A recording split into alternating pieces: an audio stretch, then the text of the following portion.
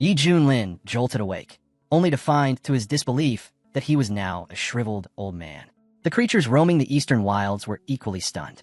What was a human doing in such a remote place? Staggering to a nearby lake, Yi Junlin caught his reflection and froze. What the hell happened? I was just dozing off in math class, he muttered, completely shaken. Still trying to process what was happening, he started rambling to himself. I'm 6'5", never even had a girlfriend, was just about to enjoy the best years of student life, and now I look like I belong in a retirement home. But one thing was clear, there was no way he'd accept this fate without a fight. If he really had crossed into another world, then this frail body had to hold some secrets. And if he was lucky, maybe a hidden power. He focused inward, diving into the memories buried deep in this old shell. Slowly, a picture formed. This world was called Kunlun Realm, a land ruled by cultivators. The body's original owner, Yi Junlin, had once been a prodigy. He broke into the Golden Core stage while still young, and had even been named the leader of Misty Peak, one of the top 6 sects in the Eastern Wilderness. But then disaster struck. During a mission to root out heretics, he was caught off guard. His dantian was shattered, stripping him of all cultivation. From that day forward, he vanished from the world, shutting himself away atop the mountain, consumed by despair. That was 110 years ago. Yi Junlin took a breath. So, I'm just a regular old man now? And I just got here too. But then, like a spark, something clicked. He remembered from the countless web novels he'd read, whenever someone gets transported, there's always a cheat.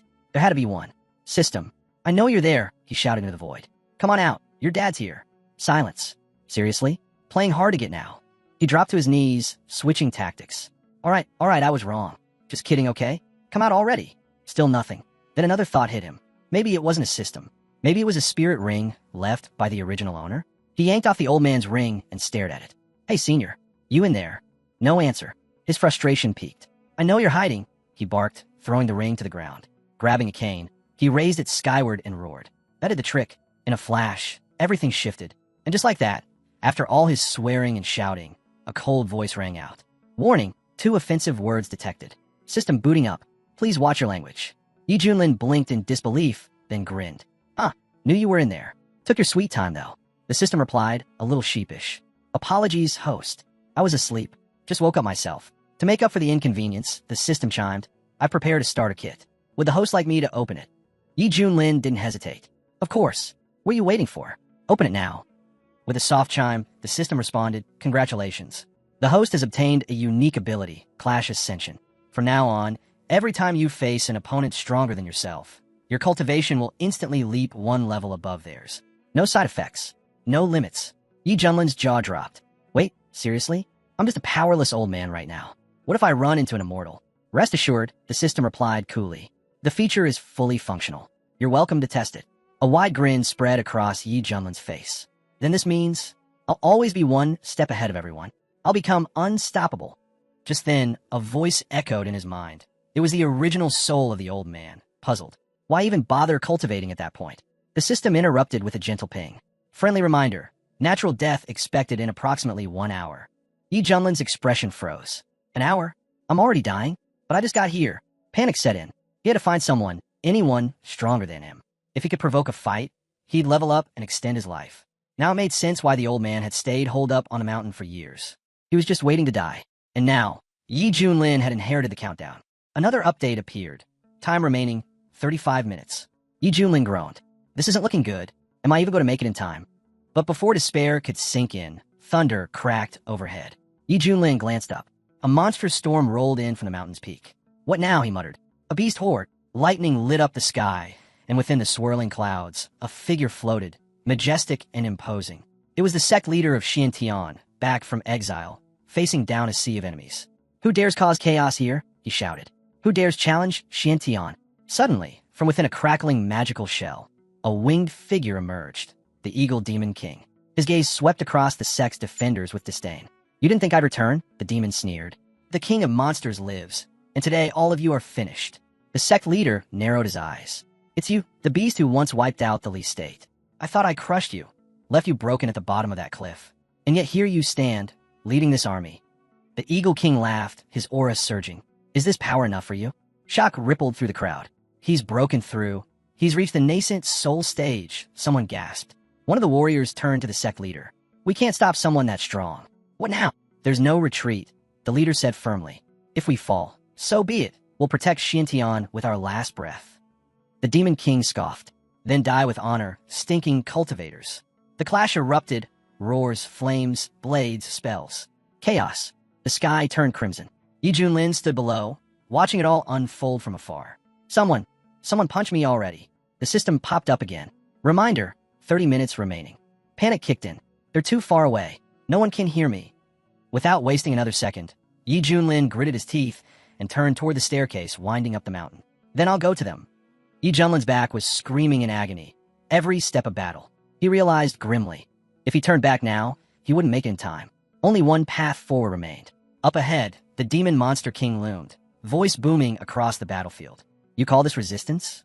Pathetic. If this is your best, then your lives end here." With a roar, he summoned a surge of embryonic soul energy, the air warping around him.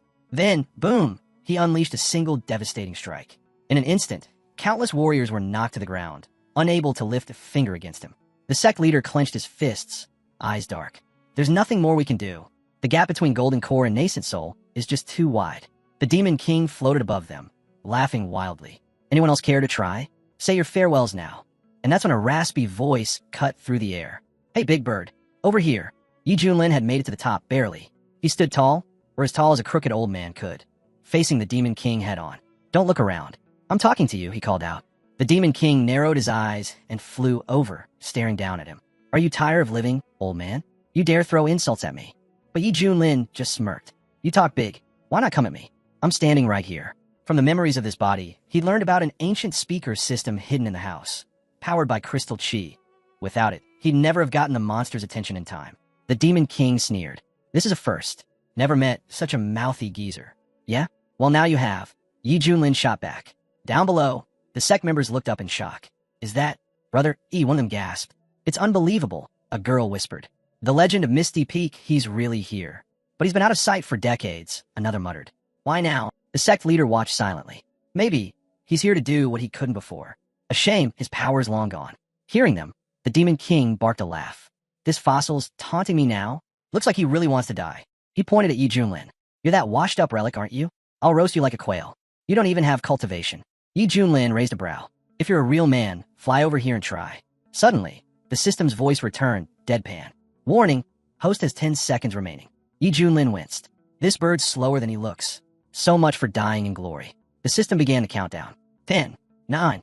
Just as hope started to fade, the Demon King snarled. "Fine. You want death? Then I'll turn you to dust myself." He struck. Yi Junlin's eyes lit up with excitement. Finally, at that moment, something shifted. The old man's gaze turned razor sharp, his body reacting on instinct. Enemy detected. Initial nascent soul stage, the system announced. Meeting force, ability triggered. Host now evolving. Cultivation rising to mid-level nascent soul. Yi Junlin's entire form ignited with raw power. Flames of strength surged through him, rejuvenating every cell. He stared at his glowing hands, his voice echoing through the storm. "Here comes the germinal soul." The system responded cheerfully, naturally. "I'm a professional, after all." Yi Junlin wasted no time. Flames erupted from his hands as he unleashed a blazing technique straight into the Demon King's incoming strike, blasting it apart midair before the monster could even process what had happened. The Demon Beast King reeled back, stunned. What is this?" Down below, the sect leader and his men shielded their eyes as a crushing wave of energy rippled through the battlefield. "This aura, it's terrifying," someone murmured. A young girl gasped, her voice trembling. Could it really be a little brother? Still alive? Right before their eyes, the frail old man transformed. Gone was the hunched figure.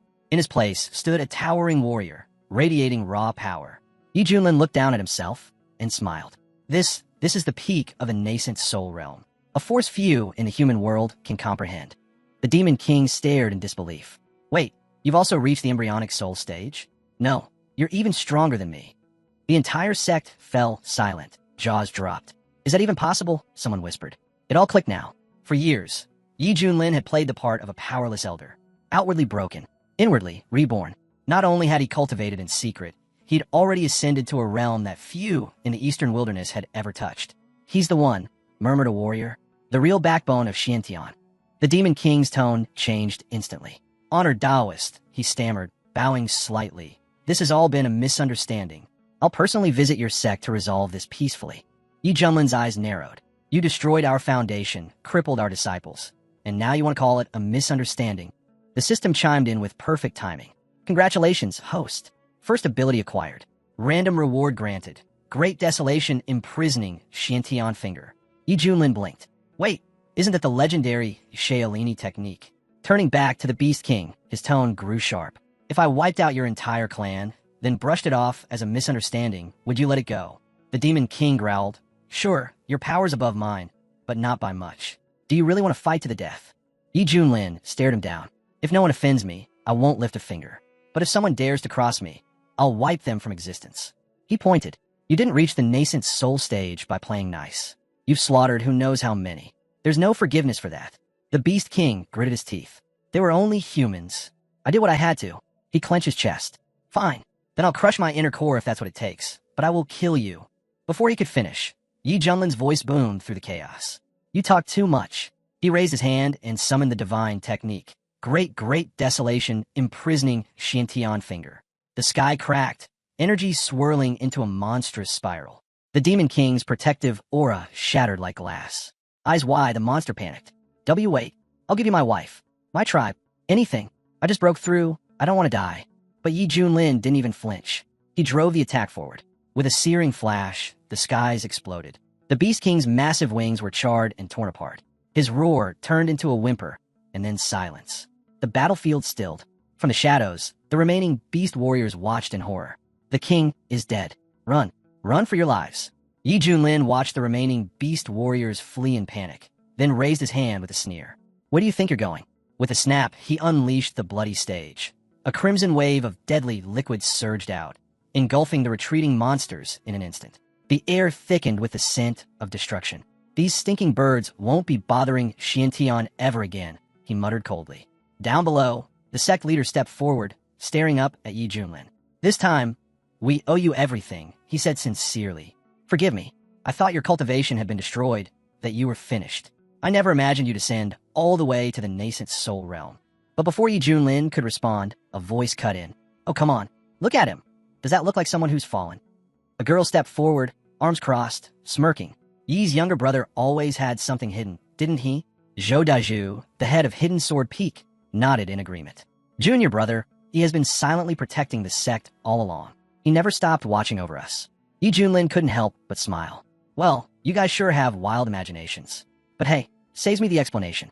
Just then, several injured disciples rushed over, panic in their eyes. Sect leader, emergency, the Wind Thunder sect. They've launched a full assault. The leader's face darkened. What? They've invaded our domain, seized control of several spirit veins. Many of our guards, they didn't make it. The news hit hard. The sect leader clenched his fists.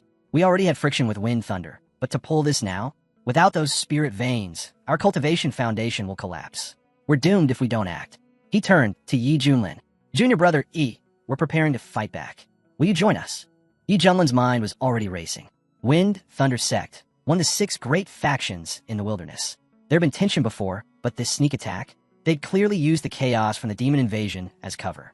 Shameless opportunists. Just then, the system beeped. Daily quest activated. Registration mission available in Finchy territory. Completing it will grant an unimaginable reward. Yi Junlin cracked his knuckles. Perfect. Another chance to trigger meeting force and power up. Time to return the favor with interest. He looked at the sect leader. You go ahead and handle things here. I'm heading straight for Wind Thunder sect. I'll tear them out at the roots. The sect leader was stunned, then laughed. Excellent. That's the little brother, Yi we remember, bloody powerful. Yi Junlin took off without hesitation, heading straight into battle. The sect leader turned to Xiao. How long has it been since Xiantian felt this strong? Zhou exhaled. To be honest, we were never that strong. But with brother Yi leading Yi Peak again, we might just become the top sect in the entire eastern wilderness. Meanwhile, in Wind Thunder sect territory, inside a dark chamber, a man grinned smugly. I didn't think it'd be this easy. Luring that monster toward Xiantian created the perfect diversion. With their defenses down, claiming all their spirit veins was a walk in the park. Another elder nodded. With this move, Wind Thunder will soon become the dominant sect in the region. But a third voice chimed in with concern. Won't that monster turn on us next? The second elder scoffed. Didn't you hear? A powerful guest from a U.S. sect arrived today. He's with us now. There won't be any issues, declared Chunyan Hai, the head of Wind Thunder sect. He turned to Elder Chun with a confident grin. It's true, right? Your son, Chun Zhao's. He's done well in the immortal sect. Elder Chen nodded. That's why I came all the way from Qing. Son Venerable personally took him as a disciple. He's being taught the supreme Tao. The boy's future is limitless. Chen Yunhai lit up. Wonderful. My son might really ascend to immortality. Another senior elder stepped forward. Allow me to congratulate you, sect leader. Elder Chen reached into his sleeve and pulled out a small jade box. This, he said, handing it over, is the first-class nascent soul pill. Your son asked me to deliver it to you personally. Chen Yunhai's eyes widened. The nascent soul pill. Gasps echoed through the hall. With that, the sect leader will surely break into the nascent soul stage. Beaming, Chen Yunhai held the box tightly. My son, he didn't forget his father after all. Today, we celebrate two great things. He then turned to Elder Chun with gratitude. And thank you again. If not for your quick thinking and accurate reading of that monster's level, we'd have missed our chance to raid Xuantian's spirit veins. But just as he finished speaking, boom, an explosion rocked the main hall. Smoke and shattered formations burst through the entrance as panic spread. Someone's broken through our defensive barriers, a guard shouted. Out of the haze, a figure stepped forward. Yi Junlin. So, this is the Wind Thunder sect, huh? He said, stepping casually through the rubble. Chen Yunhai's face twisted in rage. Who do you think you are, barging into our sacred hall? Tired of living? Yi Junlin didn't flinch. Yi Junlin, head of Misty Peak, Xiantian. I came here for you. Gasps filled the room. That aura, it's real. Embryonic soul stage, one of the elders whispered. Right then, the system pinged in Yi Junlin's mind. Registration complete. Wind Thunder Sect Domain. Congratulations. You've received the seal of the Lord of Men and unlocked the Great Void Technique. Yi Junlin smirked. Ah, now that's a technique I've missed. Hearing this, Chen Yunhai's expression grew tense. Could this really be Yi Junlin, the one they thought had lost everything? He turned to Yi Junlin cautiously. Honored Taoist, what business do you have with Wind Thunder Sect? Yi Junlin raised an eyebrow. You're really going to pretend you don't know? You lured that monster into our domain. You invaded our spirit veins. From this moment on, Wind Thunder Sect is finished. Chen Yunhai's face went pale. So it really is him, Yiling, the one whose power vanished years ago. But if he's here now, then that means... He gulped. The Greenbird King is dead. Panic crept into his voice. They actually pulled it off. Chen Yunhai turned quickly to Elder Chun, whispering frantically. What now? He's strong, but with you here, surely we can handle this. But Elder Chen didn't look the least bit worried. He narrowed his eyes, sneering at Yi Junlin. You barking puppy, he spat. Kneel, break your arms, and maybe I'll let you live. If you're ready to throw away your pathetic life, then so be it, Elder Chun sneered. But Yi Junlin wasn't done yet. He raised a brow and asked calmly, by the way, who even are you that anyone should bow to you? Elder Chen's expression darkened. Without a word, he released his aura. The air thickened. Pressure slammed down across the hall like a tidal wave. He's in the spirit transformation stage, one of the warriors cried out. That pressure is unreal. Chen Yunhai's face went pale. If a cultivator at that level targets Yiling, then Xiantian is finished. He grinned cruelly. Last time, you were lucky enough to survive. But not today. This time you die. And once you're gone, Xiantian will collapse right behind you. Beg now, and maybe Elder Chun will leave enough of your body to bury. But Yi Junlin didn't budge. Instead, he started gathering his power, energy rippling around him. Seeing this, Elder Chen's eyes narrowed. He's transforming? That brat's no pushover. Meanwhile, back at the spiritual veins of Xiantian, the sect leader and his men were locked in fierce battle. Enemy forces were nearly wiped out. Among the invaders, one immortal sect elder remained. The sect leader confronted him directly. Why would the Wind Thunder sect make such a bold move? Are you under immortal's protection? The elder chuckled coldly. What do you think? You believe the Wind Thunder sect would dare move against you without backing? That monster invasion? Coordinated. We waited for the right time. He grinned proudly. Years ago, our sect's heir joined the immortal sect and earned the favor of their top figures. Today's invasion is just the beginning. He leaned forward.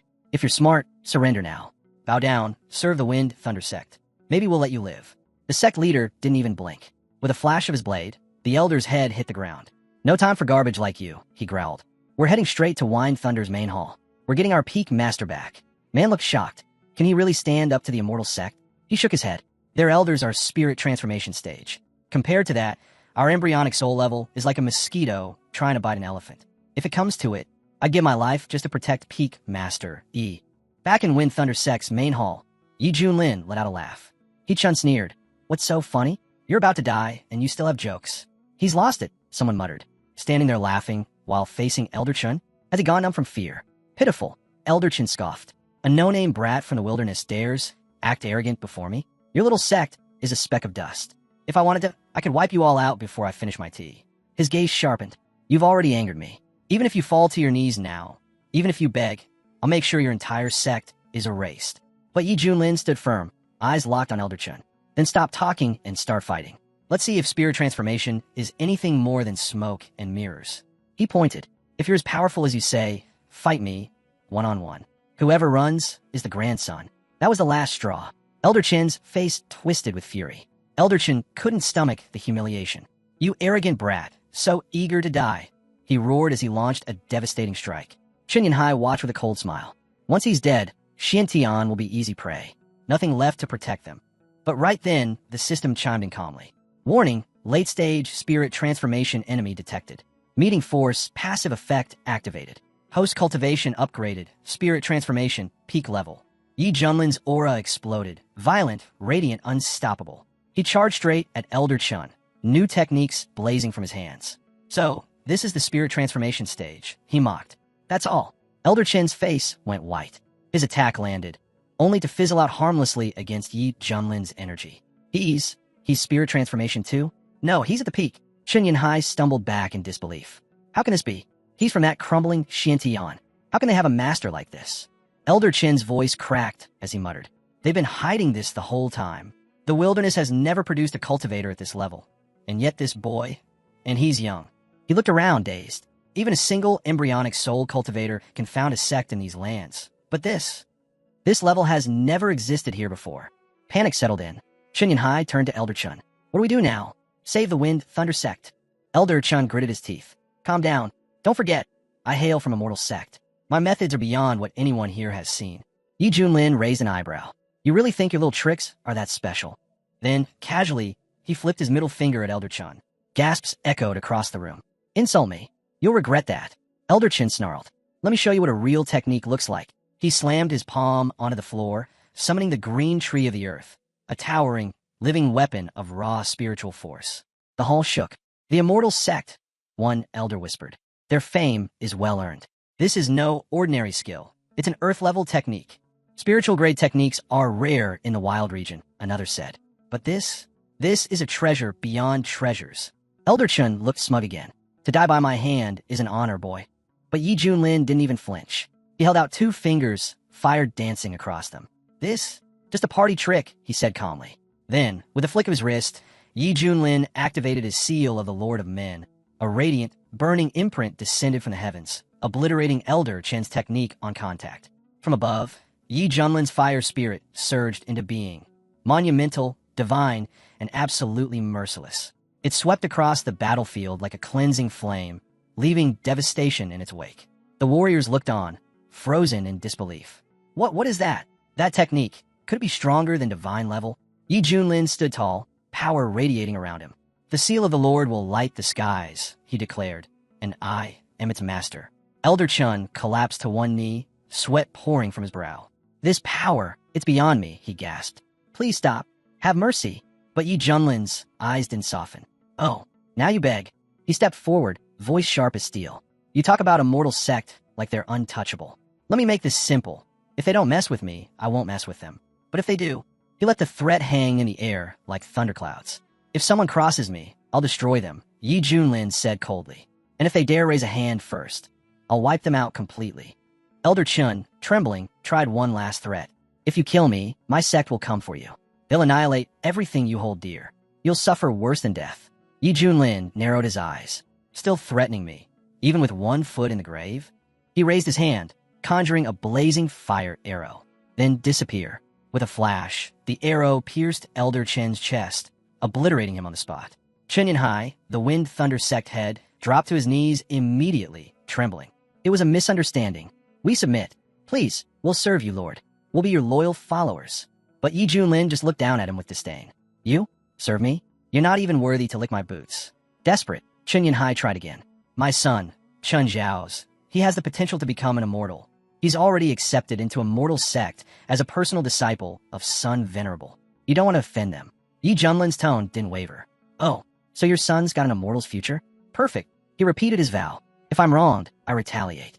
And your sect, attacked first. You've already heard me say it. Wind Thunder Sect ends today, and I always keep my word. Without mercy, Yi Junlin swept through the entire compound, reducing every building, hall, and hiding place to ash. Flames raged behind him as screams faded into silence. Chen Yanhai, now on the ground and burnt, shouted through the chaos. You'll regret this. My son will avenge me 1,000-fold. Yi Junlin watched as the last of the structures collapsed. From the wreckage, a charred box tumbled out of the flames. He caught it and smirked. Then I'll be waiting for him. Let him bring me some more experience. Just as he looked up, a soft light shimmered overhead. A virtual transmission image hovered in the sky. Xuantian's reinforcements had arrived. The sect leader stepped through the smoke and smiled. Wonderful. Little brother Yi's already here. Yi Junlin glanced sideways. Where else would I be? I said I'd destroy Wind Thunder Sect, didn't I? The sect leader grasped his arm, amazed. Unbelievable. I heard the immortal sect elder had shown up, yet somehow you weren't affected. You're still standing. I wasn't affected, Yi Junlin said calmly. Because I killed him. The sect leader blinked. You destroyed an immortal sect elder? But he was in the spirit transformation stage. Su Qianxue looked at the others and smirked. I told you. Our peak master could handle it. Can it really be true? Someone asked. Yi Junlin cut them off with a wave. Yes, I'm at the spirit transformation stage too. Now save the chatter. It's time to ransack the Wind Thunder Sect and collect what's left. Right, the sect leader nodded. Time to move. With you leading Yi Peak, we might finally rise to the top. Zhou, rummaging through the ruins, held something up. I found a nascent soul pill. It's from the immortal sect. Yi Junlin turned to the sect leader. Good, give it to him. Let him reach the nascent soul stage. It'll strengthen Xiantian even more. The sect leader nodded, deeply moved. I'm truly grateful, little brother, Yi. But just then, the system's voice rang out in Yi Junlin's mind. Notification. A suitable disciple has been detected within a 100-li radius. The system's voice echoed once more. Alert. Suitable disciple detected. Within 100-li target is the head of a demonic cult, Cultivation level, true immortal. Accepting this disciple will grant an unimaginable reward. Yi Junlin's eyes lit up. A demonic cult leader. And at the true immortal level, he grinned. Taking someone like that as a disciple? With my ability, I might just leap straight to immortality myself. Not just in the wild region, but across Xinzhou, I could become untouchable. Just then, he broke the moment of excitement with a serious tone. It's true we destroyed the Wind Thunder Sect, but now we've provoked the Immortal Sect. Can Xiantian even survive in the eastern region? The sect leader's expression grew grim. She's right. The Immortal Sect's strength is overwhelming. We can't match them. Not now. Not yet. He turned to Yi Junlin. You're a rare genius, Yi. Your path shouldn't end here. It'd be better for you to leave the eastern region while you still can. When a mortal comes knocking, we'll stay behind. As long as you're alive, Xiantian has hope. Zhou nodded. Sect head's right. He added, Peak Master, Yi, you're 1 in a million. Your fall would be a tragedy. One by one, the warriors joined in. He's right. You can restore Xuantian's glory. We'll hold the line. Go chase your destiny. Yi Junlin was stunned by their unity and loyalty. He looked around at their determined faces and gave a small nod. Thank you for everything. But believe me, if I've made a decision, I've already thought it through. He looked at the sect leader. Leave this place in your hands. I'll settle the rest in my own way. With that, he turned to go. I've got urgent business, he said, and a disciple to meet. And with just a wave of his sleeve, he vanished, without even leaving a cloud behind. At that moment, deep within the purple bamboo forest, chaos stirred. Bandits chased after a delicate figure, grinning vilely. Come on, sweetheart, don't run. Let's enjoy you. But the girl turned around and yelled furiously. I told you, I'm a man. Get lost already. The bandits laughed. The oldest among them, face covered in drool, leered forward. Don't even try that trick, beauty. You're too pretty to be a guy. You can't fool me. The young man scowled, furious. This is beyond pathetic. A tiger's fallen into the hands of wild dogs. Because he wasn't just anyone. He was the former head of the demonic cult from the central region. A cultivator who had reached the legendary level of true immortal. He had founded the demonic flame sect, an empire of 100,000 territories, with millions of disciples. But then, the Holy Lands united. A massive siege wiped out his domain. To escape, he sacrificed his entire cultivation base. Now, he was hiding in this remote, forgotten corner of the eastern region. Broken, powerless, hunted. Even in this mess, the old man kept calling him a beauty. He taunted that if she didn't run faster, he'd stop chasing and just take her down now. With a flick of his hand, he unleashed a barrage of sword energy. But the guy spun around instantly, summoning a blazing scarlet flame shield to block the attack. But this time, it wasn't enough. The old man's power overwhelmed the shield. The guy took a hit, blood trailing, But the old man paused for a second. He was stunned. A foundation establishment cultivator had just withstood his 5 needles constraining source technique, a move from the late Gold Core stage. Could he really be a rogue genius from a powerful sect? It didn't matter. He had to finish this. Surging his energy, the old man laid down his technique. Mysterious needles hovered in the air, locking into position around the guy. As he stepped closer, he smirked and repeated the insult, calling him a beauty again. "It's over," he said. "Stop struggling." He reached out and grabbed the guy's face. "You're pretty, but don't push my patience. Just accept it. It'll be over soon." The guy had had enough. He snapped, shouting at the old man to open his dog eyes and see clearly. He was a man, not some damsel, not a plaything. The old man froze. "Wait, you're a man? All that chasing, for this?" Backing up, the guy yelled again. "Take a closer look. We're the same damn gender. So stop coming after me already." But the old man just grinned. A man? Even better. That was the last straw. Furious, the guy activated his attack technique, roaring at the old pervert to stay away. "You dare chase after a man? I'd rather destroy my inner core than let you touch me."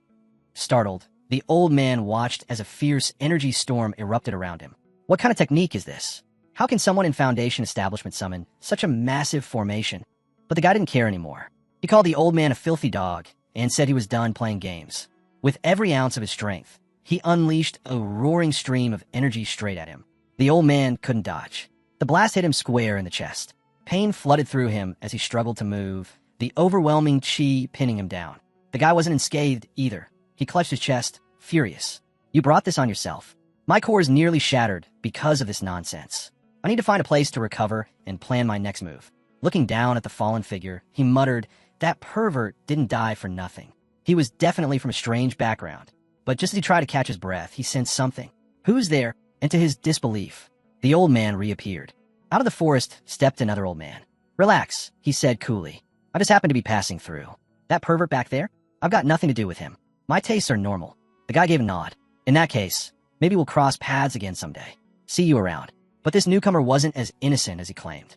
With a sudden shift in his demeanor, he strode forward, eyes locked on the boy. "Unlike that freak, I'm more interested in your secret."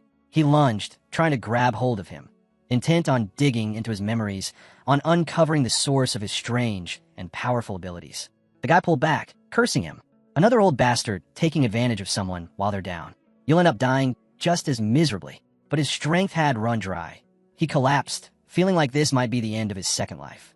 Before either could act, an overwhelming force descended from the sky. A figure soared above them, radiating unmatched power.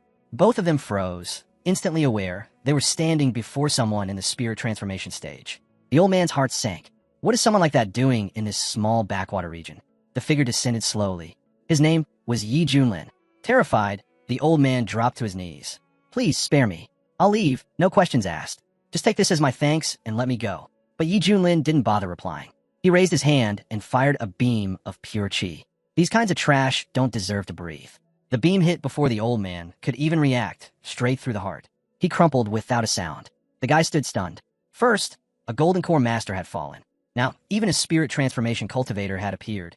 Was there really no way out for him? Yi Junlin turned to his system. "Wait, are you saying he's the head of a demonic cult? And a true immortal?" The system calmly responded, "Yes. Though currently just a Foundation establishment cultivator, he is indeed a true immortal. His power is just sealed." Yi Junlin blinked. "You gotta be kidding." "No deception," the system replied. "His name is Hong Chinya. Initial Foundation establishment. Talent, Divine Fire King." Activating his eye of insight, Yi Junlin scanned him from head to toe. The analysis confirmed everything. Snow-pale skin, delicate features, long, flowing hair. He looked more beautiful than most women. No wonder people mistook his gender at first glance. Hong Qinya tensed up under Yi Junlin's gaze, wondering if this one was also into men. But Yi Junlin wasn't thinking that at all. With his eye for talent, he saw through everything. This guy, even weakened, still had potential far beyond ordinary cultivators. His experience, his gift, if nurtured, could restore his full strength. Taking him in would be a brilliant move. "You've got a rare bone structure," Yi Junlin said. "Real talent. From this moment on, I'm making you my apprentice. Just say yes." Hong Chinya's eyes widened in disbelief. "You want to take me as your apprentice?" But deep down, he couldn't help but wonder, was this man also after a secret? No matter how lucky or talented others were, none could compare to what he had. Even with his current cultivation, his sect wouldn't have let him sweep the back alleys. Yet now, someone at the spirit transformation stage wanted to be his master? Honestly, it felt a bit naive. Yi Junlin noticed the hesitation in Hong Qinya's expression. "What's wrong?" he asked. "From the look on your face, you don't seem too eager to become my disciple." In truth, Hong Qinya didn't believe Yi Junlin was worthy to teach him. But right now, he didn't have the strength to argue. Survival came first. Revenge could wait. Once he recovered, he'd take back everything he lost. He dropped to one knee and lowered his head. Disciple Hong Qinya greets his master. He didn't mean a word of it. It was just a show, a formality. When the time came, he'd reclaim his pride. Yi Junlin accepted it with a nod. "Good. You may rise. From this moment, your name will be Little Hong Qinya." Hong Qinya flinched at the name. He didn't like it at all. But for the sake of surviving, he replied without resistance. "Understood, master." Yi Junlin could already tell. This guy was fake through and through. But with talent like his, even betrayal wasn't something to fear. Strength would decide everything in the end. Right then, the system chimed in. "Congratulations, host. Mission complete. You've been rewarded with the auto-training function." Yi Junlin's eyes lit up. "So now I can get stronger just by lying down?" The system wasn't done. "You've also received the artifact Coffin of Ascension, which will unlock further as your master level increases. It's currently a level 3 item." Yi Junlin recalled the structure of techniques. Entry level, partial mastery, full mastery, and complete mastery. Each level could multiply a skill's power tenfold, even 100-fold. The system continued. "The Coffin of Ascension contains the power to bury both Xiantian and Earth. It can wipe out all living things." That wasn't all. Your disciple's hidden talent has been identified, rewarding you with a special upgrade package. The 3000 Flame Technique and the Fire Origin Pill, used to restore his fire root and create an unmatched foundation. Yi Junlin stared at the rewards. This wasn't just a boost, it was a declaration of power against the natural order. If this was only the beginning, he couldn't imagine what heights he'd reach at the next level. This is what a true traveler from the Celestial Empire should be receiving. Hong Qinya watched his new master, and in his heart, he could tell. Yi Junlin was pleased with himself for taking on such a gifted student. But his time would come. Soon, it would be his turn. Yi Junlin, sensing the underlying tension, kept his expression calm. "You probably think your master isn't good enough for you." Hong Qinya quickly responded. "Master misunderstands me. This is just my usual face. I was only surprised that someone at the spirit transformation stage would already be preaching about life." Yi Junlin narrowed his eyes. "Sounds like you won't fully accept me unless I give you something to prove my sincerity." He raised his hand and tossed over a scroll. "Take this technique. Consider it my gift to honor our bond." Hong Qinya accepted it with a smile and thanked his master respectfully. But in his mind, he sneered. "Let's see what kind of backwater technique this self-important provincial master is about to show me." For a moment, Hong Qinya was skeptical. What could a spirit transformation cultivator possibly offer him? Still, he opened the book and glanced at the title, 3000 Flaming Tribes. He scoffed. The name sounded ridiculously exaggerated. But then he flipped deeper into the contents, and his eyes widened. Wait, what? He recognized it. Not by name, but by power. The true identity of the 3000 Flame Tribes technique shook him to the core. His own Raging Fury Flame technique, the one that once helped him ascend to immortality, was considered one of the top fire arts in the Central regions. Yet compared to this, it was child's play. This technique redefined everything he thought he knew about fire cultivation. It wasn't just powerful, it was otherworldly, possibly an immortal level technique, maybe even a legendary saint level one. With this, his return to true immortality was no longer a distant dream. He didn't even want to return to who he was. He could become something even greater. Yi Junlin watched him closely. From that look, I take it you're satisfied with the gift. Hong Qinya turned, humble for the first time. Yes, master. This technique, it's beyond extraordinary. Still, he couldn't help but wonder, how had this man gotten his hands on such a rare treasure? Had he stumbled upon an ancient ruin or inheritance? But Yi Junlin wasn't done. He pulled out a pill and handed it over. Since you've begun learning the technique, take this. It'll help. Hong Qinya's breath caught in his throat. Is this a fire source pill? You're giving this to me. This wasn't just any medicine. The fire source was a divine-grade pill for fire cultivators.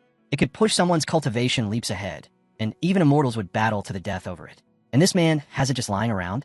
Even at the peak of his power, Hong Qinya had never touched one. Yi Junlin narrowed his eyes. Do you doubt your master's gifts? Hong Qinya quickly straightened. Not all. To be your disciple is my greatest honor. But inside, he was reeling. Yi Junlin must have stumbled across some unbelievable ancient legacy. He couldn't possibly know how rare this stuff was. He'd have to be careful. Still, from the outside, he smiled politely. Yi Junlin could tell he was full of thoughts, but seeing the cult leader fidgeting and shifting his expressions was surprisingly amusing. Take the pill, Yi Junlin said, and focus. I'll guard you. Hong Qinya nodded. Thank you, master. He sat down and absorbed the pill's energy. The moment it entered his system, he could feel it. His cultivation surged like a raging firestorm. Yi Junlin stood silently, watching. He knew the cultivation path well. Initial foundation, mid-late peak, then full mastery. Golden core, nascent soul, onward. And this guy, he really was a true immortal. In just 30 minutes, Hong Qinya shattered through stage after stage until he hit the embryonic soul level. A remarkable recovery. Even Hong Qinya was stunned. He had made a huge leap forward in such a short time. He gritted his teeth. Once he returned to the central region, he'd erase all the disgrace that followed him here. Eventually, Hong Qinya stepped out of his meditation and approached his master. Apologies, master. I must have disturbed you. Yi Junlin waved it off. It's fine. We're heading back to the sect anyway. I'll introduce you to the elders tonight. Meanwhile, outside the main hall of profound Shintian SET Grand Hall, disciples were buzzing with gossip. They whispered about Peak Lord Yi, a powerhouse strong enough to shatter souls with a single finger. He had saved their sect twice from complete destruction. Many now regretted not recognizing his potential earlier. Had they joined him back then, they'd be standing at the top today. Now that he'd taken on a disciple, speculation spread like wildfire. With that kind of strength, his standards must be insane, one said. Yeah, I wonder who could possibly be worthy to follow someone like him, said another. Just then, Yi Junlin returned to the sect gates. The crowd erupted into cheers. As soon as Yi Junlin returned, the news spread fast. The head of Misty Peak was back. But what caught everyone's attention wasn't just him. Who's that with him? Someone asked, eyes wide. The warriors stirred, murmuring in awe. That's gotta be the most beautiful girl I've ever seen. How is she walking so close to Peak Lord Yi? They couldn't contain their curiosity, whispering theories about where this stunning beauty had come from. But Hong Qinya was listening, and he was not amused. One glance around was enough for him to judge this sect. Weaklings, the lot of them. In his old sect Demonic Flame, these people wouldn't even qualify as servant material. Just then, the sect head came over to greet Yi Junlin. Junior brother Yi. He said, who is this? Yi Junlin replied calmly, my new disciple. Come, greet the sect head. The sect head blinked, clearly stunned. A disciple? Since when did Yi Junlin accept apprentices? Even Su Qianxue, standing nearby, looked displeased. Her eyes narrowed with disapproval. A beauty like that, becoming his disciple? It didn't sit right with her. Hong Qinya had had enough. He stepped forward and declared flatly, I'm a man. The crowd fell silent. Even Su Qianxue was left blinking awkwardly. Yi Junlin smacked him lightly on the back. Watch your mouth. That's your senior sister. Apologize. Hong Qinya gritted his teeth, walked over, and gave a small bow. I apologize. That was my mistake. Just wait, he thought silently. Once I reach spirit transformation, I'll repay this humiliation tenfold. Yi Junlin, unfazed, turned to the group. Now that we've all been introduced, I'll be taking my disciple to Misty Peak. The sect head nodded quickly. Very well. It's an honor. I won't delay you further. Once they were gone, whispers broke out again. The head of Misty Peak just took in a nascent soul stage disciple. Su Qianxue crossed her arms. Junior brother Yez, full of surprises today. Shintian won't be the same after this. Back at Misty Peak, Yi Junlin pushed open the doors. This will be your home now, he said. You're my first disciple. Pick any room you like. Hong Qinya looked around, and his eye twitched. What kind of dump is this? Even the servant quarters in Demonic Flame were 100 times more refined. Was he really expected to live here? Yi Junlin gave him a steady look. Remember this, only the weak complain. The strong adapt. A true cultivator is above comfort. If it's dirty, clean it yourself. Hong Qinya forced a tight smile. I'll endure. With my growth speed, it won't be long before things change. Far to the south, within the Immortal Sect's territory, the mood was grim. Inside the Hall of Inheritance, Elder Juyang stood holding a blackened scroll. His face was twisted with anger, and in one motion he crushed in his fist. A nearby servant dropped to his knees. Forgive me, master. I asked Elder Chun to bring the pill to your father. But now Elder Su Qianxue is dead. I fear for our sect. I wish to go investigate myself. Elder Jiang turned to shower. Do you understand why you were chosen as a disciple? The boy answered cautiously. Because of my immortal body and the path of immortality. Elder Juyang narrowed his eyes. That's only part of it. He stepped closer. I saw something else in you, ambition. Ruthless, powerful ambition. The kind that breaks chains, even those of blood. He turned away, hands behind his back. The air competition is coming soon. Don't just participate, win. Crush the others. Rise to the top. The sect will reward power, not sentiment. This is your only shot, Elder Jiang said, his tone sharp. No excuses. I don't care what you think. I'll send men to the eastern region to investigate. You focus on winning. Shower bowed his head. Yes, master. I won't disappoint you. The next day, high on Misty Peak, Yi Junlin was lounging comfortably. He looked over and asked lazily, "So, are you ready?" Hong Qinya had been waiting for the moment. He stepped forward, food in hand. "Yes, master. Everything's prepared." As Yi Junlin inspected the dishes, Hong Qinya found himself baffled. Seriously? He's only thinking about food? Just yesterday, this same man was preaching about hardship and adaptation. And now here he was happily indulging. Yi Junlin took a bite, then nodded in satisfaction. This meat, these beans, absolutely divine. The system spices are brilliant, just perfect. He turned to Hong Qinya. "Come on, try some. Don't be shy." Hong Qinya gave a flat look. "I've long transcended the need for food, master. Mortal pleasures don't concern me anymore." Yi Junlin raised an eyebrow. "Are you really going to turn down your master? Cultivation isn't just about strength. It's about enjoying life, too. Try it. Just a bite." Hong Qinya sighed. "Fine. Only because you insist." Inwardly, he still thought Yi Junlin was just an outdated eccentric. What's the point of fussing over food? But as soon as the flavor hit his tongue, everything changed. His eyes widened. It was warm, rich, and full of depth. An incredible taste. Emotions stirred that he hadn't felt in years. Yi Junlin leaned forward. "Why do you look like you're about to cry?" Hong Qinya stared at the food. "When I was a child, I was always hungry. I dreamed about tasting real meat. The first time I did, it felt like joy itself. But ever since I stepped onto the path of cultivation, I forgot that feeling, forgot how to simply live." He paused, overwhelmed. Maybe the old man was right. If cultivation strips away all joy, what's the point of power? At that exact moment, Yi Junlin's eyes sparkled. "You're breaking through again." Hong Qinya's spiritual energy surged. He soared through the embryonic soul stages, initial, mid, late, peak until spirit transformation. Yi Junlin crossed his arms. He even breaks through from eating meat? What kind of monster talent is this? Hong Qinya opened his eyes in disbelief. "I broke through again? Just like that?" Yi Junlin grinned. "Congratulations. You're now at the spirit transformation stage. Just about caught up to me." Even Hong Qinya was stunned by how fast the breakthrough happened. He stood there, silent, realization dawning. It's time. This master-disciple relationship has served its purpose. But before he could act, Yi Junlin stretched with a yawn. "Well, since you've enjoyed the food and leveled up, how about coming over here and giving your master a shoulder massage?" Hong Qinya's smile vanished. "I'm at spirit transformation too now, and he still wants to boss me around? This clown really doesn't know when to quit." His eyes sharpened. "Today's the day I remind him who I really am." He stepped forward with intent, ready to strike and end this farce of a bond. But just as he was about to make his move, a servant burst into the room. "Urgent report from Peak Head Pack. The sect head has summoned you to the assembly hall. It's important." Yi Junlin turned, unfazed. "Understood." Hong Qinya muttered under his breath. "It's only been a day, and he's already got a new mission?" He clenched his fists. "That was the perfect chance, and I missed it." Still, he reminded himself, Yi Junlin was full of blind spots. There would be another opportunity. Revenge just needed patience. As Yi Junlin rose into the sky, he called back, "I'll be off for now. Your massage skills are excellent. Once I return, you can massage my feet too." Hong Qinya's jaw dropped. "How dare you treat me like this? I should have killed you already." But Yi Junlin was already gone, leaving only the wind in his wake. At the assembly hall, tension filled the air. The elders were restless. No one knew what to do anymore. "This must be a sign," one muttered. "The heavens must be punishing Xiantian." Just then, Yi Junlin descended into the hall, greeting the sect head calmly. "What's the situation this time? Another threat?" The sect head didn't waste time. "It's serious. A few years back, the Wei state came under our protection. Recently, they sent word. Something terrifying is happening." He looked around the room grimly. People are dying, in mass numbers.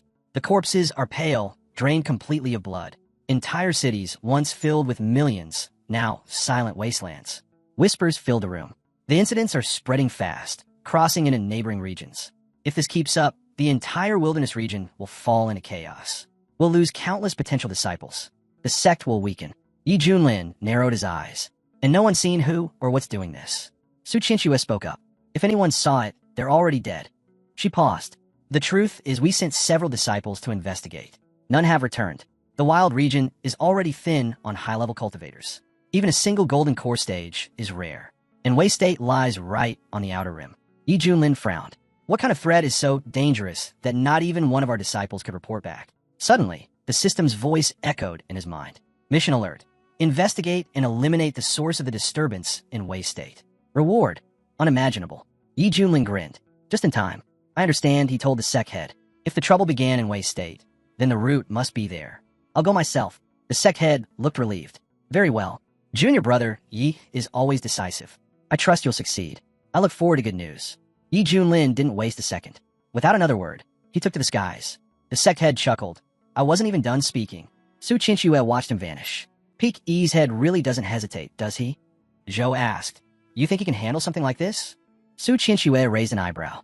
Are you doubting a spirit transformation stage cultivator? There's nothing in the wild region that can threaten someone like him. One of the elders nodded. If he can't stop it, then the wild region is truly doomed. We should focus on our training and live up to our younger brother's example. Soon after, Yi Junlin returned to fetch Hong Qinya. Together, the two flew toward the eastern border, heading straight into the wilderness region to the edge of Wei State. As they arrived, Hong Qinya surveyed the landscape. What he saw left him silent. Hong Qinya followed his mentor into this pitiful state with quiet resentment. One day, he thought, I'll find a way to settle things with him. As they reached the outskirts of the Taoa village, Yi Junlin stopped atop a nearby mountain ridge, surveying the scene below. Looks like bandits, he said calmly. They're raiding the village. We'll have to step in. Down below, the village chief bowed deeply. Respected heroes, our village is poor. We only have chickens.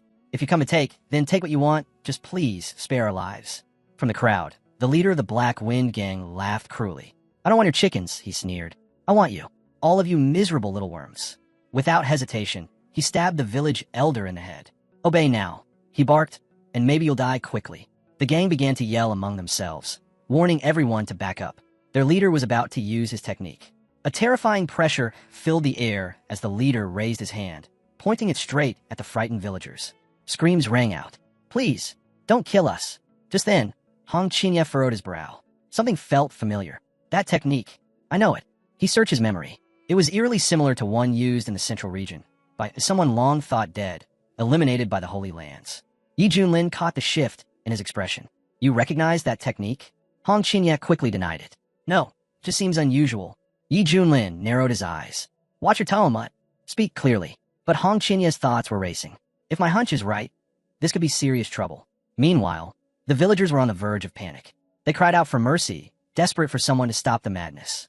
Yi Junlin didn't wait any longer. He vanished from sight and reappeared behind the gang leader, grabbing him by the shoulder. That's enough, he said. Startled, the bandit leader twisted around, energy charging in his fist. Who are you? How dare you interfere? But Yi Junlin was already moving. He spun to the side and fired a blazing beam of fire straight into the man's chest. Calm down, Yi Junlin said flatly. We have things to discuss. The gang members stared in shock.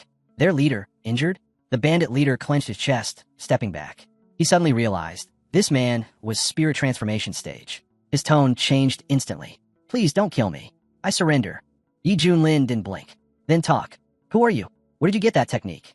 The man hesitated, then admitted, I used to be a palace guardian in the Wei State. One day, I saw something I wasn't supposed to. They sentenced me to death. I ran. And the technique? Yi Junlin pressed. While on a run, I came across a mysterious group. I don't know who they are. They gave me the technique. Yi Junlin's eyes narrowed. They just handed it over? Just like that. The bandit looked at his trembling subordinates, then back at Yi Junlin. They said the technique could absorb blood to increase strength. I did it just to survive. That's all I know. Yi Junlin stood silent for a moment, thinking it over. A hidden group, using blood techniques to grow stronger. Sounds like a much bigger force is working behind the scenes. This could be connected to all the strange events we've seen. He turned to Hong Qinya. What do you make of it? At that moment, Hong Qinya's thoughts drifted to a name he hadn't thought of in years. The methods, they're too familiar. Could it really be him? Could he really still be alive? Hong Qinya's mind was spinning. And why would someone like him be here in the wild region? He kept his expression calm and said to his mentor, I'm not sure. But deep down, he was certain if that man was behind all this, then even Yi Junlin, despite being at the spirit transformation stage, wouldn't be able to handle it. If they weren't careful, the Wei State would become his grave. Just then, Yi Junlin turned to the bandit and said, Let's see if you're hiding anything else. With a wave of his hand, he pressed his technique into the man's mind, diving straight into his subconscious. He sifted through the memories and confirmed he wasn't lying. But he left something out. Something important. Yi Junlin's face darkened. We need to get to the Wei Imperial Palace. Now, before they could leave, Hong Qinya casually lifted a single finger. A burst of flame shot forward, and in seconds, the remaining bandits were burned to ash. Yi Junlin turned toward him, expression unreadable. Hong Qinya asked, Did I do something wrong, master? Weren't those bandits deserving of death? He spoke calmly, but inside, the fire of pent-up rage still smoldered. I've endured humiliation long enough. It felt good, heavenly even to vent it somewhere. Yi Junlin gave a slight nod. No, you did well. Below, the villagers rejoiced. Immortals. They've saved us. They've carried out Xuantian's will. They knelt in gratitude, shouting blessings to the skies as the two cultivators vanished into the clouds. At that same moment, in the Grand Wei Imperial Palace, the emperor stood solemnly in his throne room. The population of Wei has dropped by 1/3, he muttered. Just a little more, and this entire country will fall into darkness. He clenched his fist. Will the masters from Xintian Zone even be able to save us? Suddenly, his daughter burst into the hall. Father, I saw them. 2 immortals flying this way. The emperor straightened. They must be the masters from Xintian. Prepare the ministers. We'll welcome them properly. High above the city, Yi Junlin hovered, cape fluttering in the wind. So, my disciple, what do you think of this dramatic entrance? Hong Qinya gave a polite nod. Wise as always, master. Very impressive. But inside, his thoughts were venomous. I can't wait to watch you beg for your life when these dark forces come for you. Just don't expect mercy from me. Moments later, the emperor and his ministers welcomed them at the palace gates. Honored guests, welcome, the emperor said, bowing. We thank you for coming to aid us. Yi Junlin stepped forward. I'm Yi Junlin, head of Misty Peak from Xintian Zone. We're here to eliminate the threat plaguing your land. You need fear no longer. The emperor bowed deeper. The Wei family is forever in your debt. If there's anything we can do, any request at all, say it, and it will be done. Yi Junlin waved it off. For now, just arrange a place for my disciple and me to rest. Of course, the emperor replied. Follow me. I'll show you around the palace myself. But hidden among the crowd, a scout was already on the move, tailing them. He sneered. So he's just some peakhead from Xintian sect, acting all high and mighty. Perfect. Master needs sacrifices to complete his breakthrough to peak spirit transformation. And these two arrived right on time. Later, as they settled into their palace quarters, Hong Qinya cast a sideways glance at his mentor. Earlier, Yi Junlin had looked sharp, commanding, and powerful. But now, he was slouched, casual, lazy. This man, how did he even reach spirit transformation? Hong Qinya thought. At this rate, I'll surpass him soon enough. And then, ending him will be easy. But Yi Junlin was watching him too. He saw it all. The calculation behind his student's eyes, the arrogance he tried to hide. And in that moment, Yi Junlin understood one thing clearly. This disciple will turn on me sooner or later. His only mistake was choosing me as his target. Yi Junlin smiled faintly and said, You must be wondering about my... Yi Junlin leaned back lazily and said, You want training? Then go fetch some water. I need to wash my feet. If I'm in a mood afterward, maybe I'll teach you a method or two. Hong Qinya froze, jaw clenching. Did this old fool really just say that? Inwardly, he boiled with fury. Some bumpkin peak master thinks he can teach me cultivation? Back in the day, even immortals sought my guidance. If anyone's a teacher, I'm the ancestor of cultivation methods. Yi Junlin gave him a sideways glance. What's the matter? Do you think you're too good for this? Aren't you still young? Still relying on elders to take you further? Hong Qinya's eye twitched. I was once the great head of the fire cult, and I'm supposed to wash the feet of this clown? Maybe it was time to end this charade. Just as tension began to thicken, a knock came at the door. A voice called out, Urgent news. It's about the strange event in Harmony State. Yi Junlin stood up. Who is it? The man outside answered. I am Zhou Hong, Crown Prince of the Wei State. I asked for an audience. It concerns the survival of our nation. Yi Junlin motioned for him to enter. Speak. What's so urgent? As the Crown Prince stepped in, Yi Junlin raised an eyebrow. So this is the one who tried to eliminate the bandits? He doesn't seem like the type. Or is there more to him? Prince Zhou Hong bowed deeply.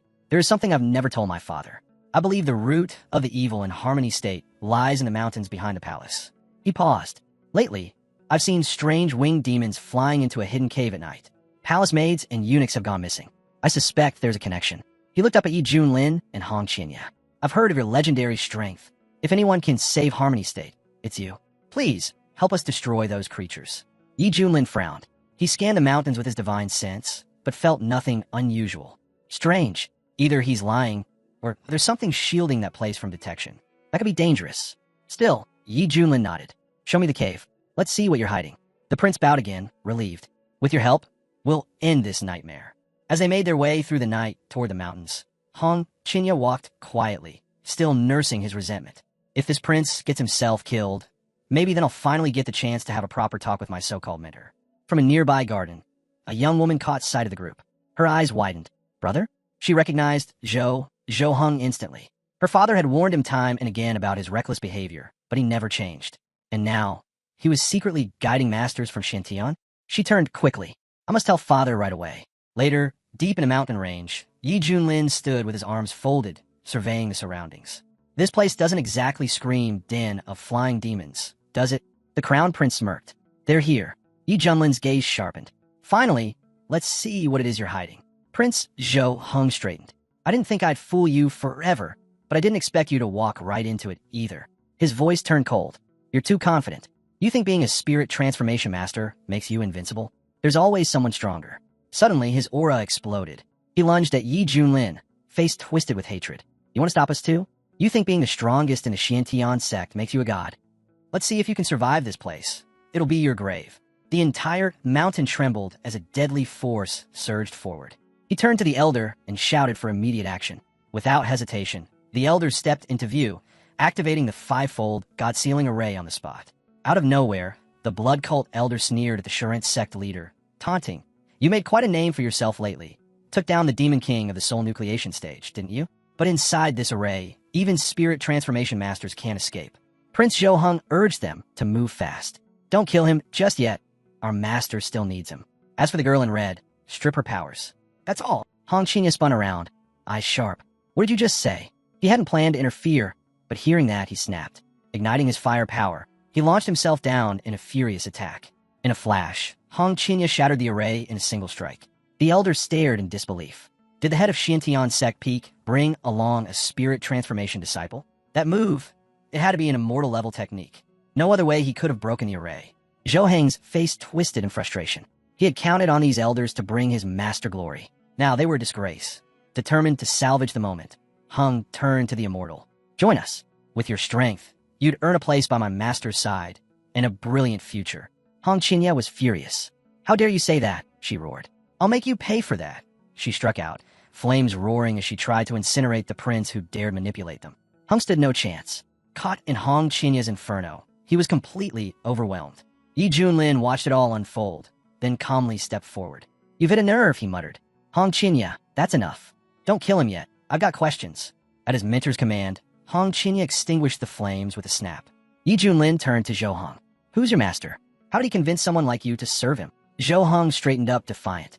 He's the greatest immortal in the central region. No one can match him. You'd better submit now, because when he arrives, not even death will be a mercy. Yi Junlin's voice turned cold. Submit? That won't happen. Let your master come. We'll see how long he lasts. Then, without warning, he fired a deadly beam, instantly killing one of Zhou Heng's men. The elder was stunned. He's spirit transformation too? How can a sect from the wilderness have two of them? Yi Junlin raised his hand again. Here comes the second. Another beam. Another life extinguished. Once the dust settled, Yi Junlin turned to Zhou Hong. Only you remain. Zhou Hong, now trembling, pleaded for mercy. But just then, a deafening explosion rocked the forest. The light from it stretched to the horizon. Elsewhere, a daughter turned to her father. What is that horrible, bloody light? Her father narrowed his eyes. We have to go now. I hope the masters are safe. Back on the battlefield, Hong Qinya suddenly sensed a chillingly familiar presence. He recognized the aura immediately. It's him. Though Hong Qinya had the power to face Yi Junlin, crossing paths with him was never pleasant. Zhou Heng, on the other hand, lit up with joy. He's here. Master has arrived. Our time has come. From the depths of the Crimson Void, he finally emerged. The master of the Central Region's blood cult, Shi Tianjue. Without missing a beat, Yi Junlin stepped forward. So it was you all along, the one pulling the strings behind all this chaos. Did you really think you could just hide away forever? Sure, Tianjue's gaze swept over them, unimpressed. Cultivators from the wild region. I'll admit you've got some skill, but you're still far from worthy. Though seeing an old acquaintance among you does make this more interesting. Hong Qinya narrowed his eyes. Blood demon, I can't believe you're still alive. Yi Junlin quickly took note. What's the connection between Hong Qinya and someone like this? Sure, Tianjue stepped closer, raising a brow. Blood demon? I haven't heard that name in 2 centuries, since the Holy Lands surrounded me. I'm surprised anyone remembers. Hong Qinya answered coldly. Those of us who lived through that war will never forget. You, sure, Tianjue, once hailed as one of the strongest true immortals. Feeding on human blood to boost your power, spreading your vile techniques, harvesting the life force of your own followers to grow stronger. His voice grew harsher. Your twisted path advanced so quickly that even the great sects had to unite against you. I, despite following the demonic path, was forced to join that war just to stop you. Sure, Tianjue smirked, unbothered. Zhou Heng suddenly interrupted, glancing around nervously. If word of this reaches the central region, the entire realm will erupt. But now that my mentor is finally here, he'll set things right. Zhou Heng pointed accusingly at a woman nearby. She tried to kill me. Master, you must avenge me. But sure, Tianjue didn't waste time. Without a word, his eyes glowed, and a beam of raw energy shot from them, frying Zhou Heng's brain in an instant. Hong Qinya scoffed. Still the same repulsive blood demon. No mercy, not even for your own disciple. Sure, Tianjue shrugged. A disciple? I can get another anytime. But if you want me dead, you're the one who won't survive. You really still don't understand how things work here. Yi Junlin took it all in and muttered. Now this is a plot twist. This whole thing's become a theater of madness. Hong Qinya stepped forward, gaze burning. I watched your mortal body get torn apart by the 4 divine artifacts. Every drop of your blood was vaporized. So tell me, how are you still alive? Sure, Tianjue laughed darkly. Those smug fools. They didn't know I'd separated a drop of lifeblood in advance. Kept it hidden away in a safe place. After I fell, it became my salvation. His tone turned eerie. Just like back then, I find myself weakened. I'm only at the beginning of spirit transformation. But give it time. Let your blood replenish me, and we'll be united forever. You're insane, Hong Qinya snapped. I rejected you over and over, even back in the central region. Did you really think I'd ever side with you? Sure, Tianjue's eyes gleamed. The more you resist, the more thrilling this becomes. For some, a gap in cultivation is just a hurdle. But for me, your struggle is a fantasy I'm about to end. Hong Qinya didn't waste time. You talk big, he snapped. But how would you know if you've never faced me at full power? With that, he unleashed the divine way of the 5 absolutes. Sure, Tianjue's expression changed. The moment he saw it, he struck back with his signature bloody palm. But with attacks clashing from both sides, the resulting explosion was far more powerful than either of them expected. What is this fire? Sure, Tianjue reeled. How can someone at the early stage of spirit transformation tear through my bloody palm like this? And that technique, where did he even get it? Before he could regroup, Hong Qinya smirked. That was just the opening act. Then he launched another blow, this time combining flames with a chilling frost. But sure, Tianjue stood his ground. A weakling like you doesn't scare me. With a wave of his hand, he retaliated with bloody soul absorption. Still, Hong Qinya's flames punched straight through, landing a direct hit. Sure, Tianjue's eyes widened. What kind of fire technique is this? Switching tactics, he countered Hong Qianya's frost fire, neutralizing the effect. Then, narrowing his gaze, he said, You really are the one I once marked. Tell me, did you gain some Xuantian-defying inheritance? Or maybe you became a disciple of a top-tier master after fleeing the central region? Hong Qinya shot back. Who trained me is none of your concern. All that matters is, I'm going to rise again and claim my rightful place in the central region. He knew it clearly, with the reinforcement of 3,000 flame seeds. Not even someone who once terrified the entire central region could handle him now. But he couldn't let anyone know the truth, that this technique came from a spirit transformation cultivator in the wild region. Sure, Tianjue stared at him. If you let that power grow unchecked, even I won't be able to suppress it. A pity, but this ends now. It's time you saw the true force of my immortal body. Meanwhile, in Harmony State City, cries of agony echoed through the streets. People clutched their chests, calling for help as their strength was drained away. Back at the heart of it all, the air surrounding Sure Tianjue crackled with energy. He soaked in the life force he had stolen, his entire territory humming with power. Delicious, he muttered. They've been my food supply for a long time now. I could devour them all instantly and grow even stronger. Yi Junlin, watching from the sidelines, called out, Hong Qinya, don't drag this out. Finish him fast. Hong Qinya gritted his teeth. Don't order me around, master. Still, doubts crept into his mind. How did I end up like this? I thought Yi Junlin would fail against that monster. I was going to step in last minute and take the credit. Now, even I might not walk away from this unscathed. This energy, it's fusion stage. Sure, Tianjue laughed to himself. This body, this very same one once stood toe-to-toe with elite cultivators from both the righteous and demonic paths.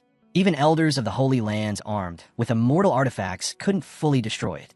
Now, it had recovered 70%. Once I absorb every living thing in the wild region, I'll return to full strength. And when that happens, not even the central city will be able to stop me. He turned to Hong Qinya with a cruel smile. I gave you a chance. If things have come to this, that's on you. Hong Qinya's expression darkened.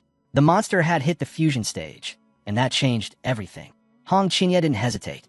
He unleashed the violet flame that could burn the heavens themselves. He pressed forward relentlessly, launching another strike mid-battle, one that finally made Sure Tianjue pause. The hit landed. Even Sure Tianjue couldn't shrug it off completely. He was wounded. But the situation was clear. Going head-to-head with someone this powerful in such a state meant certain death. Hong Qinya gritted his teeth. Only one path left, burn everything. With a roar, he summoned the Xuantian-piercing golden flame and followed up with a fierce dragon flame. But sure, Tianjue laughed it off. Pointless. Your flames are just a mild-itch to me. With a sneer, he blocked the attack, then charged his fist for a brutal counter. This ends now. Hong Qinya's eyes widened. Even his deadliest move hadn't left a mark. What now? But he didn't falter. He raised his golden flame shield, bracing himself. It wasn't enough. Sure, Tianjue shouted, "Die!" and drove his fists forward. Each blow cracked through Hong Qinya's defenses like they were paper. At that moment, the emperor arrived at the mountain, just in time to witness the battle. Fear clutched his heart as he looked at the monstrous figure. The girl by his side whispered, "Father, what is that thing?" "It's terrifying." The emperor's heart sank. So this is the monster that destroyed Harmony's state. Not even an immortal can stand against it. Is our nation finished? Meanwhile, Hong Qinya struggled to stand. Is this really where my path to immortality ends? After all the pain it took to master this technique, should I really beg for help from Yiling now? The thought disgusted him. Admitting he's stronger than me, it's humiliating. He's only at the peak of spirit transformation. It's not even close to fusion stage. What could he possibly do? Sure, Tianjue loomed closer. You cultivators chase eternal life. But you won't share that journey with me? Then you'll die, and your body will carry my will forever. He launched another devastating strike. Hong Qinya's thoughts scattered. Is this it? Is this really the end? Then from somewhere deep inside, an instinct, a flicker of survival, he called out, "Master, save me." The words hit Sure Tianjue like a slap. Wait, Master? Don't tell me. You became someone's disciple. Suddenly, Yi Junlin stepped forward, calm and clear. So, my student has finally remembered where his strength came from. Sure, Tianjue stared in disbelief. You? You bowed to this backwater spirit transformation cultivator? What a disgrace to the entire demonic path. Hong Qinya's heart twisted. Yeah, Yi Junlin may have used me, but at the end of the day, he saved me. And now he's standing up to that monster. But what if he's no match? What then? Yi Junlin spoke up, his voice sharp. So, can I take that look on your face as a sign you're underestimating me? Sure, Tianjue laughed coldly. You're like an insect trying to measure the sky. I could drown you with a single breath. Hong Qinya lowered his head. I'm sorry, Master. I know I'm no match for the blood demon. But if there's still anything you can do, please just let me run. Yi Junlin narrowed his eyes. Run? That's not even an option. Yi Junlin stepped forward, steady as stone. Watch closely, Hong Qinya, he said. I'll finish this for my disciple's sake. Sure, Tianjue burst into laughter. You? Kill me, he scoffed. You couldn't survive even one blow. What exactly are you hoping to prove, you arrogant fool? With a roar, he launched a crushing strike. You're nothing but a clueless upstart. Don't do this, Hong Qinya shouted. Forget about me. Just let me go. This fight's already lost. But in that moment, everything changed. System notification. Host has been attacked by an opponent at initial fusion stage. Passive skill, Meet the Strong, become stronger, activated. Current level upgraded to middle fusion stage. Yi Junlin didn't even respond. He raised his hand and effortlessly shattered Sure Tianjue's incoming attack into pieces. Sure Tianjue staggered back, stunned. What just happened, he muttered. How can a spirit transformation cultivator do this? Then it hit him. You're not spirit transformation at all. You've reached the fusion stage too. Hong Xinya's jaw dropped. All this time, he was hiding it, he thought. He pretended to be a spirit transformation cultivator, when in reality, he's a fusion stage powerhouse. No wonder he kept provoking me. He knew I couldn't touch him. But at least, Hong Qinya realized he hadn't openly turned against Yi Junlin. That would have been a mistake he couldn't take back. Nearby, the girl watching gasped, eyes sparkling. He looks so powerful. I want to be like him. Her father, the emperor, stared at the scene grimly. That monster. Even with an immortal body, it's going to be a difficult battle. Yi Junlin felt the shift in his power. So this is what it means to reach fusion stage. It was like he could collapse the heavens and tear the earth apart with a single gesture. But sure, Tianjue wasn't backing down. So what if we're both at fusion stage? The difference in our techniques is like Xintian and Earth. Let me show you what true power looks like. He summoned every ounce of strength and unleashed his full-bodied assault. Yi Junlin didn't flinch. You don't even know what real power is, he said calmly, and activated the seal of the Human King. Sure, Tianjue reached out to block it with a finger and recoiled as his body exploded with energy. His face twisted in disbelief. What was that? Yi Junlin's voice rang out. Is that what you call a difference in technique? Thanks to the system, the Human King seal had evolved to its mastery stage, far beyond its original form. Sure, Tianjue gritted his teeth. So what? You still can't kill me. You'll never win a drawn-out battle. My immortal body can't be destroyed so easily. In fact, it's time I show you my latest move. Yi Junlin raised his hand again. Then how about this? He unleashed a technique perfected to its final form, the finger of the great void. One finger restrains the heavens and earth. The second flattens mountains and drains rivers. The third erases all living beings. The fourth crushes the heavens themselves. Sure, Tianjue staggered, overwhelmed. What is this? But then he laughed. I take it back. You are worthy of a real fight. No more tricks. No more holding back. Let's settle this with one final blow, he declared, and summoned his ultimate move, Blood Absolute. Blood rushing into the living springs, flooding the battlefield with overwhelming chi energy. Sure, Tianjue unleashed his devastating attack, but Yi Junlin had already made his choice. With a single decisive strike, he obliterated the technique and his enemy. Sure, Tianjue staggered, disbelief written across his face. Who are you? He gasped. Why are monsters like you hiding in a place like this? Has the outside world grown so powerful while I was gone? Hong Qianye stood frozen, stunned. His mentor's strength was beyond comprehension. Even his own 3,000 blazing flames seemed trivial in comparison. No wonder Yi Junlin had always acted so calm. It wasn't arrogance. He just never saw me as a threat. Yi Junlin stepped forward. I am the head of Misty Peak from Xiantian's sect. Sure, Tianjue's eyes narrowed. Impossible. When I first entered the wild region, I checked everything. Even the leader of Xiantian's sect hadn't reached the spirit transformation stage yet. He clenched his jaw. I'll remember your name, he growled, and activated the Bloody Way, his ultimate escape technique. Hong Qianye's face turned grim. This is bad. He's trying to flee. If he escapes now, the consequences could be devastating. But sure, Tianjue wasn't done. Next time, I won't be so careless, he vowed, and prepared to vaporize his body. Yi Junlin's eyes sharpened. There won't be a next time. In a flash, he seized the blood demon. Sure, Tianjue thrashed, yelling, No, stop. I don't want it to end like this.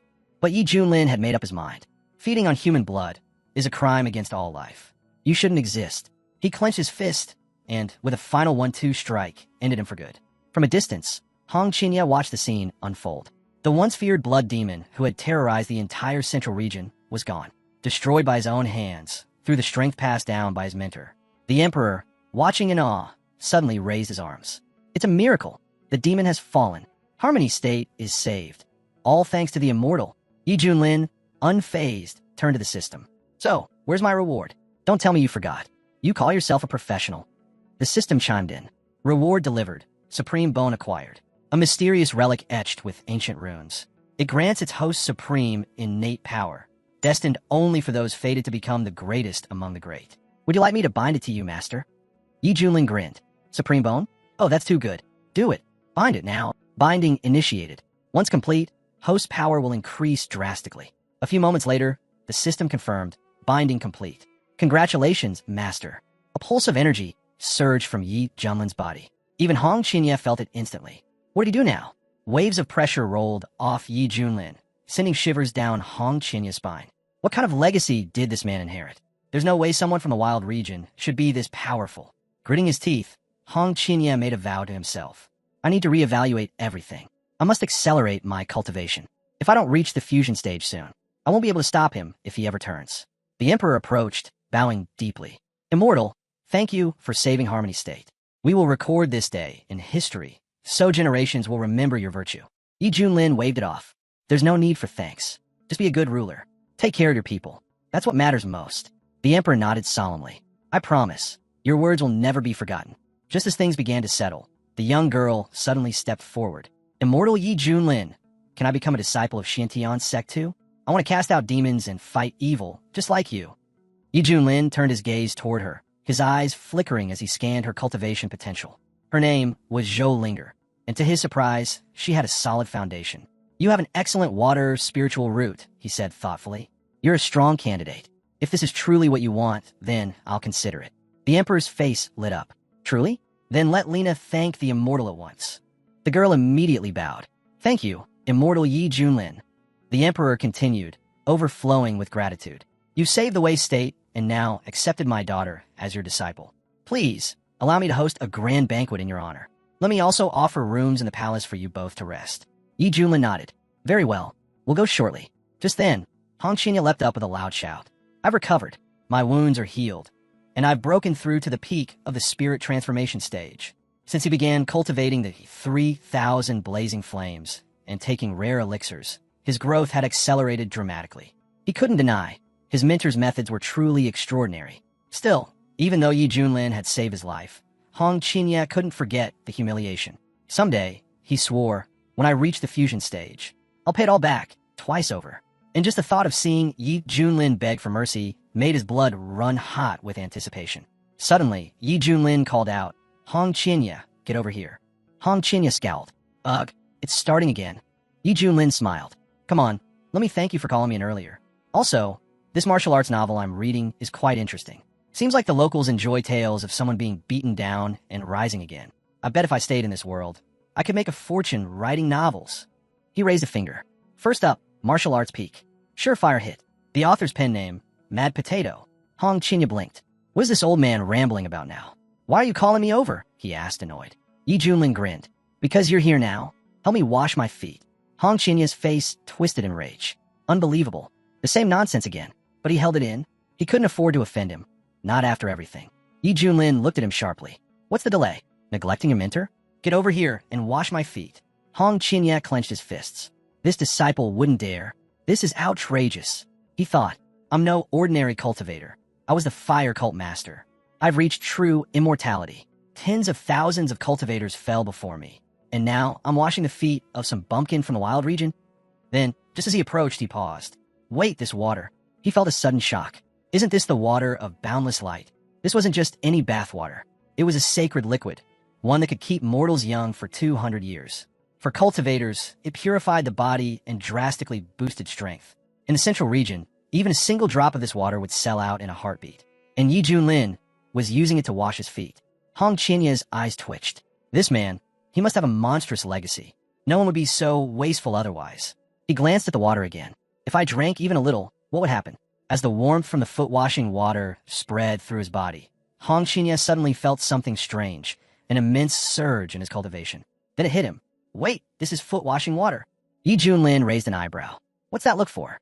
Don't tell me you think my feet stink. Hong Qinya flinched. No, of course not. I was just thinking about something else. Yi Junlin smirked. Guess the system really overdid it with the water of boundless light. Oh well, having my feet soaked in it and massaged by this cheap labor disciple is actually kind of nice. Then he glanced at the bucket. The water's getting cold. Heat it up. Hong Qinya sighed. Understood. Reluctantly, he plunged his hands into the bucket, channeling his fire ability to warm the water. Right at that moment, Zhou Linger walked in. Immortal. But the words stopped in her throat. What she saw completely shocked her. Her mighty, dignified mentor, having his feet washed by his own disciple. Her face turned bright red. What is happening here? Without another word, she spun around and bolted from the room. Yi Junlin looked after her. Hey, why are you running off like that? But before he could get an answer, Hong Qinya interrupted. Master, are you enjoying the foot washing? Yi Junlin nodded, completely serious. Very much. Honestly, if you were a girl, this would be a very different kind of relationship. Hong Qinya's face went dark. This guy is ridiculous.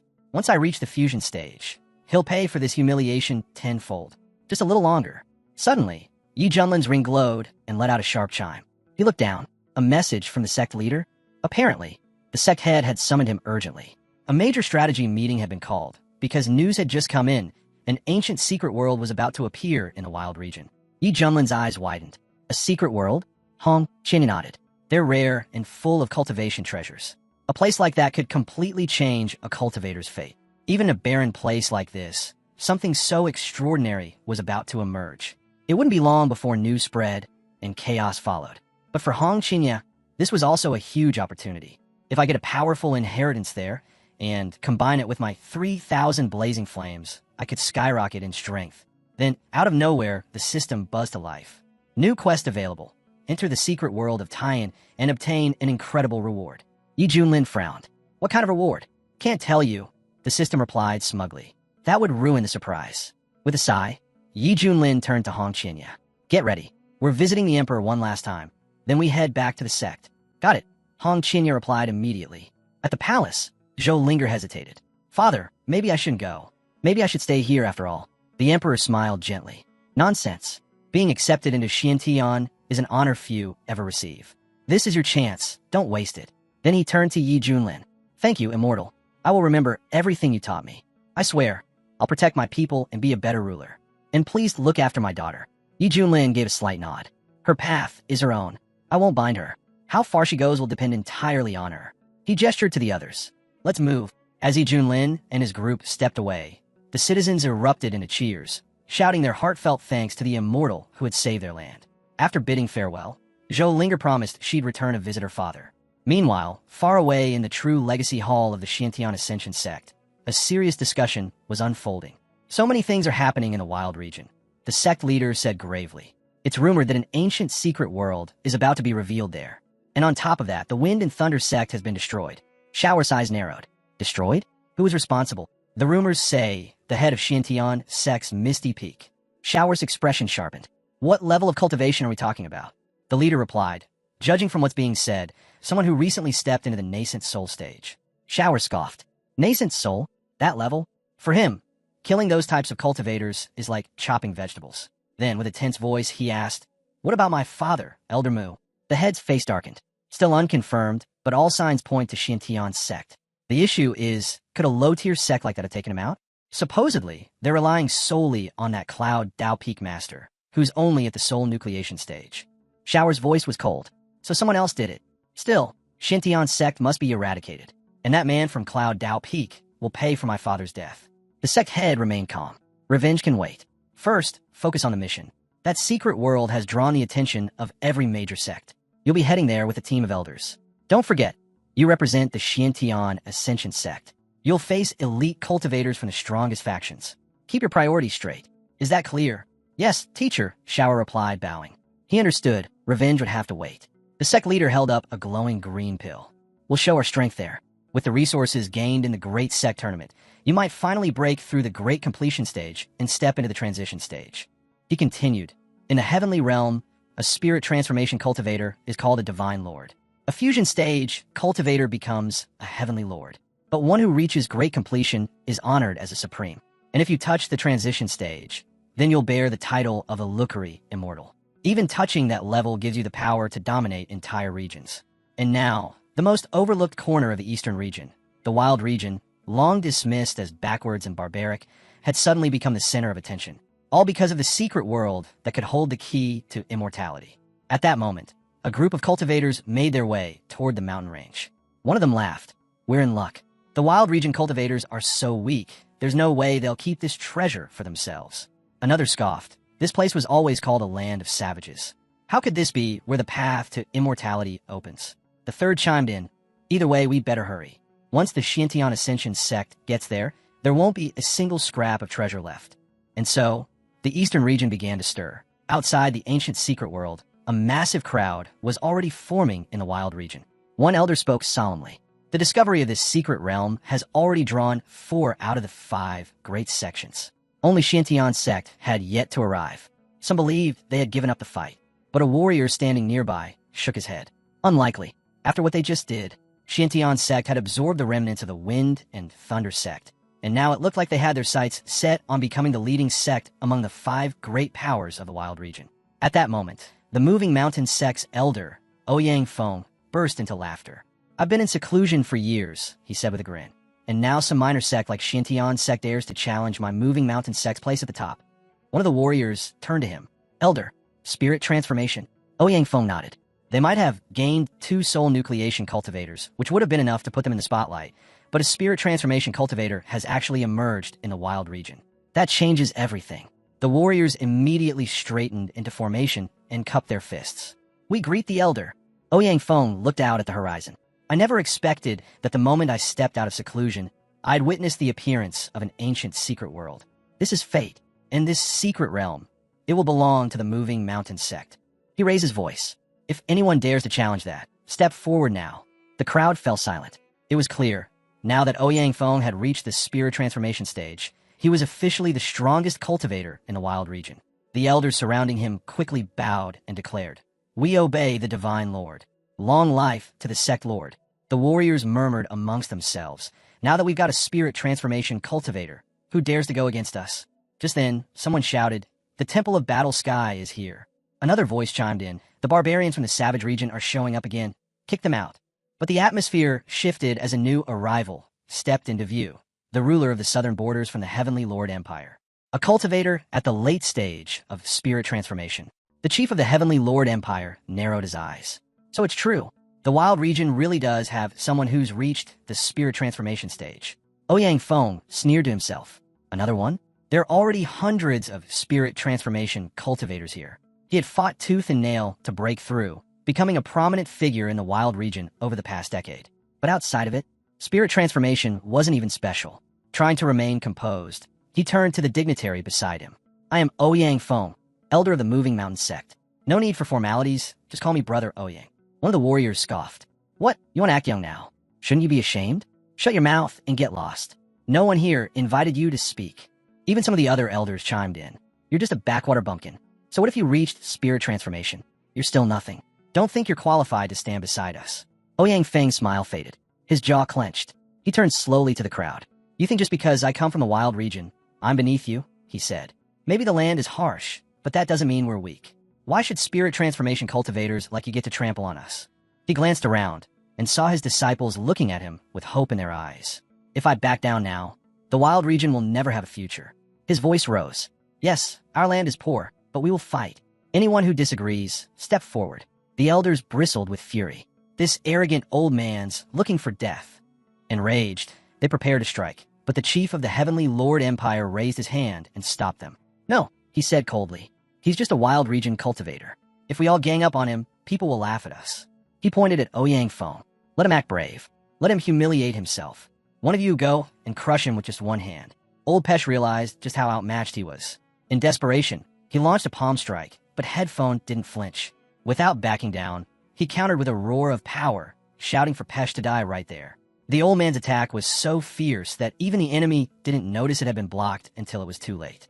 That's when the enemy knew he had severely underestimated him. Ouyang Feng stepped forward, unfazed. Is that all you've got? Enraged, the enemy drew his weapon, lashing out with fury. You ungrateful old fool. Ouyang Feng couldn't parry in time. The blow landed hard, leaving him wounded. Still, he glared at his opponent and spat back. You said this would be a one-on-one. Now you go back on your word? You're a disgrace to the entire eastern region.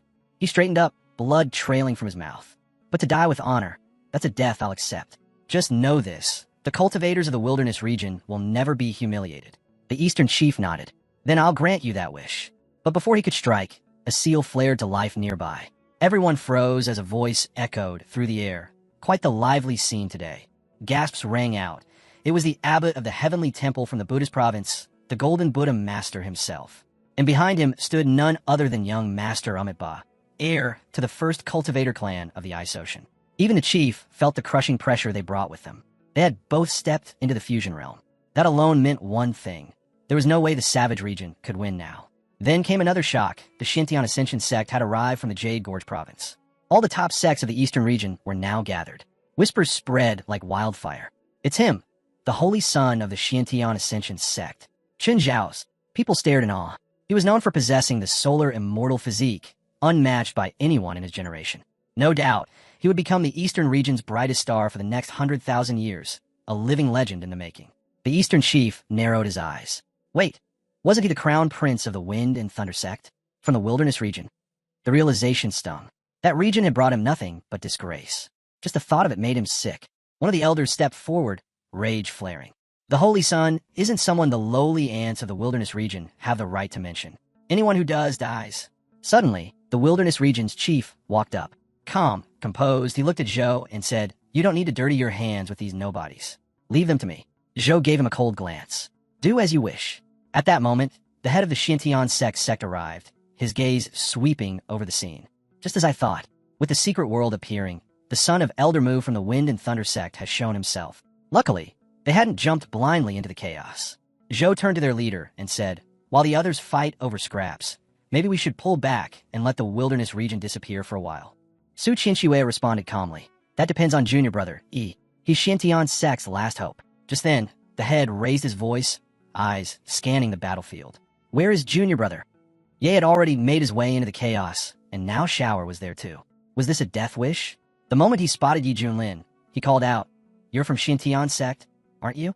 Don't act so rashly.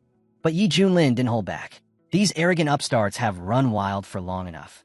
Without me, the wilderness region's finished. Everyone else, stay back. No one moves. Shaoan narrowed his eyes. Who's coming? Name yourself. Yi Junlin stepped forward.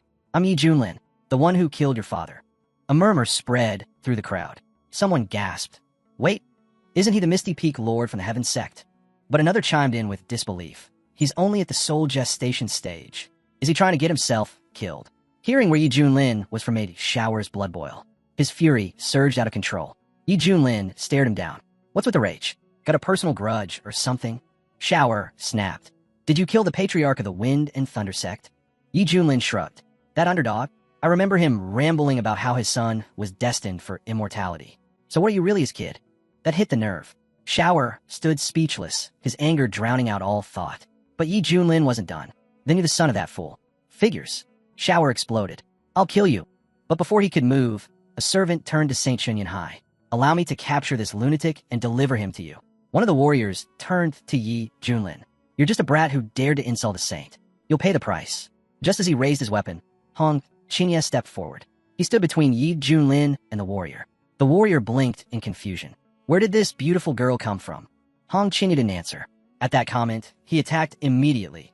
Fire erupted in a blazing arc, launching a flaming ripple straight at the warrior. In a flash, the man was engulfed and burned alive. Everyone froze. A stunned elder muttered, "A spirit transformation stage cultivator.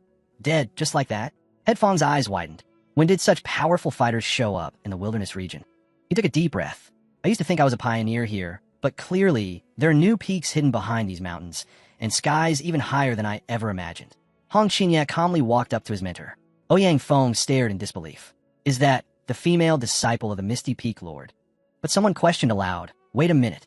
Isn't the Misty Peak Lord only at the soul nascent stage? How does a spirit nascent level disciple make sense?" It was becoming clear that the Shuntayan sect wasn't just powerful, it was full of monsters. Then, the head turned toward Junior E and asked quietly, "Do you understand what you're facing now?" Cries rang out. "This is the Xintian Ascension sect. Don't let him escape." Zhou echoed the call. "Catch him. As long as he lives, the Xintian sect still has a future." But Yi Junlin stayed calm. He turned to the clan head. "No need to worry. I'm fine. In fact, it's time to introduce our newest apprentice." Zhou Linger stepped forward, her tone respectful. "Greetings, elders." Yi Junlin nodded and continued. "After settling matters in the Harmony Realm, I came across an extraordinary talent.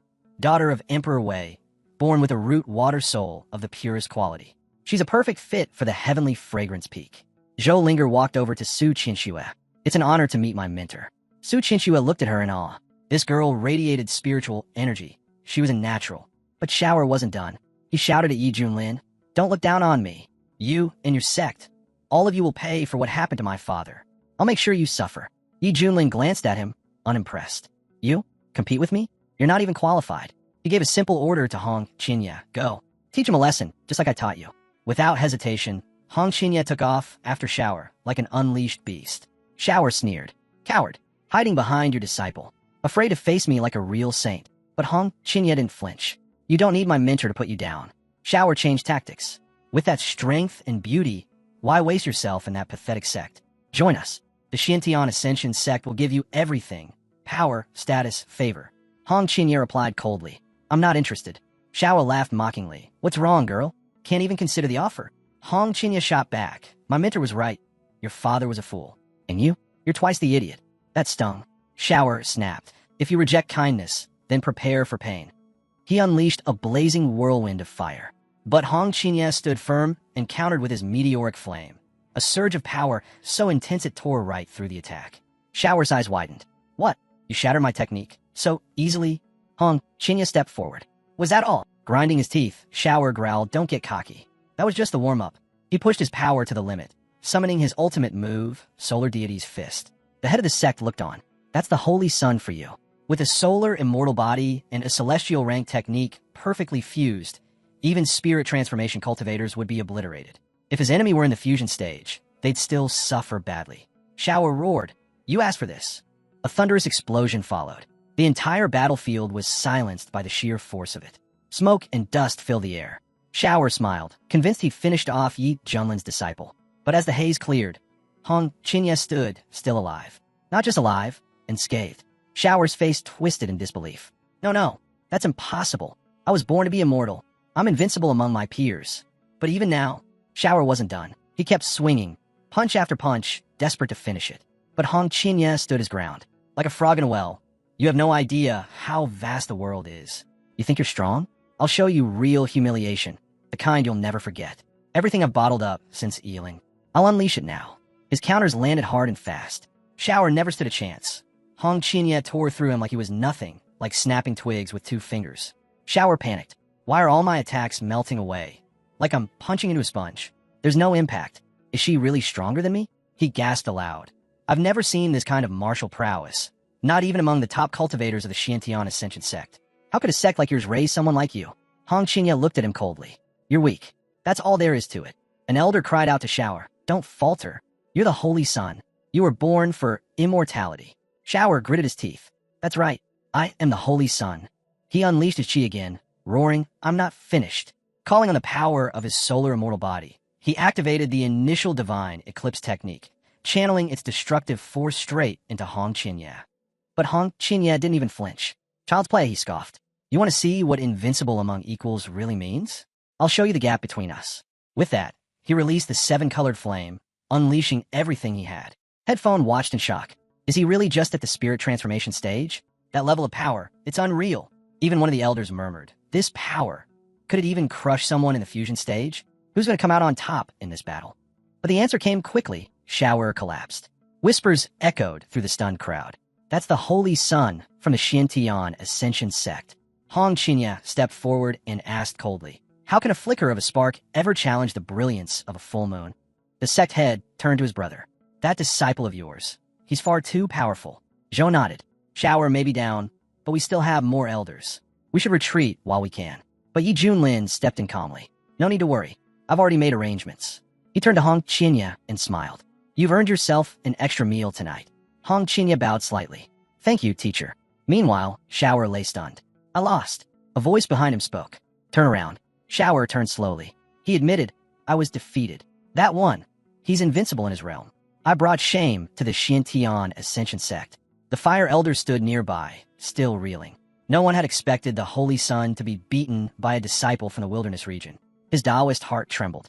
If this goes on, he thought, our sect's reputation will crumble. He stepped forward, addressing Shower. Don't dwell on this. You still have a brilliant future ahead. You will become immortal. But we must harden your Taoist heart and wipe out these savages. Only then can we restore the glory of the Xiantian Ascension sect. Then, turning to the crowd, he shouted, to insult the Holy Sun is a grave offense. Who among us will strike back and destroy these wild region barbarians? One of the Xiantian Ascension warriors stepped forward. The others nodded. As expected, they said, the Xiantian Ascension sect's roots run deep, and they're not done yet. The Xiantian Ascension sect had sent in 9 fusion stage masters. As powerful as Hong Qinya was, she was still only in the spirit transformation stage. Against fusion cultivators, she was outmatched. A nearby monk sighed. Such a waste, talent like hers, lost in a fight like this. What a shame. Just then, Hong Qinya sensed an incoming threat. Should I take this one? Yi Junlin raised a hand. No need. Let them come. I'll handle this myself. The crowd stirred. That's the head of Misty Peak. Yi Junlin himself. Wait, he's already reached the fusion stage? The chief narrowed his eyes. I thought his disciple was dangerous enough. Turns out, the man behind her is even worse. He scoffed, calling himself the #1 in the wilderness region. How laughable. One of the Xiantian Ascension warriors stepped forward and sneered. So you've merged. Big deal. You think that's enough to insult our Holy Sun? Barbarians like you deserve to die. He unleashed a barrage of attacks, deadly and fast. But Yi Junlin didn't even blink. Sitting calmly, he muttered, is this a joke? The next instant, Yi Junlin appeared right in front of his enemy, effortless, like a shadow in the wind. Before the warrior could react, Yi Junlin struck with a crushing foot to the chest, sending him flying. Yi Junlin looked down. That's it. Even he was surprised. Since fusing with the Supreme Bone, his body's natural strength had become monstrous. He didn't need spirit energy, just raw physical power could overwhelm anyone at the same level. The elder barked an order. All of you attack him. Don't hold back. The warriors surrounded him on all sides. But Yi Junlin didn't move. He activated the seal of the Human Lord, an ancient divine ability. The moment it released, the warriors couldn't even touch him. They fell one by one, unable to get past his aura. Not a single strike landed. Wounded and stunned, one gasped. What kind of divine technique is that? He's too powerful. Use artifacts. Now, one warrior drew the Jade Serenity Immortal Sword, and all of them attacked at once, their weapons glowing, energy shaking the battlefield. Still, Yi Junlin didn't budge. He stood still, waiting for the storm to hit. Watching this, the monk muttered solemnly, "This is a fearsome, coordinated assault. May the Buddha have mercy on this man if it actually hits him." But another warrior sneered, "That bald monk preaches compassion, yet works in shadows darker than anyone here." Even so, both he and the monk agreed. People like Yi Junlin, with secrets like Eeling's, needed to be erased. From the sidelines, the clan head cried out, "Ye is in danger." Other man added quickly, "I told him to run. Why didn't he listen?" But Hong Qinya shook her head. "You don't get it." And Hong Qinya, she understood now. Everything he'd seen back in the Harmony State, all the strange signs, it made sense. Yi Junlin had been hiding something far greater. Yi Junlin laughed. "So that's how it is? Fine. Then let me show you something." He activated one of the divine techniques of the Supreme Bone. Blinding radiance erupted. People cried out, shielding their eyes. "What is this? What kind of energy is that?" But Yi Junlin wasn't finished. He followed it with divine, punishing radiance, and the entire battlefield was engulfed in light. The warriors didn't even have a chance to respond. They were overwhelmed, burned, shattered, and thrown back like leaves in a storm. Not one of them could understand what they were even facing. Battered and broken, they turned to the Fire Elder for help. "Save them," a voice cried out. The Fire Elder gritted his teeth. He hadn't expected Yi Junlin to be this much of a problem. With the Holy Sun already seriously injured, and now the Elders getting overwhelmed, how could he possibly return to the sect and explain this disaster? He couldn't wait anymore. He launched his own attack straight from the ship. Gasps rose from the crowd. It's the Buddha Tower, his strongest weapon. A 3-star spiritual artifact. Finally, hope. People thought they were saved. The Elder hurled the Buddha Tower down with full force. "It ends here," he roared. But Yi Junlin was smiling. This was the moment he had been waiting for. Suddenly, the system activated. Collision detected. Peak fusion stage cultivator. Passive skill activated. Strength increases in the face of stronger enemies. Full fusion stage power acquired. The Elder advanced, firing off waves of power, but nothing landed. Every attack was effortlessly repelled. Eyes wide, the Elder gasped. Was he hiding this power all along? Yi Junlin said nothing. He simply raised a hand and blasted a wave of pure energy directly into him. Cornered, the Elder shouted, "Enough.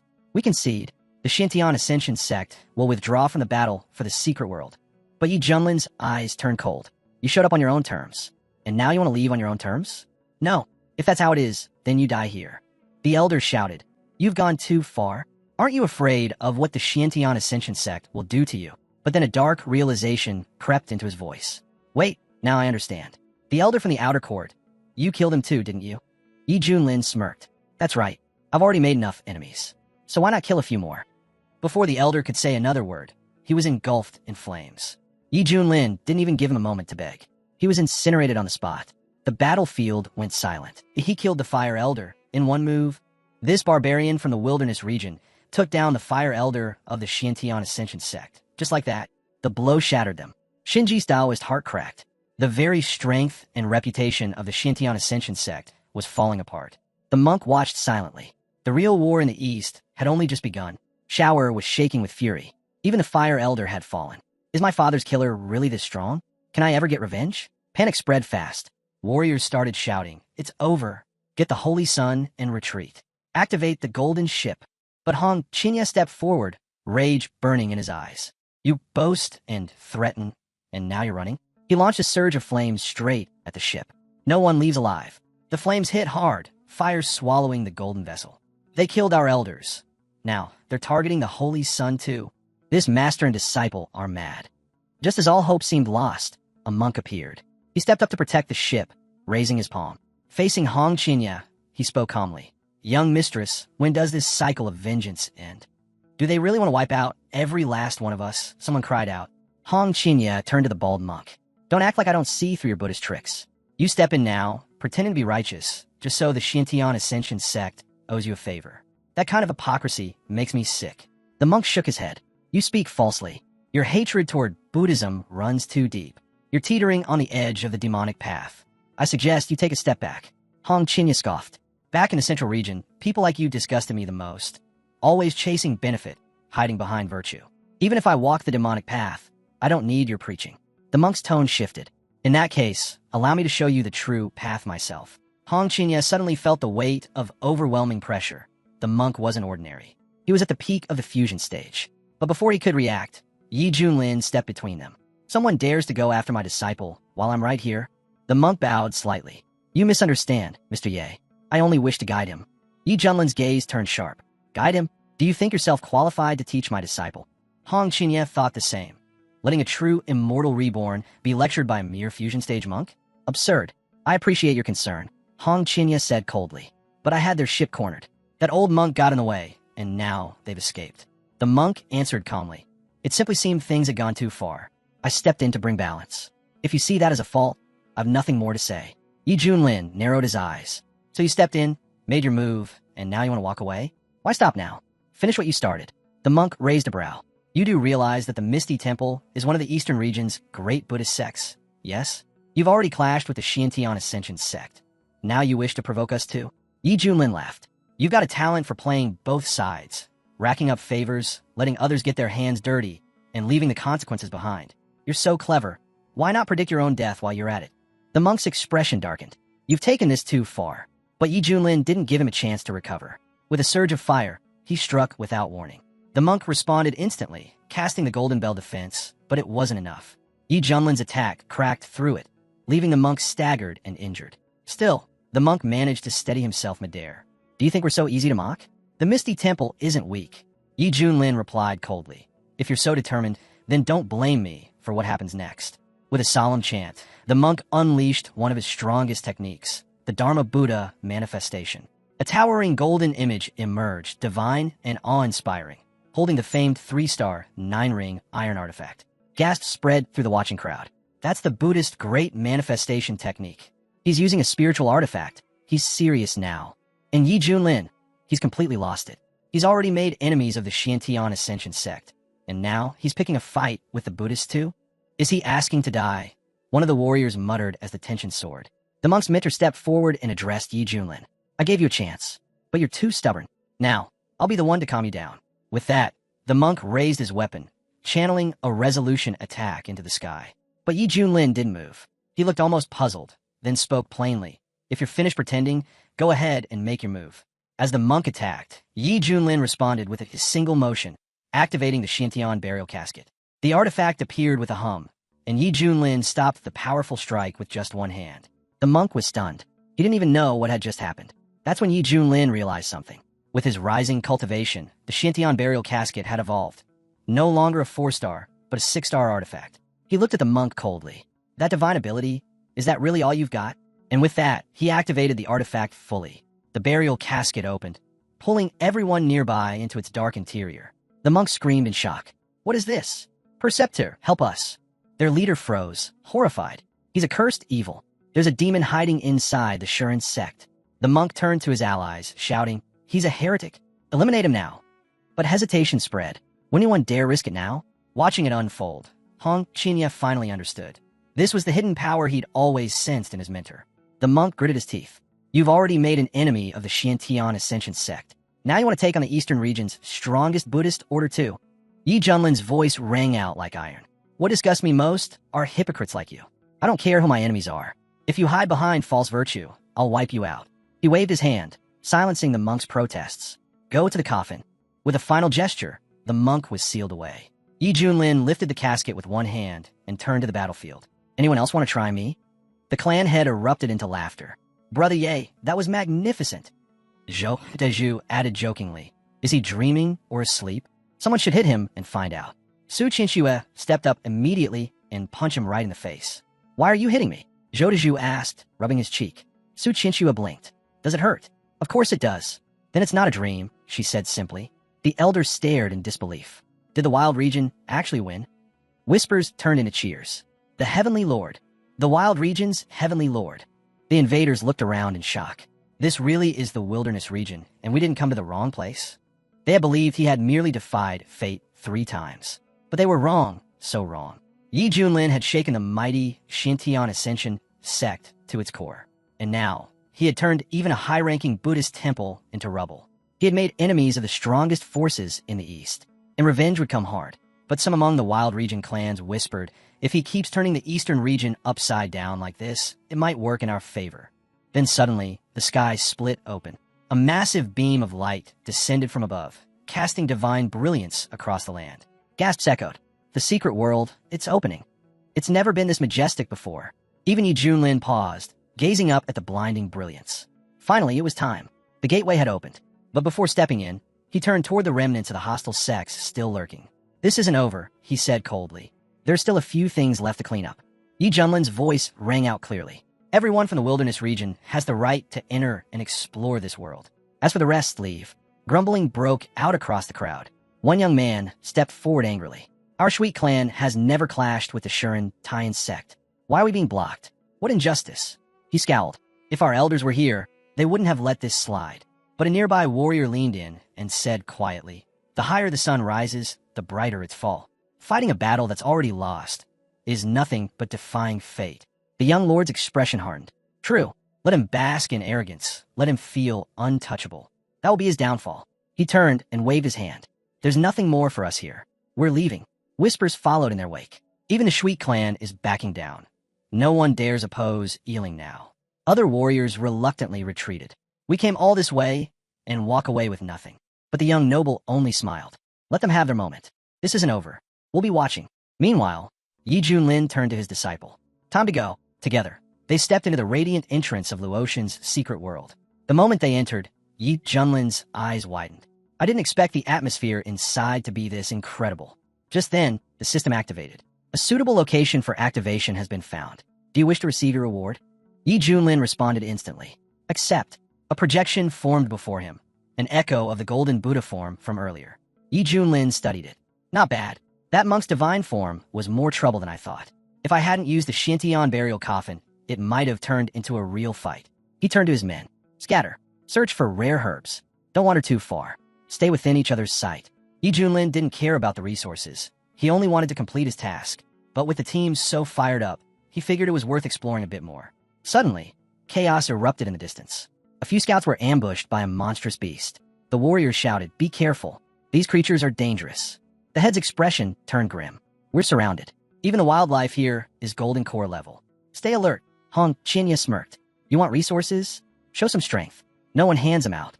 But it was more than just difficult. Things turned chaotic fast. Birds scattered overhead. And from the treetops, a horde of demonic monkeys descended like a storm.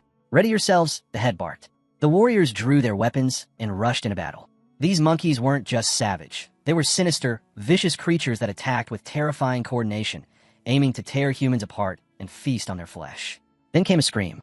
A girl was grabbed midair by one of the monsters. "No, please. Help me." Several warriors dashed toward her, blades swinging. But their attacks bounced off. The monkey's fur was like steel. Nothing that had even scratched it.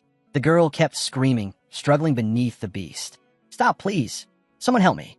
And just then, Hong Chinya appeared. Hong Chinya saw what was happening and calmly walked forward.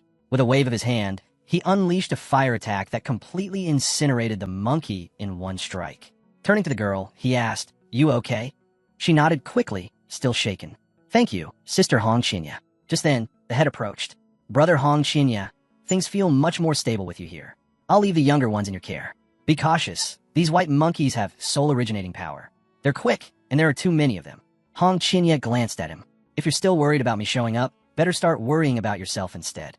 But even before the words finished leaving his mouth, another wave of monkeys launched a full-on assault, swarming him from all directions.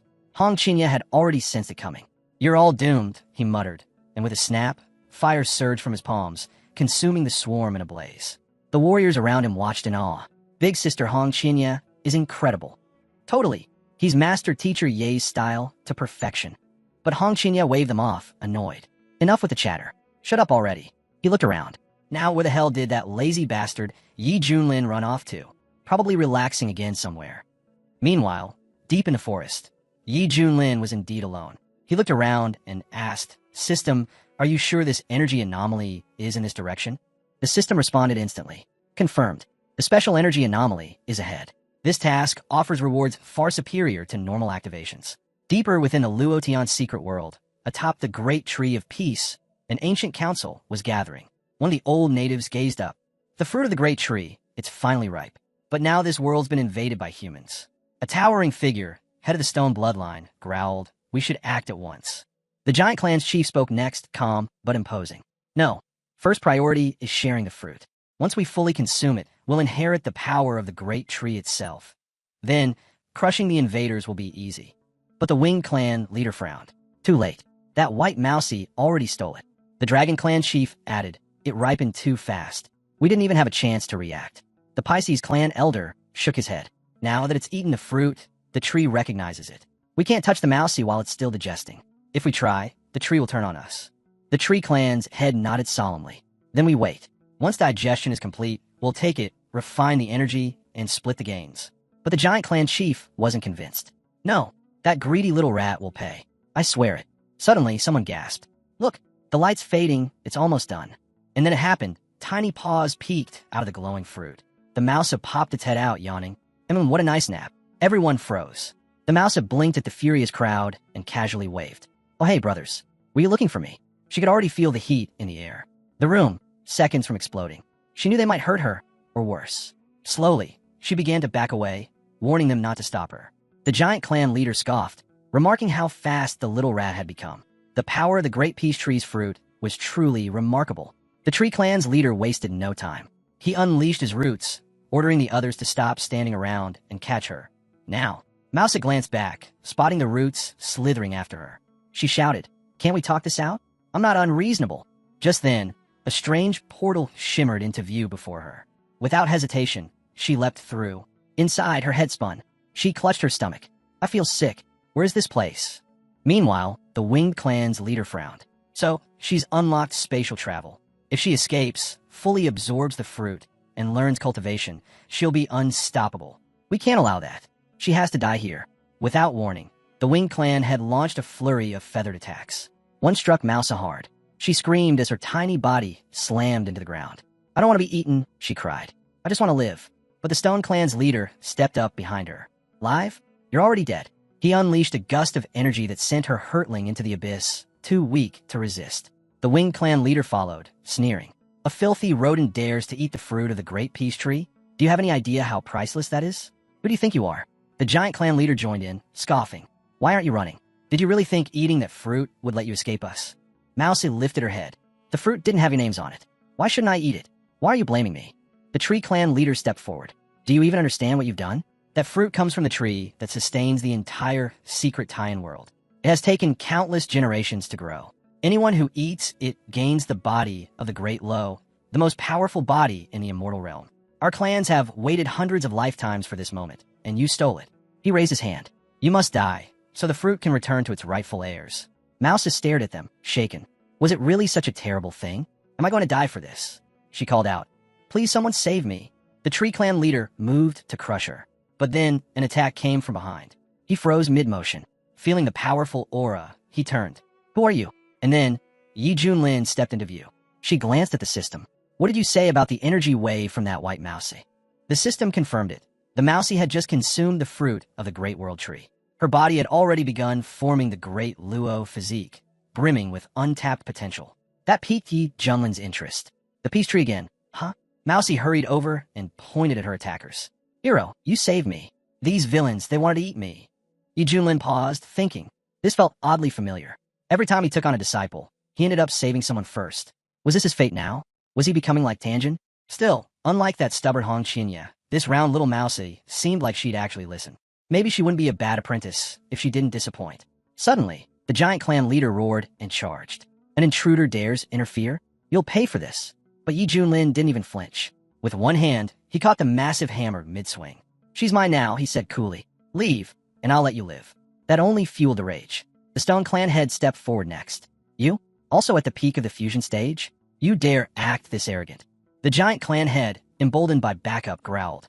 "Good, then let's crush him. Together." But Yi Junlin didn't even blink. He walked straight at them, calm and unbothered, then struck. The giant clan leader flew backward, stunned. What kind of strike was that? That power! Not waiting, the winged clan leader leapt into action, feathers slicing through the air. "You've signed your death warrant." Yi Junlin deflected the flurry with ease. "So that's how it is. Well then, don't blame me for what happens next." He activated his technique, Great Wasteland Finger. The sky erupted with fire, and a blazing inferno surged down as he sealed the heavens. The clan leaders struggled beneath the weight of a massive stone. "Hold the line. Push back," they shouted, rallying. But Yi Junlin was already thinking ahead. "Looks like Stone over there is walking right into a trap. Huh, this might actually be fun." Then he grinned. Time to test his new bonus. He summoned the guise of a celestial emperor, his aura exploding with dominance. The giant clan head staggered near him, sneering. "You curse, man."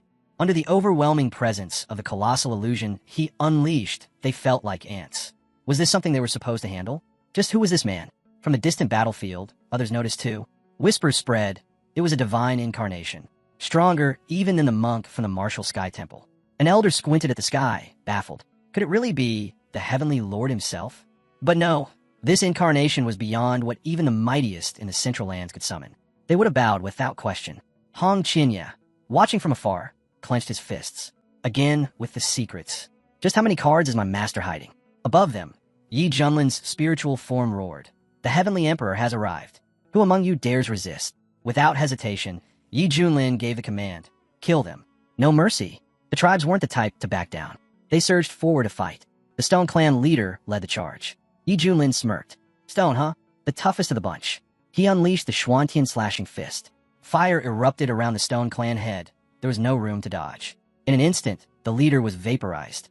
Gone. The Tree Clan's leader trembled. That power, it's terrifying. The Giant Clan's leader saw where this was going. He stepped forward, raising a hand. Celestial Lord, we acted out of line. There's no need for more destruction. Let's stop this, here and now. But Yi Junlin wasn't listening. His fiery hand came crashing down. The villagers could hardly believe it. You curse, man. How can you be this cruel? This ruthless? We'll never forgive you. Yi Junlin looked back at them, cold. If you had the power to kill me, you would have done it already. And you want me to believe you want peace. His imperial form was powerful, too powerful, but it had drained 80% of his energy. It wasn't something to throw around carelessly. Now, it was time to take on a disciple. He glanced around. Where's that little mousie? She was just here, looked so tame too. But the mousie was already long gone, racing through the forest. That guy's terrifying, she panted. He saved me, sure, but he's even scarier than those 6 maniacs. I thought I was going to die. Still, the pain was gone. Her legs felt stronger than ever, carrying her at lightning speed. Is this all from a fruit? She wondered. Then a chill ran down her back. Was that terrifying two-leg chasing her? Yi Junlin took off after her. System, is she ahead of me? She is, the system replied. Put in a bit of effort. You'll catch her easily. Yi Junlin narrowed his eyes. So, she's a fast one. Guess the Great World Tree really does work wonders. He pushed forward. If not for the system's help, I'd never catch up. He's never going to stop chasing me, is he? The mouse had thought, glancing back nervously. That's when she remembered. She had a horse. But even with that, how was he catching up so fast? How did he even find her in this endless forest? Before she could think further, Yi Junlin appeared right in front of her, blocking the path. She skidded to a halt, stunned. H, how did you? Yi Junlin gently rested a hand on her head. Didn't you say you didn't want to die? You promised to be my servant. So why run? The mouses stammered. It's just your aura. It's too scary. I thought you were going to eat me too. Yi Junlin tilted his head, curious. I've tried beef. Had horse meat too. But rat? Never. Maybe I should find out what it tastes like. The mouse had panicked. No. Rat meat's awful. Sour, chewy. It'll upset your stomach. Yi Junlin chuckled, eyes gleaming. Now I'm even more intrigued. He scooped her up casually. You've got the strongest immortal body, one form from the Great World Tree. And yet, you're terrified the sight of a little scuffle. Maybe I should just keep you as a pet. 2 hours later, deep in the forest, they had stopped to make camp, while the mouse napped. The smell of cooking stirred her awake. She sniffed the air. That smells amazing. Wait, I'm still alive. Then she spotted the massive cauldron and froze. Is he planning to cook me? Yi Junlin looked over. Come here. Don't make me chase you again. The mousie crept forward, staring at the fire. Her legs trembled. Yi Junlin handed her a piece of meat. Coward. She took a cautious bite, and her eyes lit up. This is incredible. What kind of meat is this? Yi Junlin replied calmly. Hare meat. The mouse froze. Bee bunnies. Why would you eat something so adorable? Yi Junlin shrugged. They're listening to you now. She blinked. Well, I don't taste like a bunny, so it's fine to eat bunnies instead. Then she looked up. Can I have another bite? Yi Junlin smirked. You can, but on one condition. I'm not just your master anymore. I'll be your mentor too. She stared at him wide-eyed. Why your disciple? I get to be your disciple? Isn't that dangerous? You sure do talk a lot, he replied. As my apprentice, you'll eat well, and if there's danger, I'll protect you. The mouse nodded eagerly. Then I'll be your apprentice. I love food, and I love generous patrons. Yi Junlin crossed his arms. Well, hurry up and greet your mentor. The mouse stepped forward and bowed. By the name of Xiao's, your disciple greets you, master. Just then, the system chimed in. Congratulations! You've successfully taken on a disciple. Reward, divine technique, great 5 wheels of rebirth. Yi Junlin felt the surge of power. A technique capable of tearing through everything, unleashing devastation across entire regions. He grinned. Another powerful skill. Not bad at all. Then he glanced upward. System, don't tell me you're underestimating me. I'd never hurt defenseless animals, noble nature, and all that. The mousie tilted her head. Teacher, were you talking to me just now? Yi Junlin looked down at her. No, but now I'm going to pass on a technique. Pay attention and don't waste it. Yi Junlin told her to practice the technique seriously and become a worthy disciple. Then, he released a beam of energy that struck her forehead. You've now learned the way of the great Luo, he said. She blinked in awe. This technique, it's incredible. It's like my entire mind just lit up. Thank you, teacher. Yi Junlin nodded. Now, get up, drink your soup, and eat the meat. It's ready. She took a bite and smiled. Delicious. My mentor's cooking is amazing. Being your student feels like a true blessing. I'll definitely repay your kindness one day. But suddenly, the sky above them began to break apart. What's happening? Yi Junlin looked up. Why is the sky in the secret world falling apart? The system quickly responded. The ancient Luo world tree is at the end of its life cycle. It can no longer support this realm. I recommend evacuating immediately. Yi Junlin's face turned serious. The secret world is collapsing. We have to get out now. Then he noticed tears streaming down her face. Why are you crying? I don't know, she said quietly, but I feel so sad. Yi Junlin looked at her. It's probably because your body is now linked to the Luo tree. But right now, that's not what matters. We need to find a sect leader and escape. With a wave of his hand, he opened a portal. The sect leader began calling out, Everyone, get out of the secret world immediately. Be careful and watch each other. One of the elders added, I didn't expect something like this to happen here. The sect leader scanned the area. Where's Junior Brother Yi? Should we wait for him? Just then, Yi Junlin stepped out of the portal. The situation's urgent, he said. We need to leave now. Good, the sect leader nodded. You're here. Now only your disciple is missing. Zhou pointed. Wait, who's that you're holding? Yi Junlin looked at the rat in his arms. My new disciple. The sect leader blinked. You're what? But what about your old disciple? Sure, he was difficult, but his talent was legendary, and his appearance was, well, impressive. He looked down again. This one's just a giant rat. No cultivation at all. Yi Junlin shrugged as he walked away. Don't worry. I'm sure he'll show up. We'll meet him outside. Once they exited the crumbling realm, the elders cheered. We made it out. That place was full of danger, but thanks to Yi Junlin, we secured a ton of rare resources. Hong Qinya walked up to his teacher. I've returned too. Yi Junlin studied him thoughtfully. This might be my next disciple. From now on, we'll live in peace and harmony. Hong Qinya raised an eyebrow. I understand, master. Meanwhile, Mousie had landed elsewhere, looking around in confusion. Where am I? She peered into a glowing red portal, and tears welled up in her eyes. I miss home. Am I going to disappear now? But what came next was far worse. Out of the portal, strange creatures began pouring into the real world. One of them stepped forward and asked coldly, So this is the world outside? One of the monsters stepped forward, eyes scanning the land. So this is the outer world? Why is the spiritual energy here so weak? Snake slithered beside him, narrowing her eyes. Are these two-legged beings the same ones mentioned in the ancient records? Their cultivation, it's pitiful. Rhino rumbled, doesn't matter. We're in new territory now. We adapt, we conquer. Let's claim the land and divide it. The winged clan head snorted. No, first, we enslave them. Then we split the land. But just then, the expression on the clan head's face darkened. Wait, this is bad. These creatures, they're ancient relics. Survivors from the depths of the secret world. Their strength is unlike anything we've ever encountered. He gestured toward the horizon. Look, hundreds at the spirit transformation stage. Dozens already at fusion. This is a real threat. One warrior gaped. Ancient relics? The leader nodded grimly. The cultivation world is vast, filled with races and beings from every realm. The stone tablet in the secret world explained it.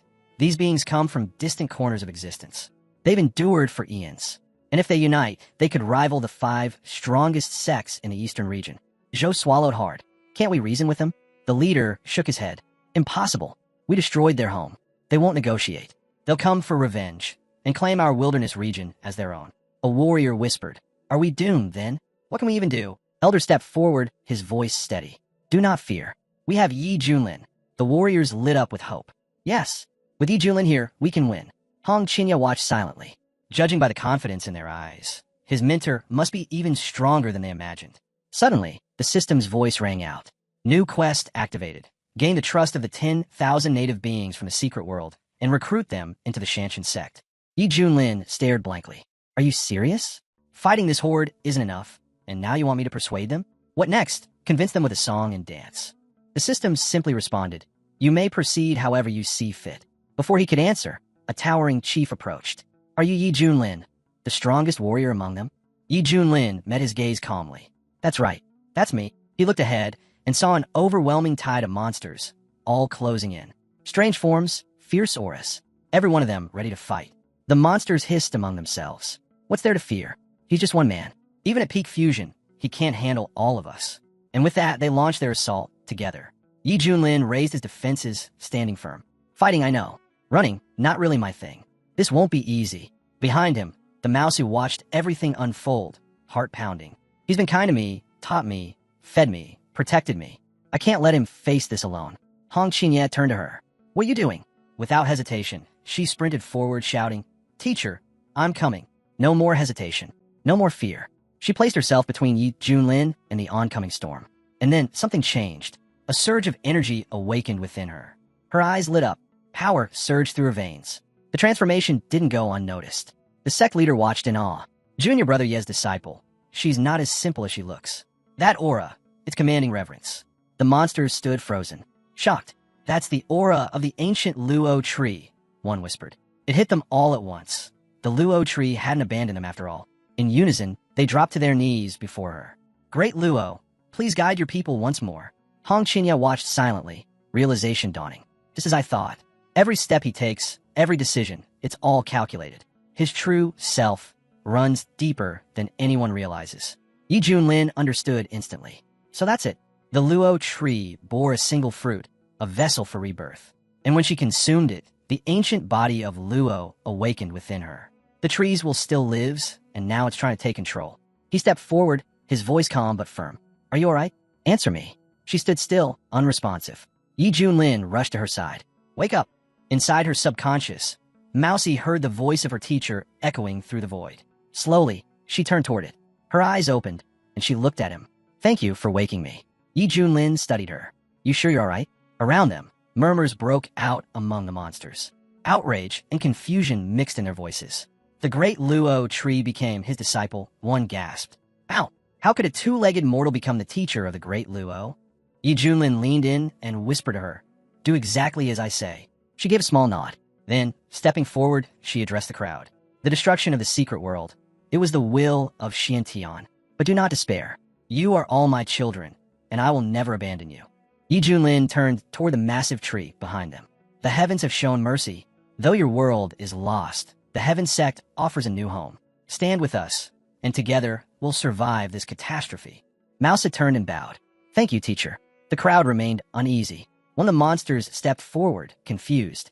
"Wait, does this mean the great Luo wants us to submit to humans?" She looked up, eyes gleaming with power. "Do you doubt my words?" The monster stepped back, trembling. "And no, I wouldn't dare." She turned again. "Then follow me, and my teacher, to the Heaven Sect." At that moment, the system's voice echoed in Yi Junlin's mind. "Congratulations. Quest complete. Reward, Heavenly Sundial." Yi Junlin blinked at the item. "A sundial? That's the reward." He sighed. "Sure, I've got a golden hand that makes me stronger without training. So this? Kinda useless to me." He glanced over at Hong Qianye. But for him, this might be perfect. He's got the drive, the hunger to learn. All he needs is guidance. Hong Qianye noticed Yi Junlin staring at him. Why is he looking at me like that? Is he mad I didn't help with the bee situation? The sect leader approached wide-eyed. Am I dreaming, or did those powerful beings just join the Heaven Sect? Zhou Dezhu stepped forward. "From today on, we'll rise. Heaven Sect will stand among the 10 most powerful sects in the eastern region." Elder Ouyang Feng chimed in. "Is that really possible?" He looked around, still stunned. "Well, I'm just glad the wild region has been saved." No one seemed to care about the mountain-shifting sect anymore. When she confessed to the teacher's face that it was her doing, everyone actually listened. Yi Junlin smiled and said that was impressive. It made him happy. But curiosity got the better of him. He asked her how she felt about the will of the great Lit tree. She shook her head, saying ever since she woke up, she hadn't sensed a thing. Yi Junlin nodded and said they should gather everyone and return to the Shuren Tian sect. Meanwhile, enemies of the Heaven Sect arrived at the Xiantian Ascension sect. The servants were shocked to see the saint. He looked completely drained. When asked what happened to you, "You were full of life when you left for the wild region." Shower could barely stand, let alone speak. The elders rushed out, concerned. "Saint, what's going on?" one demanded. "I need to see the teacher," Shower said faintly. The elder hesitated. But the great teacher is in seclusion. What happened to the others who went with you? They're all gone, Xiao said. The elder froze. What? Who did this? Tell me. I'll report it to the sect. Xiao didn't want to answer, but finally he said it. It was the Heaven sect and the head of Ealing Peak. Outside the temple, news spread fast. People couldn't believe it. How could this happen? The elders dead? And even a saint almost didn't make it. There were whispers of breaking news sweeping across the eastern region. A shocked voice echoed. Wait, what? A saint from the Xintian Ascension sect was beaten by a girl. Same cultivation level. They said 9 of the Xintian Ascension sect's top elders had been killed. The one behind it all? The head of the Shuren Tian Ealing sect. Over at an inn, a traveler from another sect overheard and muttered, the world is changing. Barbarians from the wild region just took down Xintian Ascension's strongest. Another responded, sure, they're strong. But if they really face the Xintian Ascension sect, the outcome's already decided. Even a girl with them added, don't forget, Xintian Ascension sect has been the top power since ancient times. They've produced immortals. Barbarians can't touch that level. Far off in the eastern capital, at the Buddha temple, a senior monk spoke gravely. The Xintian Ascension sect has officially declared war on the Shuren Tian sect. The Buddha temple must now seek justice. The younger monk bowed. Understood. I'll make sure everyone hears. Back in the wild region, after the secret realm collapsed, a massive surge of spiritual energy burst out. A new age was beginning for that barren land. Countless beings rushed to absorb the energy and grow stronger. After clashing with 10,000 opponents, the Shuren Tian sect's strength had skyrocketed. But now that war had been declared, things were about to get messy. At the Martial Square in Shuren Warrior sect territory, the Shuren warrior stood before his disciples. The Xintian Ascension sect is on the move, he announced. They've even roped in the Buddha temple, accusing us of terrible crimes. Someone whispered, it's strange though, no one's seen their leader or senior advisors for days. They said the leaders were all deep in meditation. Even Yi Junlin, already powerful, chose to continue cultivating. It was truly a blessing for the Shuren Tian sect. High up on Void Peak, Yi Junlin was stretched out under the sun, not thinking about responsibilities, just enjoying a rare moment of peace. Suddenly, she appeared beside him and said, Teacher, I did it. She had made something incredible, an unbelievably delicious drink infused with lightning energy. Yi Junlin raised an eyebrow, surprised. Then hurry up, bring it here. She was already holding out, the tube sealed and ready. He took a sip, and the taste was perfect. Exactly what he'd imagined. Not bad, Yi Junlin said with a nod. Make me 50 more. You can keep one for yourself. She was stunned. Thank you, teacher. Yi Junlin thought to himself. These drink recipes he got from daily missions were leagues better than anything he'd had before. Even the Ice King would approve of this masterpiece. Hong Qinya walked in, shaking his head. My teacher is seriously out here making money off weird drinks. Yi Junlin turned and asked, what about my fried calamari? Why isn't it ready? Look at her. She's doing her best. You're slacking harder than a rat. Hong Qinya quickly replied. Almost done, teacher. I'll bring it over now. He brought in the food. Please enjoy, Minter. Let me know if anything's missing. It's fine, Yi Junlin said. Keep it coming. Then out of nowhere, Hong Qinya asked, can I train in the Sundial realm? I'm desperate to grow stronger. Yi Junlin looked at him. Impatient again. I just want our sect to be safe. If I'm stronger, I can protect it better, Hong Qinya explained. Yi Junlin assured him. You don't need to worry. The sect is already safe. Just stay by my side and back me up. But Hong Qinya couldn't shake the thought that his teacher was holding him back out of fear that he'd surpass him one day. Just then, she turned to Yi Junlin and said, if Big Brother wants this so badly, let him go. I'll handle his responsibilities. Yi Junlin stood up slowly. If my little sister insists this much, fine. He can go. Thank her properly. Hong Qinya dropped to his knees. Thank you, teacher, and thank you too, sister. As Yi Junlin walked off, he told them to continue with the meal prep. He was heading back inside. Watching him leave, Hong Qinya clenched his fists. One day, when I come out of seclusion, you'll bow your head to me, Yi Junlin. But Yi Junlin had already sensed it. He could see Hong Qinya's impatience flaring up. He thought he could flip the game, but Yi Junlin only sighed. What a waste. A true mentor only gets stronger when challenged by someone worthy. He'll have to stay humble and keep working. She turned back to Yi Junlin, cheerful. 50 cups are ready. Can I try this immortality herb tea? Of course, Yi Junlin said. Pick whichever cup you like. Her eyes lit up. Thank you, teacher. Yi Junlin smirked. Other people stroke cats. I stroke mice. Still soft to the touch. Marvel, the little mousie, suddenly froze and trembled. Where's the cat? She squeaked. I'm terrified of cats. Yi Junlin chuckled. Seriously? You've inherited the ancient Lu body and you're scared of cat? That's pathetic. You got 10,000 warriors from the secret world under your wing, and you're still trembling like this. She lowered her head. Mousy is just scared. Then why not train in the Sundial realm? Yi Junlin asked. 100 years in there pass, like a single day outside. It'll supercharge your ancient Lu body. She shook her head quickly. Mousy doesn't want to. If I go there, I won't see teacher for a long time, and Mousy will be lonely. Plus, training is boring. Mousy prefers to stay with teacher and snack on tasty treats. Yi Junlin couldn't help but laugh. You really are something. Then he remembered something. Hey, they say that when demons reach the spirit transformation stage, they can take human form. So why haven't I ever seen yours? Mousy forgot, she said sheepishly. Then let's see it now, Yi Junlin said. She nodded, and in a blink, she transformed. Now standing before him was a tiny girl with mouse-like features. Yi Junlin was stunned. What is this? She looked at him innocently. What's wrong, teacher? Yi Junlin shut his eyes and groaned. This is terrifying. Are you messing with me on purpose? She looked down, disheartened. No, Mousy really tried her best. But for some reason, this is the only human form she can do. I feel bad. Yi Junlin softened. All right, turn back. But as he waited, time passed. Half a stick of incense is burned, and you're still not changing back? He asked. Mousy looked up. I forgot how to turn back. Yi Junlin sighed. Are you sure you're even a Mousy? Maybe you're a pig instead. Mousy panicked. Don't be mad, teacher. I'll figure out soon, I promise. But, do you still want to keep petting me? Yi Junlin waved her off. Nope, I need silence right now. She scurried off toward the water, peering into her reflection. Weird, but I do look kind of cute. Elsewhere, at the border between the wild region and the spiritual region, ships sailed steadily toward the eastern region. A man aboard one of them spoke grimly. The fury of the eastern region's first immortal sect. That's something no one survives. The Heaven sect is finished. Another scoffed. That guy was so arrogant before. Now he's probably shaking in fear. All bark, no bite. Suddenly, a servant burst into the room. Young master, the battle's already started. It's happening right outside. The master spun around, his face twisted in anger. Can you speak clearly? Or should I wring your neck and toss you into the cesspool for the maggots to feast on? Who's fighting who? The Shintian Ascension sect, the servant gasped. They've just launched an invasion into the wild region. The master's mood shifted instantly. He stepped out of his room, grinning. Finally, the Shintian Ascension sect has made their move. Those filthy savages dared challenge us. Now they'll pay. Their doom is sealed.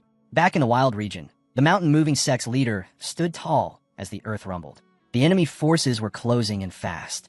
How many cultivators are we dealing with? Someone asked urgently. An elder turned to the old man beside him. Please don't try to play the hero this time. If there's no way out, run. You're the strongest protector we have. The symbol of hope for every cultivator here. If you fall, we won't recover from it.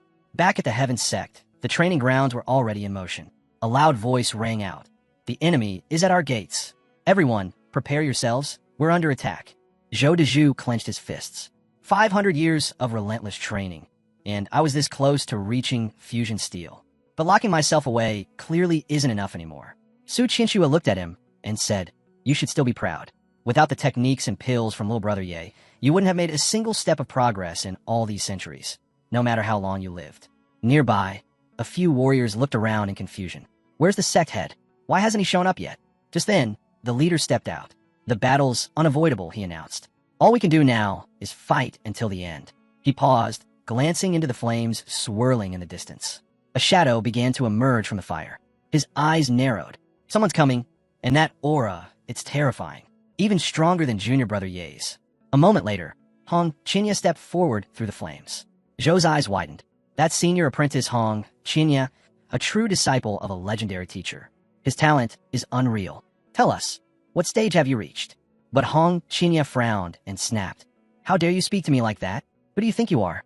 Before anyone could respond, Hong Qinya launched an attack. Su Qianxua jumped in. Wait, he didn't mean anything by it. We're all from the same sect. Hong Qinya scoffed. Same sect? Don't make me laugh. He started laughing wildly. I'm the greatest master of the demonic path. A true immortal. And you think you can stand beside me? If it weren't for Yi Junlin, I wouldn't even be here wasting my time with you. His expression turned cold. But things are different now. Su Qianxua shouted. You've gone mad. You're losing yourself in your cultivation. Watch your mouth, or I'll go straight to little brother Ye. Do what you want, Hong Qinya replied coldly. He's nothing to me now. He can't even protect himself. He stepped forward. If he dares to face me, we'll see who ends up bowing. That kind of power, what a waste to leave it rotting here. It will be better off in my hands. Zhou was stunned. Have you lost your mind? Aren't you afraid of what little brother Ye will do to you? But Hong Qinya didn't answer. He raised his hand and shouted, out of my way. With a roar, he unleashed a torrent of fire. blasting through the crowd as he stormed toward his own forces. The sect head gasped. What terrifying spiritual pressure. I've just reached the fusion stage, and I still can't handle it. Who is this disciple of Junior Brother Ye? Hong Qinya looked around and sneered. Nothing but a swarm of weak insects. But suddenly his eyes narrowed. Wait, why hasn't the sundial moved at all? The sect head yelled. Hong Qinya, remember who you are? You're Junior Brother Ye's disciple, the greatest genius of our generation. He's part of our sect, the head shouted. We've supported him from the very beginning. Why would he betray us like this? Hong Qinya's expression darkened. And who are you to question me? He snapped. Without waiting for a response, Hong Qinya lunged forward, striking without mercy. The head staggered back. What kind of power is this? He gasped. A disciple had only taken a light blow, but was already down, completely unable to fight back. The transformation Hong Qinya underwent inside the sundial realm was terrifying. Hong Qinya scoffed. Why should I take orders from weaklings? You should be grateful I haven't wiped you all out already. The head turned sharply. The Shintian Ascension sect's army has arrived. Yi Junlin, this is all because of you. Come out now and face your fate. But while chaos swirled outside, Yi Junlin was calmly reclining inside, sipping tea. To live in peace with good tea and sweet milk, he said softly. That's the real cultivation path. Hong Qinya clenched his fists. What a disgrace. Calling that the life of a cultivator? He dares to call himself an immortal? He's nothing but a lucky fool who stumbled upon divine blessings, rare techniques, and treasures. But it'll all be mine soon enough. Yi Junlin looked up with a smile. Ah, my disciple. So you've finally left seclusion. Your teacher missed you dearly. Hong Qinya's tone was ice cold. The Shintian Ascension sect is already here. People are dying, and you're just relaxing? Aren't you afraid? Wait, what? Yi Junlin asked, raising an eyebrow. They attacked already? No one told me. You've been hiding in your cozy little world behind that soundproof barrier. Hong Qinya snapped. Of course you didn't hear. But listen now. The enemy is at our doorstep, and they're calling your name, demanding you come out and die. Yi Junlin took another sip of tea, then glanced toward the noise. So the war's already started? Huh? You can see it with your own eyes, Hong Qinya said. But if you're smart, hand everything over. And maybe I'll consider sparing your life. Yi Junlin blinked. Hand over what, exactly? Hong Qinya shouted, stop pretending. We both know you're not stupid. So don't play dumb with me. Just then, a small figure darted over. Stop everything. Hong Qinya barked. Wait, what now? It was C, the mousy girl, holding a steaming plate. Teacher, these are the spicy chicken wings you asked for. Try them while they're still hot. Hong Qinya froze. You came out of seclusion that fast? He asked. But something about her gave him chills. His eyes narrowed. Wait, is that the same white mouse from before? What happened to her? That form, it's just creepy. He took a step back.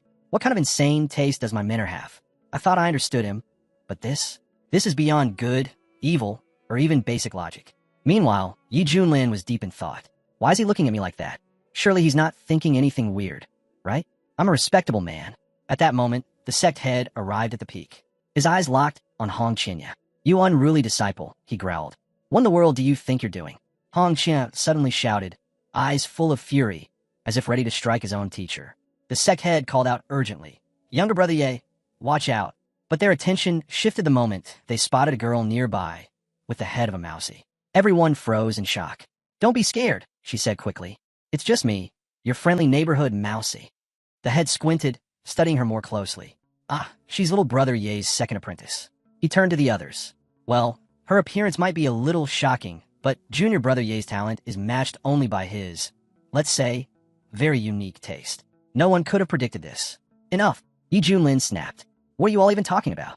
Why is everyone acting so tense? The sect head stepped forward. It's your first apprentice. He tried to steal the sundial realm and attacked us. Yi Junlin looked at Hong Qinya in disbelief. Is that true? Hong Qinya smirked.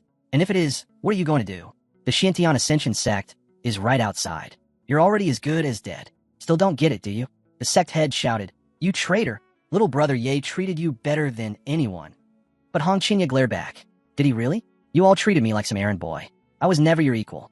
I've had enough. Yi Junlin stepped forward and gently took hold of Hong Qinya's face. This is my fault, he said quietly. Don't blame him. I ignored his feelings. I failed as a teacher. I'm sorry. Walked over and held her teacher's hand silently. The sect head stared at his younger brother. I've never seen you like this before. Hong Qinya sneered. Do you think I'll fall for this act? Spare me. You're just putting on a show, but it's too late. I've already seen your true face. Yi Junlin looked at him with regret. I admit my mistake. Can we start over? Hong Qinya? We're teacher and student. We can still fix this. Don't even dream about it. Hong Chinya snapped. I've had enough of you. Suddenly, a system notification rang out. Task complete. Temporary mission. Full emotional sincerity. Reward. Immortal lore technique. Yi Junlin blinked in surprise. So, I actually completed it. What a bizarre mission. But the reward? Worth every second.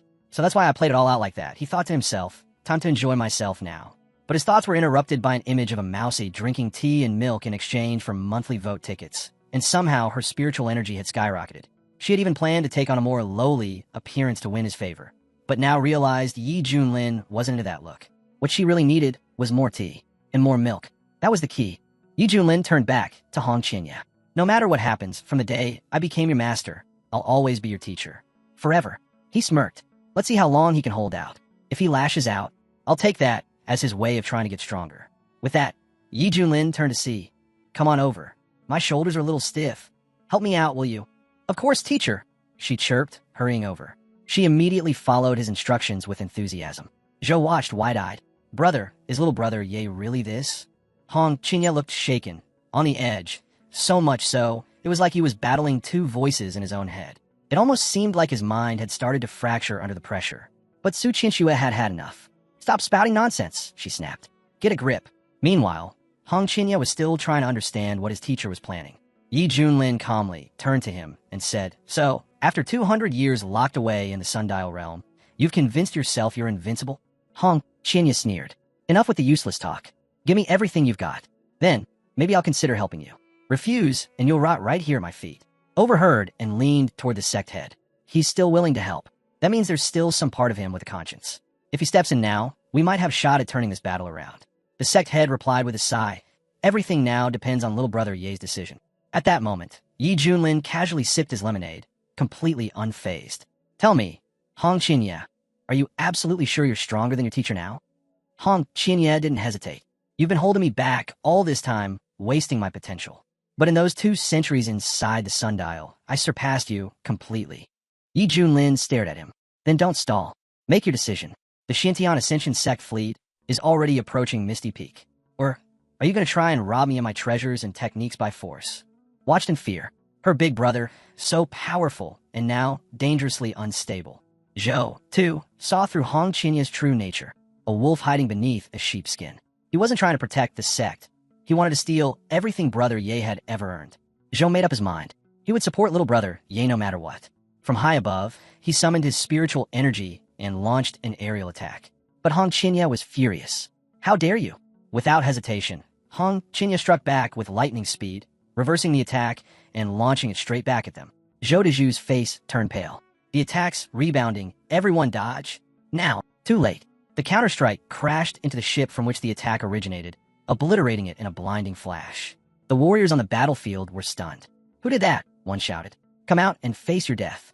Hong Chinya's eyes burned with fury. Someone dared to meddle in his business. But as far as he was concerned, Yi Junlin still wasn't a threat. Eventually, all of his resources, his techniques, his treasures would belong to him. But first, he'd swat away these annoying flies. He stepped forward and faced the crowd. I did it. The senior mentor of the Xintian Ascension sect's inner circle narrowed her eyes. You? A mere boy, speaking so arrogantly? I'll teach you your place. She rushed in, spiritual power flaring. Prepare to die. Hong Chinya didn't flinch. You're nothing but an ungrateful insect. Her attack never landed. In a flash, Hong Chinya's fire burst erupted, tearing through her aura and blowing her straight off her path. He barely moved. You've got half a stick of incense, he said coolly, to leave this land. Stay longer, and you die. The elders were shaken. Such arrogance, one muttered. Does he actually think he can command the eastern region's first immortal sect? Even if one fire elder fell, does he really plan to face hundreds of cultivators at the fusion level? The elders of the Xintian Ascension sect had seen enough. He's just one man, one shouted.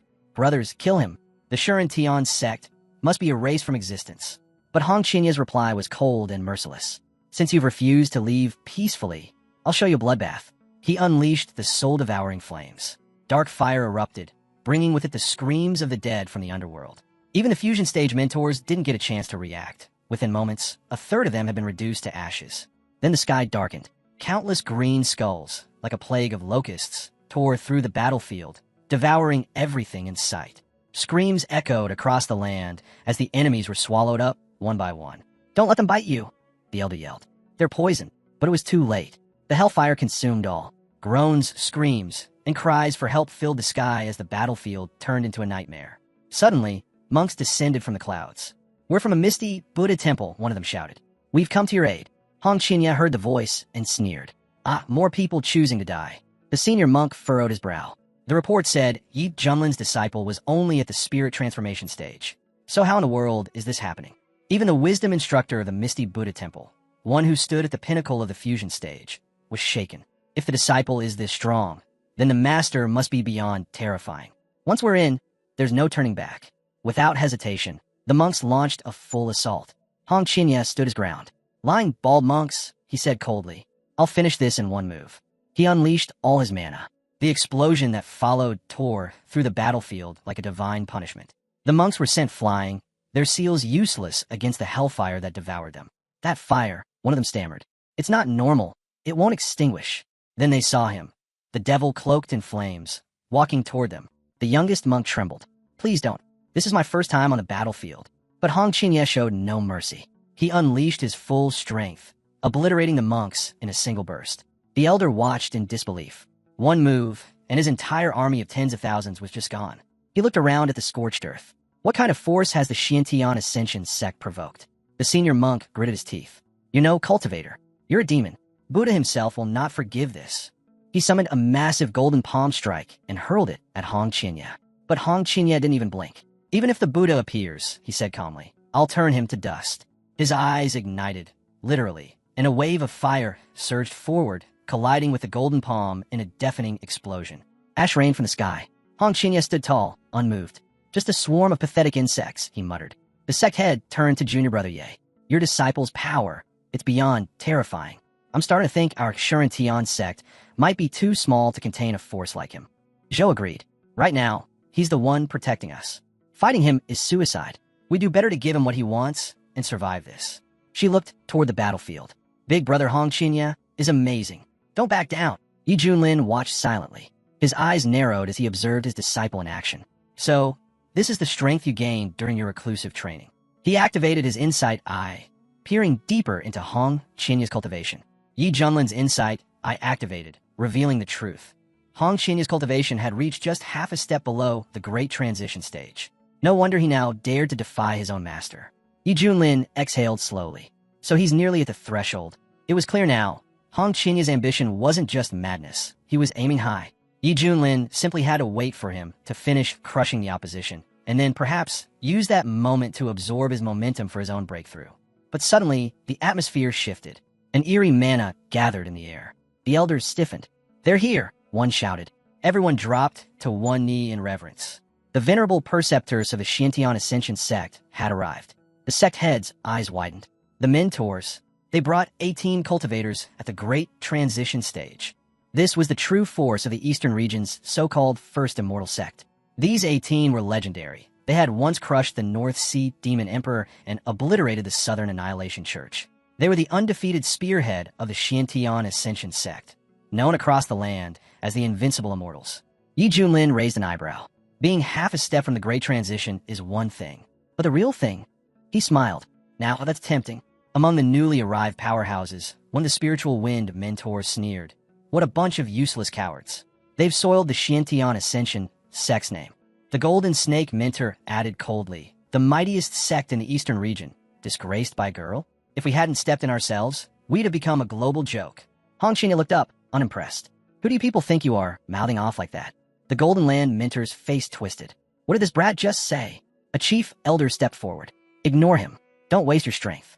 He's just some no-name cultivator, barely at the edge of the Great Transition. He won't last long." Another elder joined in. "Right. And instead of showing his face, his master sent his disciple? Is that not the biggest insult of all?" A third added with a twisted grin. "Let's kill this student first. I want to see if that coward in hiding will flinch when he watches her die." Hong Qinya's fury flared. "Get lost. I'm not some pawn, and no one controls me." One of the elders chuckled darkly. "Touching. The bond between teacher and student. How sweet. Then let's capture her, disfigure that pretty face, rip her tongue out." The elders advanced, overwhelming mana swirling around them. "You're insolent," one of them roared. "Under my heavenly palm of azure birds, thousands have fallen.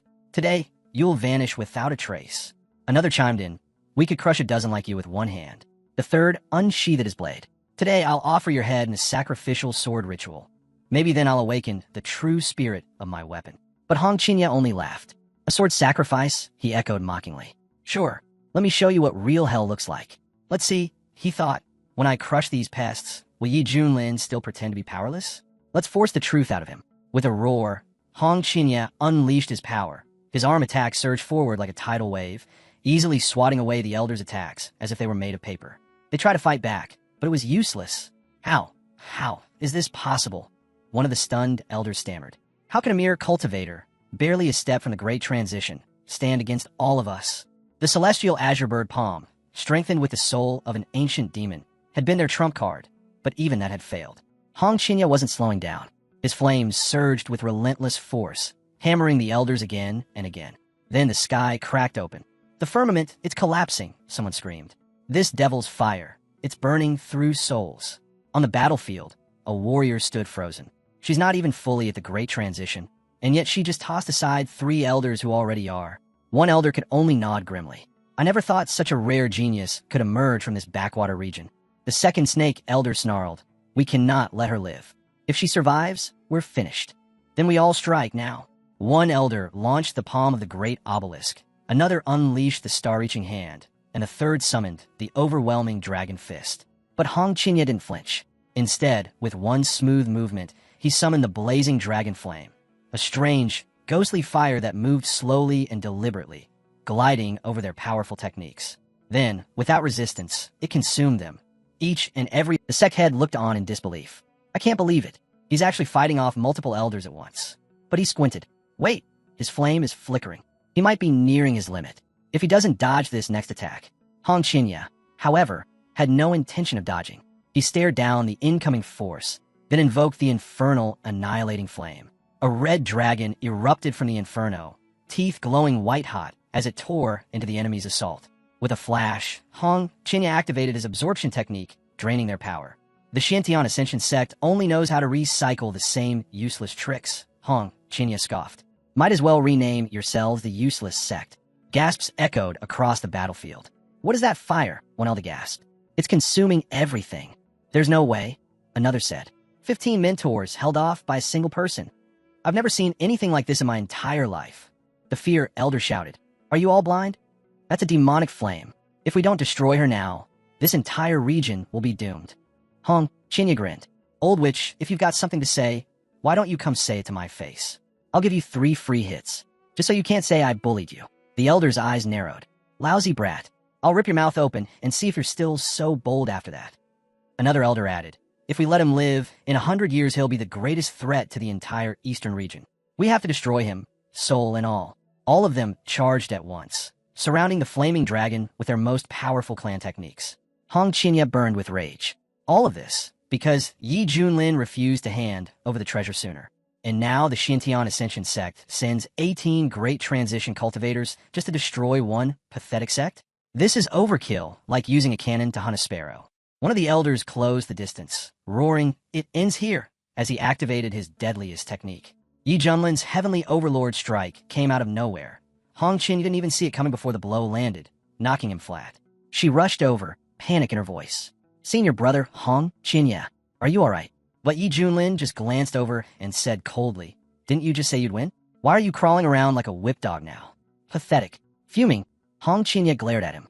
You've got some nerve mocking me. At least I'll make it out alive. You'll die right here. Just then, the elders activated some strange mechanism. A radiant light burst out above the sect. One of the elders declared, as long as I stand here, none of you will escape the Sharantian sect. The sect leader's face changed. That's the spatial compass. Zhou turned to his brother. Do you remember what the ancient records said? 300 years ago, during the Northern Sea calamity, Elder Spirit Wind used that compass to wipe out 1/3 of the Northern Sea. Over many demons gone. They even say he sealed away the ancient demon god with it. They all realized there was no way out. Hong Qinya clenched his fists, furious. Am I really going to die here? With this bunch of losers? No way. You wouldn't go down like this. Then, the sect head suddenly shouted, why is Brother Yi just sitting there so calmly? Hong Qinya snapped. You're just sitting there munching while we're all about to die. Are you even paying attention? Yi Junlin looked over and said casually, you've really got a gift for cooking. Next time I want to try something honey-flavored. She hesitated. Will there even be a next time? Yi Junlin didn't miss a beat. Of course there will. Without warning, he stepped forward and faced the elders head-on. One of them sneered. So, you finally show yourself. Yi Junlin stood tall. You ganged up on my disciple. As his teacher, I'm not about to let that slide. Hong Qinya's rage boiled over. How dare he pretend to care now? But the elders weren't impressed. Your fate is sealed. We'll flay you alive, grind your bones, and scatter your ashes. Even the old woman among them looked startled. So you Yi Junlin, the reports said you were only at the fusion stage. But if your disciple's that strong, you must be hiding something. The elders didn't wait. They all launched at him, swords flashing, shouting, die. But at that moment, a voice rang out. Enemy detected. Great transition stage. Activating passive effect. Power scales with enemy strength. Great transition. Middle stage achieved. Yi Junlin moved. One technique was all it took. He unleashed his full power and wiped them out. He looked at their fallen forms and muttered, too weak. The sect leader was stunned. Brother Yi, he's really cultivated the great transition. A future immortal has risen in our sect. Hong Qinya was in disbelief. This is insane.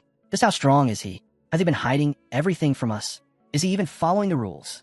The remaining elders froze. One of them whispered, this is true great transition. He must have reached it long ago. But Yi Junlin just laughed. Now you realize? If Yi Junlin had ever doubted his strength at the fusion level, those doubts were long gone now. Still, the old woman barked out in disbelief. Even if our info was off, he's only in the middle stage of great transition. He's just an insect before the storm. Without wasting another second, she gave the order. Formation. Now, she bit into her lip and prepared a blood sacrifice. Fuel for the deadly 15-fold Xuantian's Judgment Blade. But Yi Junlin just looked at the entire setup and smiled. He didn't care. In his eyes, none of them mattered anymore. His power had already soared so far beyond theirs, they couldn't even compare. As energy crackled through the air, everyone could feel it. The sect leader stared in shock. Why isn't Junior Brother Yi fighting back? This is the 15 Heavens execution formation. It's powerful enough to suppress even a peak Great Ascension cultivator. But Yi Junlin stood still, watching. Then he asked them, is this seriously the best you've got?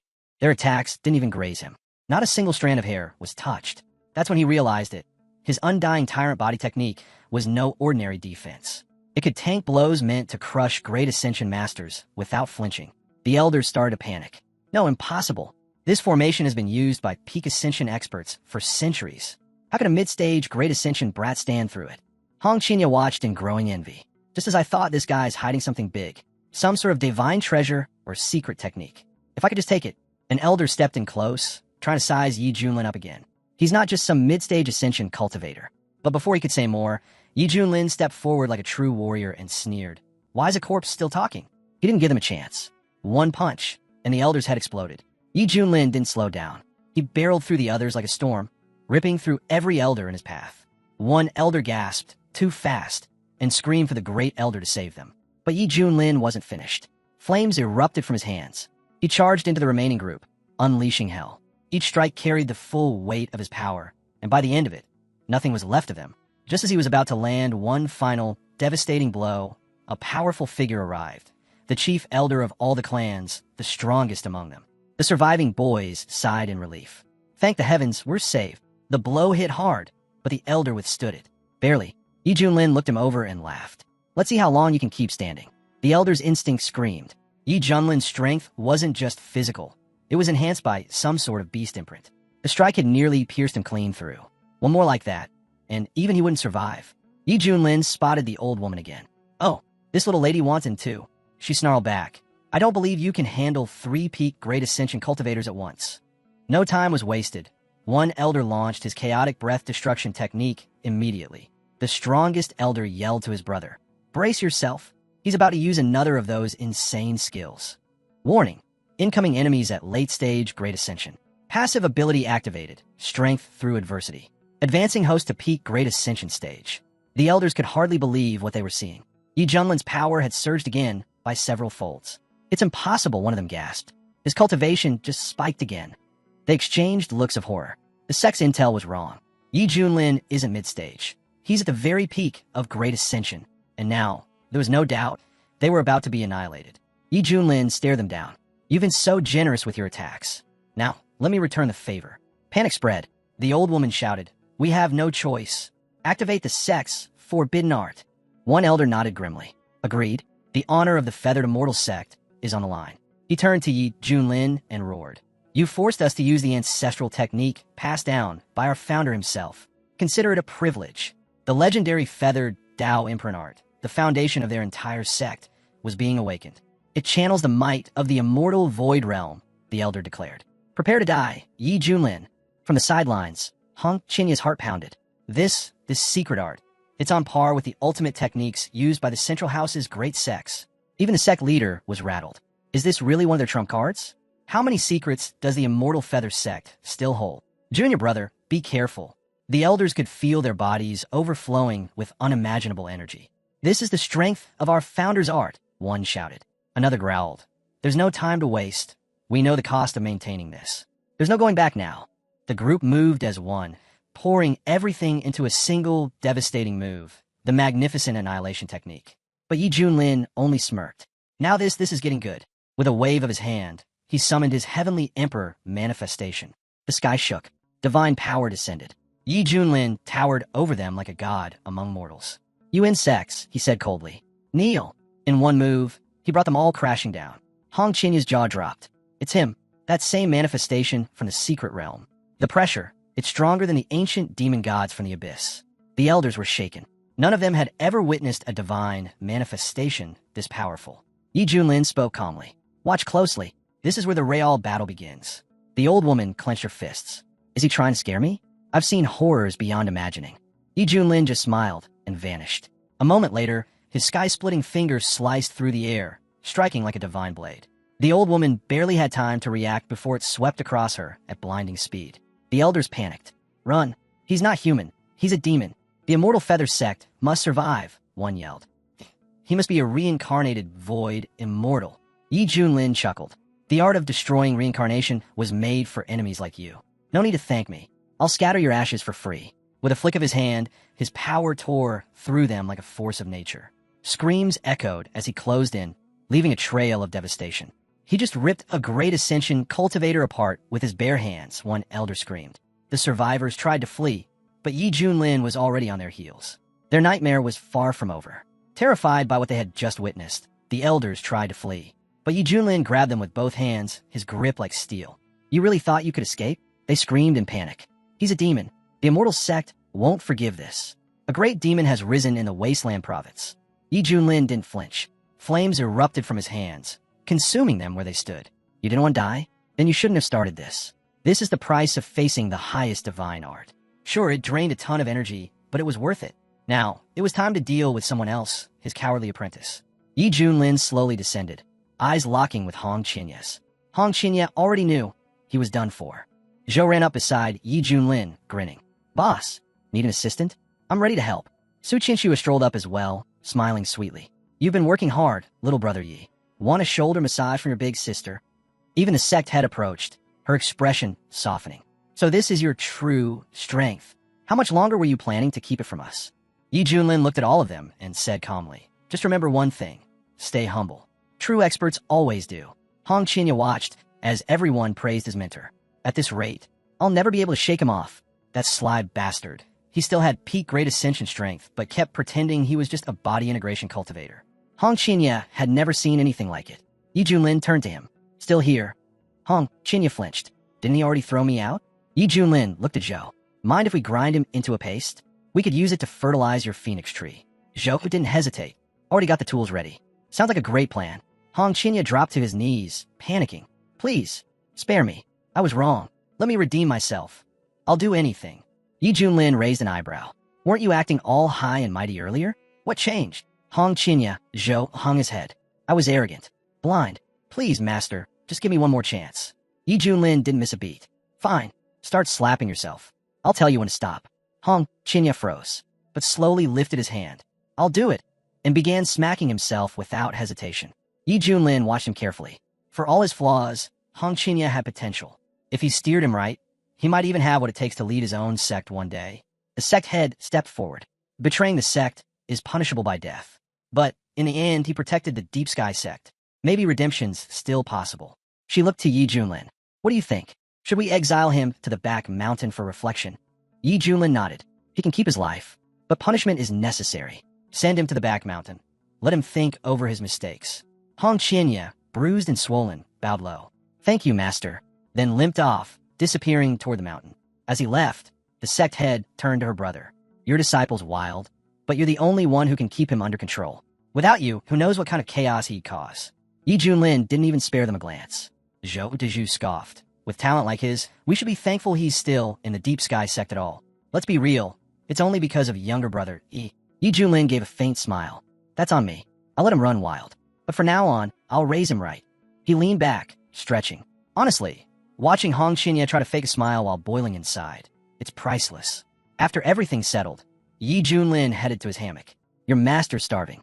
Got any hot cutlets? Mousa didn't miss a beat. Understood. On it. Meanwhile, in the Deep Sky sect's backyard, Hong Qinya was stewing. There's no way his luck will hold forever. I'll keep training. I'll break through the peak of Great Ascension and go even higher. Across the land, in the Eastern Demon Buddhist state, whispers were spreading like wildfire. It can't be true, right? Someone muttered. That guy from the Profound Sky sect. Yi Junlin. He's really a peak Great Ascension cultivator. He wiped out all 18 elders from the Immortal Feather sect. Another confirmed grimly. A monk nodded. Not just that, 1 million cultivators gone. An entire army erased. Someone slammed their fist. My brother was in that army. I thought I'd be marrying his widow soon. The monk's expression darkened. This blood-drenched devil. Divine retribution will find him. For now, he's the most wanted man in the entire Eastern domain. In the Eastern Demon Spirit province, another warrior couldn't believe it. That barbarian from the wastelands. Not only did he survive, he crushed the entire Al-Qaeda army. He let out a shaky laugh. Good thing I didn't join the fight that day. I'd be a corpse by now. He turned to his servant. Bring me more female cultivators. I need to calm my nerves. Why are you just standing there? Want me to call your mother instead? That might be more fun. Back at the Feathered Immortal sect, the sect leader turned to his servant. Are you sure? The servant bowed. Yes, young master. Words spreading everywhere. Our sect suffered a devastating loss. The young master clenched his fists and exploded. Yi Junlin, that schemer, he was hiding his strength the whole time. A peak Great Ascensionist, pretending to be weak just to humiliate me. He gritted his teeth. I thought reaching the body integration realm meant I could finally challenge him, but I was just fooling myself. Elder Mu stepped forward. Don't lose heart, young master. That white-haired devil. He might be an ancient beast wearing a human face. For him, Great Ascension could be the end of his path. But for you, it's only the beginning. The young master straightened up. You're right. I will rise too. He hugged Elder Mu tightly. Report to the top elders. I've decided. We're awakening Supreme Treasure Yang ahead of schedule. Elder Mu's eyes widened. Young master, you can't. It's too soon. Please reconsider. The young master turned to Elder Mu, his voice sharp and cold. Trust me, I only want one thing, power. The sun's true flame belongs to me. I'll rise again, reborn through nirvana. Elder Mu nodded solemnly. As you wish. I'll report at once. You should begin preparations. The master's hatred for Yi Junlin burned so deep, he was haunted by it, even in his dreams. But next time, he'd make sure Yi Junlin never woke up from the fight. 3 months later, on Misty Peak, Yi Junlin lounged in his chair, relaxed as ever. Hong Qinya, he called lazily, give me a glass of 1982 La Fight. Hong Qinya didn't argue. He poured the wine and handed it over. Please enjoy, master. Yi Junlin took a sip and gave a satisfied nod. Not bad. Hong Qinya clenched his fists. This again? Another fantasy episode? When will he stop acting like a total maniac? Just then, a system notification chimed in. Daily registration updated. Would the host like to sign in? Yi Junlin didn't respond. But then ding. Congratulations. You've hit the jackpot. Reward. Ancient Divine Beast Mount. Yi Junlin shot up from his seat. What? Hong Qinya nearly choked. He dropped to the ground, smacking his own face and bowing repeatedly. Master, I was wrong. So very wrong. Yi Junlin turned back to the system. Don't tease me. What kind of mount are we talking about? The system answered smoothly. Though still young, it's already at the Great Ascension level. An ancient divine beast with boundless potential. It soars through the skies and glides across the seas. One of the most powerful creatures in existence.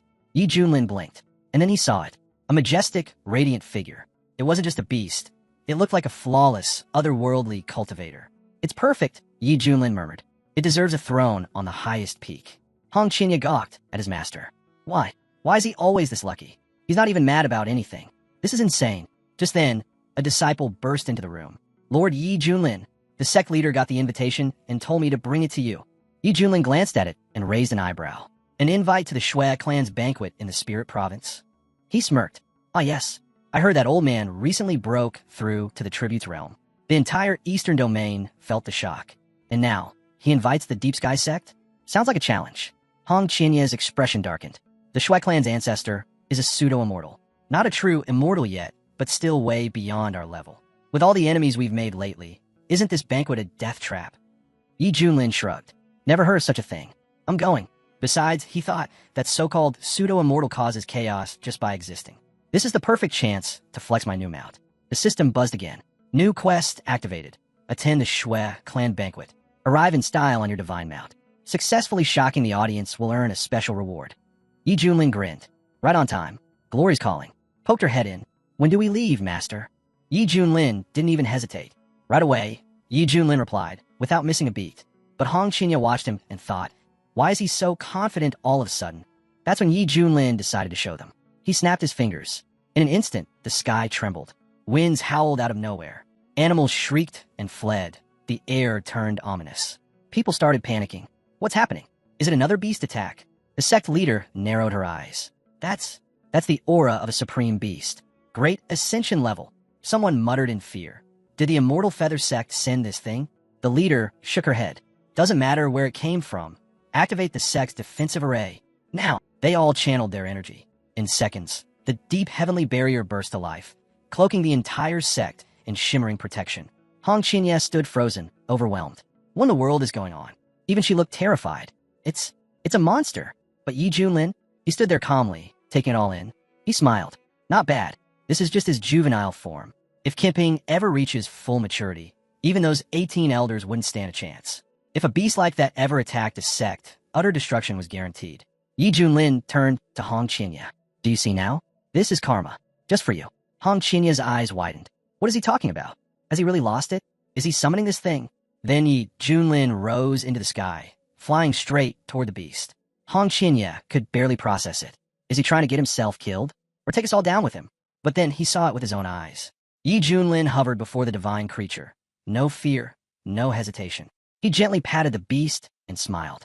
Good boy. From now on, you're with me. The sect leader stared in disbelief. Is he hallucinating? Did he just tame that thing with one gesture? Zhou shook his head. No hallucination. That beast already knew him. Su Qinshua chimed in, her eyes shining. It matches the ancient descriptions of the queuing, one of the mythical beasts in the old texts. The sect leader suddenly remembered. Yes, the queuing. Fully grown, they could devour planets and wander across worlds. But this one seems smaller than the legends suggest. Zhou nodded. That's because he's still young. But once he matures, his strength will be unimaginable. Yi Junlin floated back down. No need to panic. He's my mount. The sect leader blinked. Your mount? This ancient beast is yours. She shook her head. You must be blessed by the heavens. This has to be fate. Hong Qinya looked on, bitter and disbelieving. Even the wisest elders just accept it. How can this be real? That beast didn't just appear. It chose him. Why? Why him? A lazy, smug slacker who does nothing and still ends up with everything. Meanwhile, I grind and bleed just to survive, only to kneel at his feet. Yi Junlin turned to the sect leader. We're ready to leave. With Akuen by our side, there's nothing to worry about. Then he paused.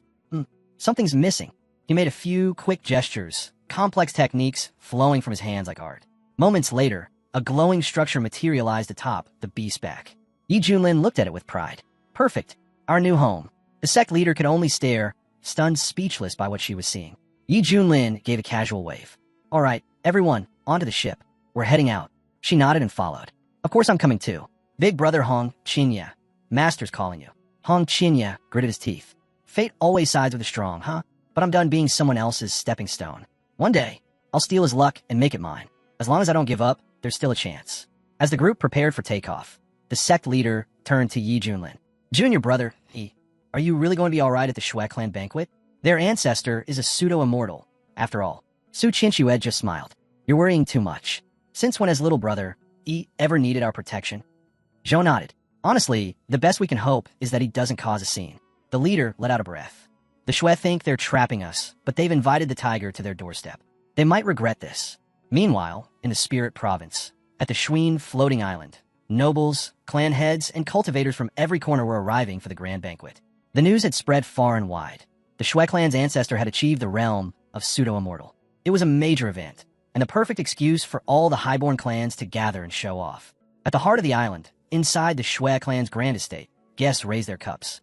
To the Shui clan's ancestor, a newly ascended pseudo-immortal. May divine protection bless him for 300,000 years. And if he becomes a true immortal, even 1,000,000 more. Young Master Shui responded with modesty. You flatter us. But rest assured, the Shui clan never forgets its allies. An elder leaned in. Did you invite the Deep Sky sect? Of course, the young master scoffed. But do you really think they'll dare show up? If they send some nobodies to brush us off, we won't even let them through the gate. Another guest asked with a smirk. And what if Yi Junlin shows up himself? The young master's eyes narrowed. Then that backwater upstart will finally see what true power looks like. The strength of our clan will crush him. One elder chuckled darkly. Young master's fuming again. But Mr. Yi Junlin, or not, even he must bow respectfully and offer a toast when standing in your presence. Laughter rippled through the crowd. A good joke. No matter how strong this Yi Junlin is, he can't compare to a void immortal. The Zhang bloodline flows in your ancestor. No one dares defy that. The young master gave a stiff nod. Fame means nothing if you can't be humble before true might. Suddenly, the sky darkened. People looked up. What's that? What's that massive shape over the clouds? A colossal shadow loomed overhead. Yi Junlin descended from the heavens, seated atop his divine beast.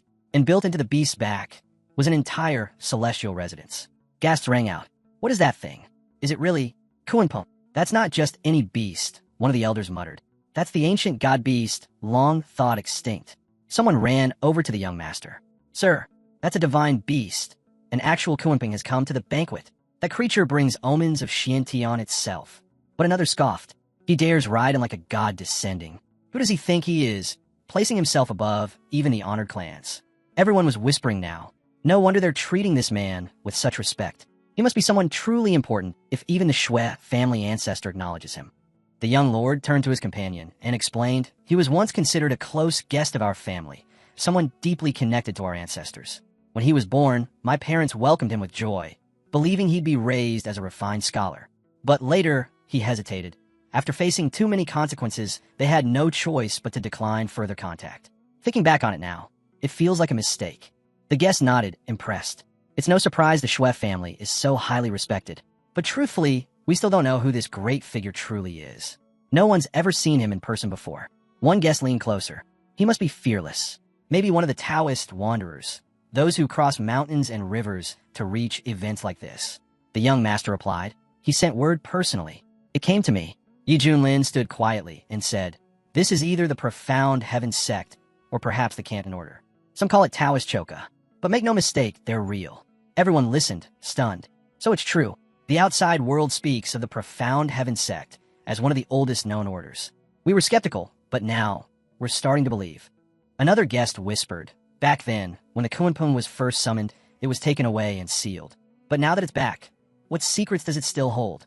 The young master watched Yi Junlin closely. That's just who he is, a man full of mystery and power. One guest turned to him with admiration. Young master, you've truly brought someone remarkable to this event. He's clearly your match in status, maybe even more. But the young master was still unsure. I need to understand what's really going on here. Everyone, think carefully before you act. Another guest chuckled. With all due respect, Master Shui, I don't think you understand anything. None of us do. The young master frowned. This guy, his presence is overwhelming. His aura, almost too much to comprehend. Suddenly, the Shui clan's ancestor appeared. His eyes narrowed as he stared at the massive divine beast. I never expected it, he said. The one who could control a Kuanpeng crossbow turns out to be from the Canton sect. He eyed the beast with a calculating gaze. If such divine beings could be brought under our banner, the Shui clan would rise even higher.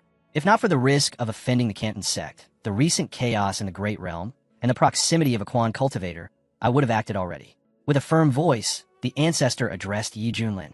This divine beast, this crossbow of light, brings a new breath of life to our family. We welcome its presence. Just then, Yi Junlin's system buzzed to life. Congratulations, host. Task completed. All divine techniques and methods now gain a 30x training speed bonus. Yi Junlin smirked. Doesn't feel like much, but sometimes even a small gesture earns great return. Respecting the right people goes a long way. He looked across the banquet and spoke calmly. On behalf of the profound heaven sect, I offer our hopes that Kwang overcomes the storm ahead. The ancestor nodded with rare sincerity. Come, let's speak inside. He turned, adding with a wry smile. Over in Fujian, those stinking monks all call me the old demon of Wan. But today they'll see I've changed. With a disciple like Yang Zhen by my side, Things are very different now. People in the crowd whispered among themselves. Is this still the same Shui clan? Everything's shifting and fast. After seeing Yi Junlin in person, some guests couldn't help but whisper. He's just a kid. Doesn't even look threatening. Kinda cute, actually. He doesn't have the aura of some ancient enemy. He just feels different. She sat down at the banquet table, eyes lighting up. There's so much good food here. Brother Hong Qinya, come take a look too. Yi Junlin glanced her way. If you're hungry, just go eat. Don't hold back. Really? She grinned. Then I won't be shy. But just as she reached for a dish, a voice interrupted them. Please, don't worry yourselves, came the smooth voice of the young master. Yi Junlin raised a brow. So, he's showing up now. Guess they really do know each other. The young master stepped forward with a confident smile. I'm the youngest son of the Shui family, a direct descendant of our clan's ancestor. Yi Junlin didn't even glance at him. He just casually picked his nose. The young master didn't miss a beat. There's still time to understand where we stand, friend. This banquet is the perfect setting. Yi Junlin leaned back, clearly unimpressed. Sounds like nonsense to me. The young man straightened his robe proudly. I may be the youngest, but I'm also the heir to the Shui family. My ancestor rules the wasteland. Another guest raised his voice. How can he talk like that? Who does he think he's threatening? The master looked around. Why are you all staring? Is there something worth seeing here? Meanwhile, Hong Qinya had been watching everything closely. This guy, he actually defeated a saint's son. Someone who could transform into a celestial being. That kind of power is terrifying. I can't even come close to it. This guy plays in a different league. From a young age, the young master had always been praised, brilliant, talented, and worshipped by countless girls. But now, if I step forward, the young master thought, I can still win her attention. And once I have her, I'll use her to draw in Yi Junlin. The young gentleman strolled over to Hong Qinya, flashing a smile. Hey, beautiful. Do you like flowers? Hong Qinya blinked. Is this guy serious? In the center of the hall, a rare flower star shimmered. High-grade spiritual material that could be used to brew elixirs or power artifacts. Instead, it was stuck in a vase-like decoration. This is absurd, Hong Qinya thought. Doesn't he even know what he's holding? The young master held up a bloom. Red fairy. Don't you like flowers with a voice? I'm not a fairy. I'm a man, Hong Qinya growled. The young master laughed. So witty. Such grace. Meeting you is like meeting joy itself. He leaned closer. How about we go to a quiet room and exchange cultivation insights? That was it. Hong Qinya's fury exploded. Flames burst from his body as he spun around. I'm busy. The entire hall turned toward the outburst. What's happening? Is that a fire spirit technique? The young master stumbled back, shocked. What was that aura? That blazing red figure? Was that the red fairy's true form? Even the Shui family's fairy ancestor, rumored to have reached transcendent levels, was now being overshadowed. The young master dropped to his knees. This guy's insane. Is this really how people pursue partners these days? Then, the Shui clan's patriarch arrived with a solemn expression. He sighed. Losing someone like this is like losing a priceless pearl. Before another word was said, the young master collapsed to the floor, utterly defeated. The atmosphere turned heavy with fear and confusion. The village chief approached Hong Qinya nervously, blaming everything on his overly strict and ill-fated son. But Hong Qinya calmly replied, I'm actually a man. The chief froze in disbelief. A man. Looking closer, he was stunned. Hong Qinya's frame was slim, his movements graceful, reminiscent of a girl from the Mao family. But beneath the soft appearance, there was undeniable weight and strength, not just the swirl of the skirt.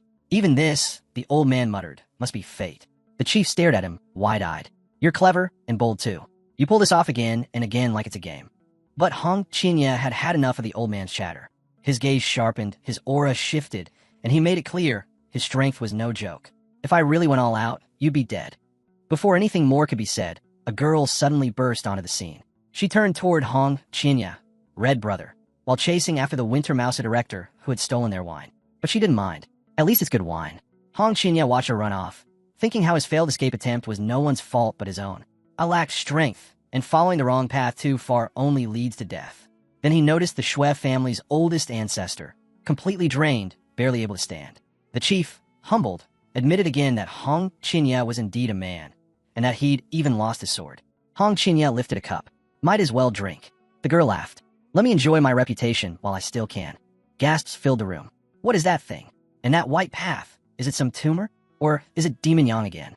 Out of nowhere, Yi Junlin walked up to her. Time to go. I'm starving. Yes, master, she replied. At that moment, the young master strolled by.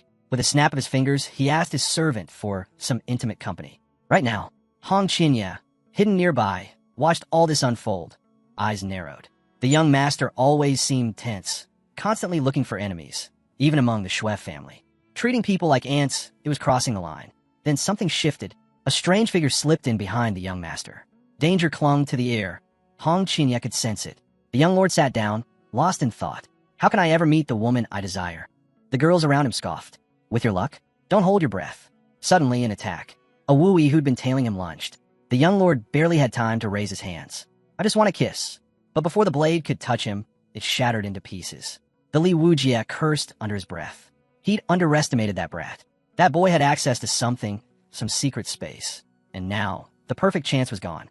Furious, the young master stood. How dare you, mutt? This is Shui family territory, and in front of Mr. Minfan. Guards rushed in, surrounding the Li Wujie instantly. Realizing he was outnumbered, the Li Wujie muttered to himself. If I don't act fast, I'll be cornered and alone. He knew it. This man could kill him, and once he was dead, there'd be no coming back. Still, he had no choice but to fight. The young lord's anger flared. That dog had followed him too closely for too long. Now, he burned with the need to prove himself, match his peers in power and reputation. The Li Wujie didn't hesitate. Like a bolt of lightning, he tore through the guards without mercy, cutting down anyone who stood in his path. In a flash, he reached his target. His blade slipped past the young master's defenses and slashed his arm. The guard sprang into action. There's an intruder. Eliminate him now. But as the Li Wujie closed in, he noticed something. This wasn't just any foe. The mark on the young master's back, it was from the west. The young lord, wounded and shocked, turned toward him. Why are you doing this? I didn't touch you. Why chase me down like a beast? The Li Wujie didn't answer. Instead, he raised his sword and shouted, I'm the one who created the orchid, yet even its flowers remain unclear. So now you must die. Chaos erupted. Word spread quickly. There was an assassin in the backyard targeting Mr. Shui.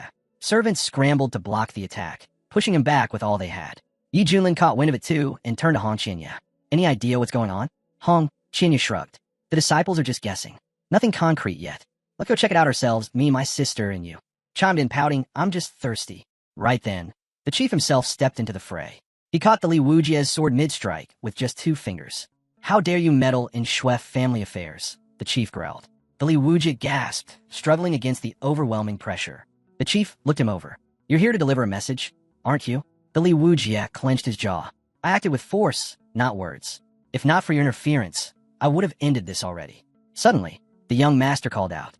You call yourself a saint? Don't flatter yourself. You're nothing but a lunatic with a sword. Keep going, and I swear, I'll kill you myself. The Li Wujie's expression darkened. I'm no saint. Listen carefully. I won't change my name or my bloodline. The crowd had started to gather. Curious whispers spread through the square. Who is this guy? He's a demon swordsman, someone said. His sword strikes fast and deadly. He follows no code. If he hates you, he'll cut you down without a second thought. Others murmured in agreement. They've been searching for someone like this in Yunzhou for years, a true opponent. And all who challenged him were crushed. He came here to challenge the Shui family heir. The chief's eyes narrowed. Impossible. He's a representative. He's one of the Shui family's own. And yet he's fallen into the clutches of the demonic world, the chief muttered. The Li Wujie stepped forward, voice cold. Save your outrage. This is about Gochi. The young master's expression darkened. We've got bad blood with that name. Even if it's his dying breath, he's trying to strike me down. But the Li Wujie looked at him sharply. And what if I told you my sister died because of you? The young master blinked. Your sister? She was always with me, the Li Wujie said, eyes distant now. After we survived 8 major events, we discovered a cultivation path, met Kinman, explored shadows and landscapes. She started studying alchemy. Her dream? To reach Lukyuan and see the sea's finest flowers. He paused. And me, I fell in love with the sword. So I went with her. But everything changed. A few months later, all she left behind was a broken jade bracelet. That's when I found out she'd shown up in Chuanzhou. I rushed there, desperate, asking everyone I could. Hope nearly ran out. He clenched his fists. Then I learned she'd been taken. By you. By your family. And after that, nothing. She vanished. His voice hardened. Even people in Anjuxing know. The Shui family's junior master. Everyone says he's an idiot with a sick obsession for women. Rumors say he trains in secret up on Mount Lyman, and that many women have died under his hands. His voice shook slightly. My sister, she was a golden core cultivator. If she really fell into your clutches, I can't imagine what she suffered. He exhaled slowly. That's why I swore I'd take revenge, even if it cost me everything. So he trained, relentlessly, found masters to help him break barriers, fought to reach the unification level. But still, Every time he tried to strike, he failed. The Xue family was always too guarded. So he waited, watched. Then came the feasts, public, grand, surrounded by people. The most dangerous place is also the safest. It was the only chance he'd get when the Xue heir would let his guard down. I'll become a disaster within their own house, the Li Wujia muttered. Strike when no one expects it. That's when I'll succeed. The young master looked at him, grinning. You're like a wild beast. I'll give you that. I respect it. Then, with a strange gleam in his eye, he added, but you're still missing something. He licked his lips. That girl, your sister. Now she had a fire to her. My other flings? Forgettable. But her. He leaned back, smiling to himself. Some women leave a mark. Even after years, you don't forget. She was one of them. Gorgeous figure. Fiery temper. Like fireworks, explosive when provoked. The Li Wujia's jaw tightened as he remembered her voice. Don't fight, she once told him. Just stay with me. But now, the young master licked his fingers and said with a low laugh, that kind of woman? They drive me wild. The harder they resist, the more I. The more she resisted, the young master said with a twisted grin, the more satisfying it was to break her. He leaned back like he was reliving a fond memory. That figure, unforgettable. But that temper, like a firecracker. Just one spark, and she'd explode. He laughed to himself. But a woman like that, once you tame her, it's a whole different level of satisfaction. I took her to the drunken tower of immortals, he said casually. She didn't behave, so I dragged her into my room. At first, she screamed and cursed like a wild animal. But after what I did, she cried. Begged me to stop. That sound still echoes in my head. His smile turned cruel. She was a strong mare, but I broke her. For 3 days straight, she couldn't speak. Her cultivation crumbled. She passed out. And when I got bored, I snapped her neck. Let her die quickly. That was mercy. He looked directly at Li. You should be thanking me for how well I treated your sister. Li Wujia snapped. His eyes burned with fury as he roared. Why is this monster still breathing? He charged forward like a man possessed, but the elder calmly raised a hand. With a flick of his technique, Li Wujia was sent flying, crashing to the ground. To you, she was precious, the elder said coldly. To us, she was a furnace used for cultivation. That was her purpose, her redemption. She was worthless, he continued, and her death meant nothing next to our young master's future. And you deserve death just for daring to strike him. Li Wujia, shaking with rage, spat back. Shut your mouth. Don't you dare compare her to that filthy beast. You're all animals. But the young master just scoffed. Your sister should be honored to have served me. And you? Just a mutt barking in public. She was lucky. You whine like a child. He rubbed his fingers together mockingly. I touched her. I broke her. And you? You're beneath me. Li Wujia, still on the ground, screamed. You're all insane. But he didn't even try to stand. Yi Junlin, who had been silently watching it all, finally pieced it together. The man who trained endlessly to avenge his sister. He's branded a demonic cultivator. And the Xue heir, praised as noble, commits the vilest acts behind closed doors, all while parading around with the air of righteousness. Then, something blinked in front of his eyes. The system. Secondary task unlocked. Protect Li Wujia. Accept him as a disciple. Convince the Xue family ancestor to execute his own heir. Reward. Eternal gratitude of the Xue family elder plus divine martial art. Xuantian splitting holy strike. Yi Junlin's eyes widened. 10 spirit crystals too. That seals it. He grinned. Whether or not he wanted to step in before, the decision was clear now. Simple mission, crazy payout. All I gotta do is make the old man kill his own grandson. A little twisted? Definitely. Just then, young Master Xue drew his sword. This ends now, he said darkly. Next life, try not to be such a fool. In response, Shu unsheathed his own blade. Shu raised his sword high, ready to bring it down, and end Li Wujia's life right there. But before the blade could strike, Yi Junlin stepped forward, calmly raising his hand and catching the blow mid-air. The young master stared at him, stunned. What do you think you're doing? Even the elder's face twisted in shock. Is the Shantang sect seriously stepping in to protect a demon? He barked. Is he from a cult? Do you have any idea where you are? This is Xue family territory. Do you want to disgrace us? Elder Xue turned to Yi Junlin, voice rising. Explain yourself. Why stop our young master from finishing him? Yi Junlin replied without blinking. Because I felt like it. I'm taking him as my apprentice. Anyone who wants to touch him, go through me first. A hush fell over the room. The guests exchanged glances, their faces a mix of awe and disbelief. Is he serious? One whispered. Did Mr. Yi Junlin really just say that? From the ground, Li Wujia forced himself up and turned toward Yi Junlin. You're famous all across the eastern region. Why take a risk like this? Why me? One of the senior guests, furious, stepped forward. Yi Junlin, think hard about what you're doing. Walk away now, and we'll forget this ever happened. Even Li Wujia added, voice low, thank you for stepping in, but please go. If I get another life, I'll repay you, even as a horse or ox. Hong Qinya, standing off to the side, had remained silent until now. He pitied the guy, but risking your life over a stranger? That was just reckless. Yi Junlin suddenly turned to him. Hong Qinya, how long are you planning to just stand there? Hong Qinya blinked. What? Get over here. Protect your new little brother, Yi Junlin said, matter of fact. Hong Qinya stiffened. Why yes, master. Inside, he was freaking out. What is happening? What is he doing? Meanwhile, Elder Shue's rage boiled over. You think the Shue family is just something you can push around? You've overstepped. With a burst of power, he unleashed a terrifying energy wave, so strong it rippled across the outskirts of the city. Hong Qinya felt it instantly. My spiritual energy, frozen. Even a mouse hiding behind him whispered, Brother, this is bad. Yi Junlin, on the other hand, stood completely still. If only the old man had struck me already, he thought. The mission's not done yet, but I've already gained a level. This is a guaranteed profit.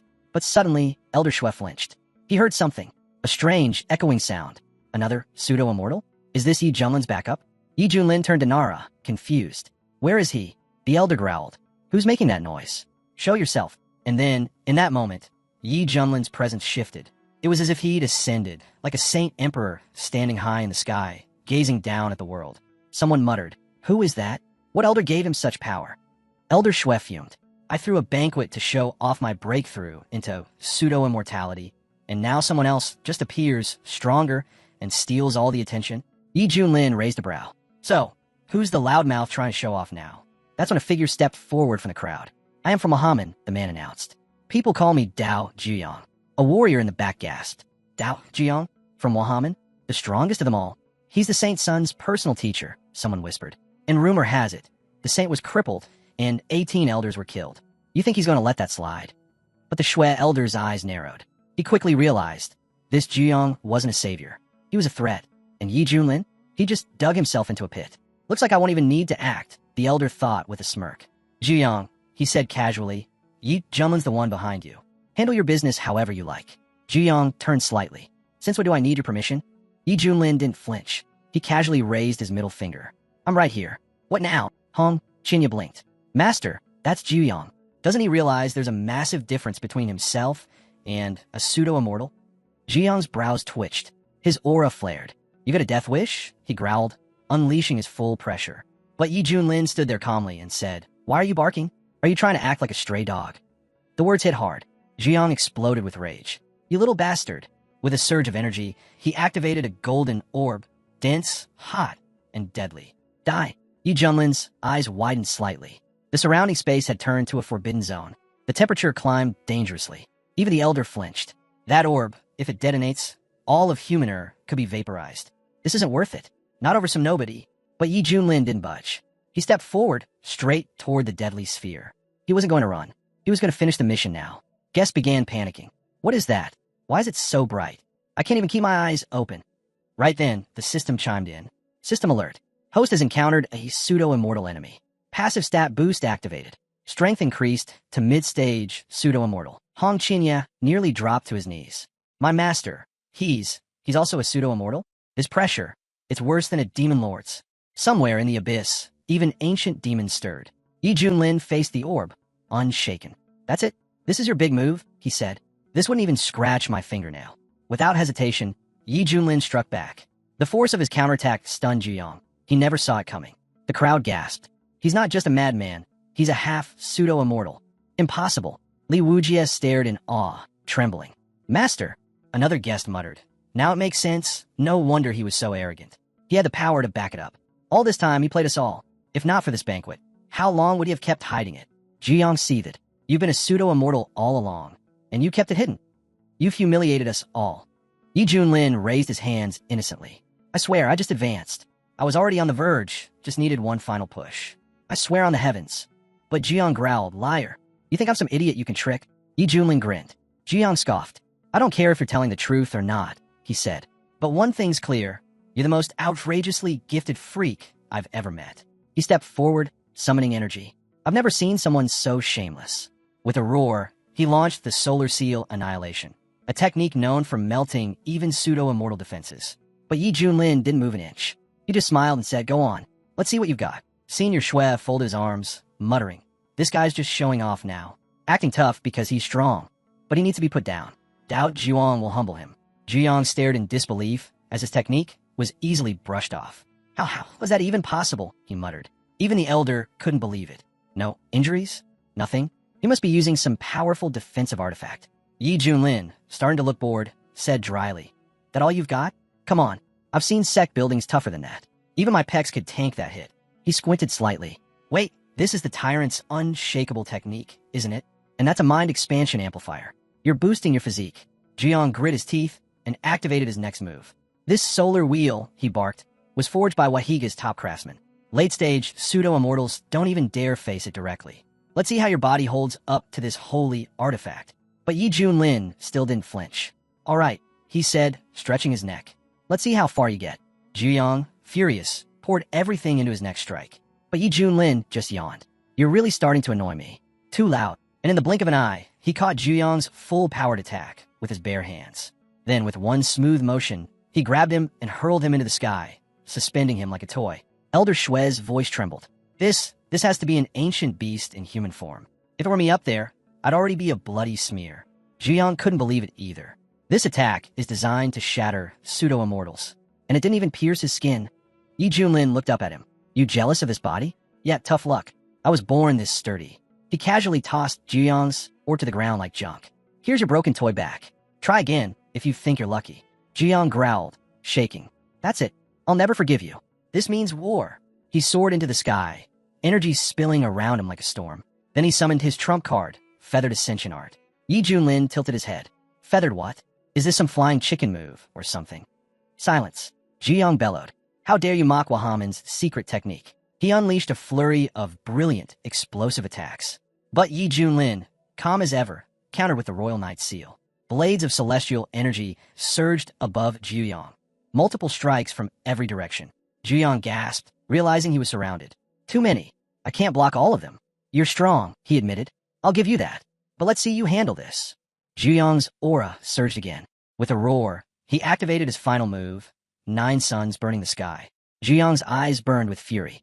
I'm sacrificing 1,000 years of life for this. He roared as flames surged around him. I summon the fiery sun of the immortal realm. I'll make you kneel in the heart of the sun and beg for mercy for all eternity. The guests backed away in panic, sweat pouring down their faces. It's too hot. The whole place is burning up. He's going to scorch everything. But Yi Junlin just rolled his eyes. Brat, he said calmly, open your eyes. This is the finale. With a single breath, he activated his ultimate move, Fivefold Sansera of Oblivion. A wave of overwhelming force rippled across the entire territory, blanketing the battlefield in pure obliteration. Zhuyang's eyes widened, but he didn't back down. Only one of us is walking away from this. He hurled blazing fireballs, one after another, each more violent than the last. Yi Junlin smiled coolly. Still at it, huh? Are you seriously trying the same move again? Zhuyang's laughter turned manic. It's all fake anyway. What does being a pseudo-immortal even mean? What's the point of power if I can't surpass you? I've cultivated for 3,000 years. Then his expression twisted. I'll be waiting for you in the underworld. Yi Junlin, may the wrath of Xiantian devour you. From the sidelines, Hong Qinya watched in silence, barely able to process what he'd seen. The strongest pseudo-immortal in the eastern region, reduced to madness. All from a single battle. Just how much power is Yi Junlin hiding? Yi Junlin calmly took off his glasses and sighed. Much better. Not so blinding anymore. He turned his back on the smoldering battlefield. Time to finish this quest. He walked straight towards Senior Shui. The elder bowed respectfully. Honorable Yi Junlin, your divine power is awe-inspiring. This humble one is filled with admiration. May I ask, do you have any further commands? Yi Junlin glanced toward Li Wujia and said, I've taken on a new disciple. You have no objections, right? Shui's head bobbed quickly. Of course not. Who would dare oppose your will? Take him, take anyone you want. Just show mercy. But Yi Junlin's voice turned sharp. My student, Li Wujia, was humiliated and crushed by your family. As his teacher, should I not help him get justice? Shui forced a smile. That's perfectly reasonable. Entirely justified. But, may I ask, what are your intentions? Yi Junlin's reply was cold and simple. I plan to kill every single member of your family, right here. The elder went pale. What? Is that too much to ask? Yi Junlin asked, tilting his head. But then again, he continued. Life on the Ringon Islands is hard. The Shui clan, their burden, discontent. So tell me, how should one respond to such suffering? Senior Shui swallowed hard. See, could the terms be adjusted? Many in the Shui clan are still wooey. But Yi Junlin narrowed his gaze. You've only lost some kin. My disciple lost his sister. And you're just a withered old man with no sympathy. The elder lowered his eyes in shame. Please look at me. Look at my son. We've already paid a price. What we sowed, we've reaped. I only asked for a sliver of grace. Yi Junlin turned and walked away. I'll go my own way. But if that's the case, he said over his shoulder, then hand over the one responsible. The root of all this. The old man lowered his head. So be it, he whispered. I can't carry this burden anymore. He looked to Yi Junlin. Do you really mean it? Wiping out the entire Shui clan. That's no small thing. Taking even one life is a heavy sin. Then he sighed. But the one who grants mercy is the one who holds true power. Without another word, he turned toward the elder behind him. The moment their eyes met, the old man didn't speak. He simply raised his hand and fired a searing electric beam straight through him. Junior Shui gasped in shock. Father, what are you doing? What's the point of this? What happens after this? The elder stood still as the light faded, then turned back to Yi Junlin. Is that enough? He asked quietly. Yi Junlin raised an eyebrow. You're assuming something. Want me to help you spell it out? The elder smiled grimly. You speak of punishment and blame, but children don't teach their fathers. Still, maybe I need someone to challenge me on that. Yi Junlin gave a small nod. Then so be it. Without hesitation, the old man spun around, leapt into the air, and in a flash, he was at his son's throat. Literally. Junior Shui gasped. Father, no. But the elder didn't stop. His grip tightened. His face was resolute. And then it was done. The body went limp. The silence afterward was thunderous. The elder lowered his arms and turned toward Yi Junlin. Master, he said solemnly, on behalf of my son, thank you for your judgment and your mercy. Suddenly, Li Wujia's boyfriend burst into laughter. Did you all see that? The beasts were punished. For once, justice. Yi Junlin stepped forward, his expression steady. Fate's cruel, but your enemies have now paid in full. So, are you ready to follow me? Li Wujia dropped to his knees. My life is yours now, he said. From now on, I belong to you. I'll follow any order, no matter what it is. He bowed low to the ground. Master. But Yi Junlin knelt and rested a hand on his shoulder. No need for all that. I'm glad to have a disciple like you, one who rose through the fire. He smiled slightly. Sounds dangerous, but maybe, when the time comes, this kid will shine. Since you've now officially become my disciple, Yi Junlin said, I'll give you your first technique. It's time you had a proper sword path. Li Wujia's eyes lit up. Truly, Yi Junlin raised his palm, and an ethereal sword light shimmered in his grasp. This is the mixed heavenly sword. In that moment, a radiant flash enveloped them, and Li Wujia's hands moved instinctively. His new ability gathered every nearby blade like a magnet, orbiting him in perfect unison. He stared at his hands in awe. This is a sword-wielding technique. But it's more than that. It's like the will of the heavens is etched into every motion, hidden inside each carving. His voice trembled.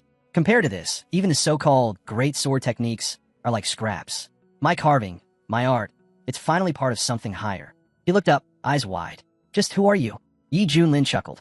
You're getting ahead of yourself. But fine, he said, stepping back. I'll give you the art. You'll forge your own path, and someday, create a legend of your own. Li Wujia stood tall, his power growing. But Hong Qinya watched from the side, unsettled. This guy, Hong Qinya thought, he came in like a loyal dog. Now he's turning into something else entirely. There was something unnatural in his aura, something dark. Hong Qinya's chest tightened. That art, that blow, it shattered space itself. If he keeps toying with that kind of power, he's going to burn out. And that flame, that's underworld fire. Even a shattered blade would turn to ash in his hands. Suddenly, Li Wujia dropped to one knee, coughing violently, then vomited a gush of strange, dark liquid. Yi Junlin walked over and looked down at him. If you keep using those secret arts, he said flatly, your body won't last much longer. You've already damaged your foundation. At this rate, you'll collapse. He sighed and pulled out a small balloon-shaped capsule. Here, eat this. Li Wujia blinked. What is it? It's medicine, Yi Junlin replied. Don't waste time thinking. Just take it. Li Wujia hesitated, staring at the strange, mushroom-like elixir. It had a bitter smell, and something else, like resentment baked into the roots. Yi Junlin watched him closely. Let's hope he doesn't ignore the effects. This mix was crafted with more than just herbs. It carries the hatred of a fallen land. It may just awaken the demon blood sleeping inside him. He continued, your body's full of toxins. You've pushed yourself too far, but this will stabilize you. Eat it. You're almost like a faithful dog. Don't let fear get in the way. This isn't poison. It's salvation. Reluctantly, Li Wujia swallowed the elixir. Within moments, his body convulsed. And then, it changed. Muscles surged, veins glowed red, and power radiated from him in violent pulses. He wasn't just standing anymore. He was towering. Gasps echoed around them. He had become a walking storm. But then he turned to Yi Junlin, voice low and shaky. "Master, I'm so tired." Yi Junlin narrowed his eyes. Something wasn't right. That energy, it wasn't just power. It was twisted.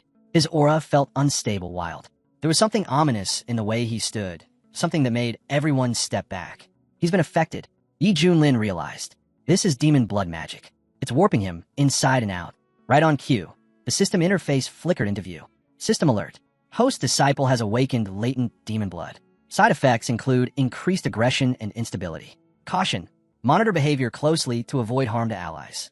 Hong Qinya, now visibly sweating, remembered something. Su Qianxua, what kind of techniques did he use to shatter through his disciples' barriers like this? From initial fusion to great fusion, in one move. No, even I've reached deification in the central region, and I've never seen anything like this. What did Yi Junlin just feed him? What is this transformation? Li Wujia's laughter suddenly burst out. Loud, broken, manic.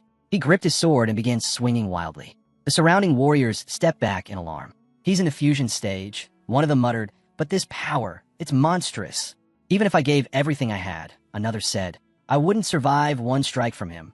Too powerful, too fast, too unstable." Yi Junlin watched it all unfold, arms crossed. "This," he said quietly, "isn't even the full extent." And with that, he activated. With the awakening of his bloodline power, Li Wujia felt unstoppable, like a tiger granted wings. But just as he surged forward, he caught sight of his master standing ahead. Without slowing down, Li Wujia hurled his attack straight at him. Yet Yi Junlin didn't move an inch. Instead, he calmly said, "Let him carve out his own destiny. From this moment on, may he awaken to the greater path." Even though his future disciple had just struck at him, Yi Junlin chose not to retaliate out of anger. Instead, he responded with a lesson, unleashing the Heavenly Emperor technique. But he held back. There was no need to go further. After all, his disciple had only reached the fusion stage, and yet he was already challenging Phazon. That kind of breakthrough was not to be taken lightly. The master looked on and said that Li Tai had fulfilled his purpose. If not, there was no way someone as weak as his disciple could have handled what came next. Yi Junlin then called out, his voice sharp, "Focus. Snap out of it. This isn't the time to be lost in thought." Li Wujia tried everything to penetrate his master's defenses, but his energy eventually waned. As the heat of battle faded, reality set in. Confused, Li Wujia asked what had just happened. He felt completely consumed, lost in fear, even daring to act against his master. Now, he could only brace for punishment. Yi Junlin walked toward him and said, "Let's see what's changed since last time." Li Wujia answered there was nothing, but after taking a closer look, his face lit up. His level had risen. Yi Junlin noticed it too. Despite everything, Li Wujia's path remained steady.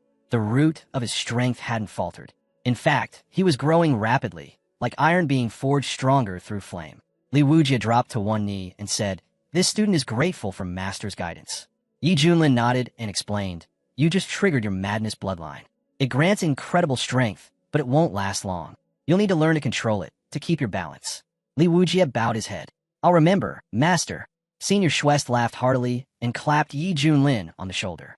"You found yourself quite the disciple. Come, we must toast to this day."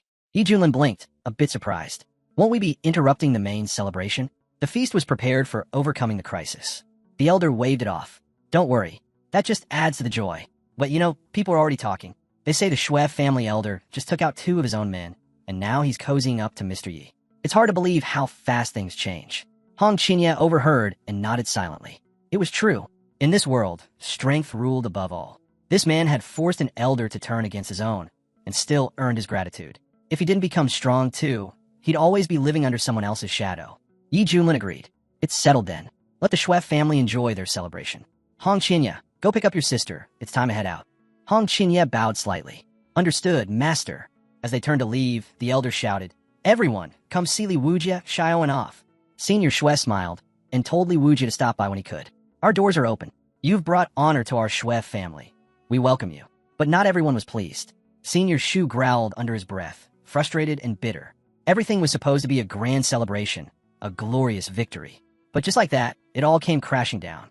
Suddenly, someone shouted, "Lord, we found the young master's hand." The boy asked anxiously, "Where is he?" Senior Xue snarled, "Throw that cursed hand in the backyard. Let the dogs chew on it." His voice turned harsh as he yelled at the others, "Get out. This party's over." Meanwhile, Li Wujie stood aboard the divine beast, riding through the clouds. The experience felt surreal, like a dream. He'd avenged little, and now he was officially Lin Xiaoan's disciple. It was almost too much to process. Then there was Red Little. She was every bit as stunning and graceful as the rumors claimed. Now that he was part of the sect, maybe it was time to formally greet her. Approaching, Li Wujie said, "Elder Sister Red, your talent is unmatched, but your beauty is out of this world. I look forward to learning much from you in the days ahead." Hong Qinya sighed as she watched from a distance. Why are all these guys like this? Mr. E, still reeling from having slain the mighty Susan, was visibly irritated. Taking on such a promising disciple only made the situation more complicated. As Sha turned to leave, someone asked, "Did I say something wrong?" Just then, a mouse-alike figure scurried over and muttered, "You guys keep messing up Big Brother's gender. He can't stand that." The mouse paused and blinked. "Wait, who are you again?" Li Wujie introduced himself politely. "I'm a new apprentice under the Shui house. Just arrived, really. Thanks for the heads up. So that's why Big Brother ignores the flattery. I see now. He's a man. I stepped right into that one." Mouse nodded. "Exactly. Big Brother Hong Qinya takes that seriously. It's a big no-no."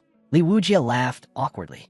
As expected, Master sure attracts some unusual people. A ridiculously handsome Big Brother, and a cute little Mouse's sister. Mouse smiled sheepishly. "I always wanted to be like my older brothers, but for some reason, I'm stuck in this weird half-mousy, half-human form. I end up causing trouble for Master." Li Wujie replied gently, "Sister, I don't think you do it on purpose. You're unique, and honestly, kind of cute.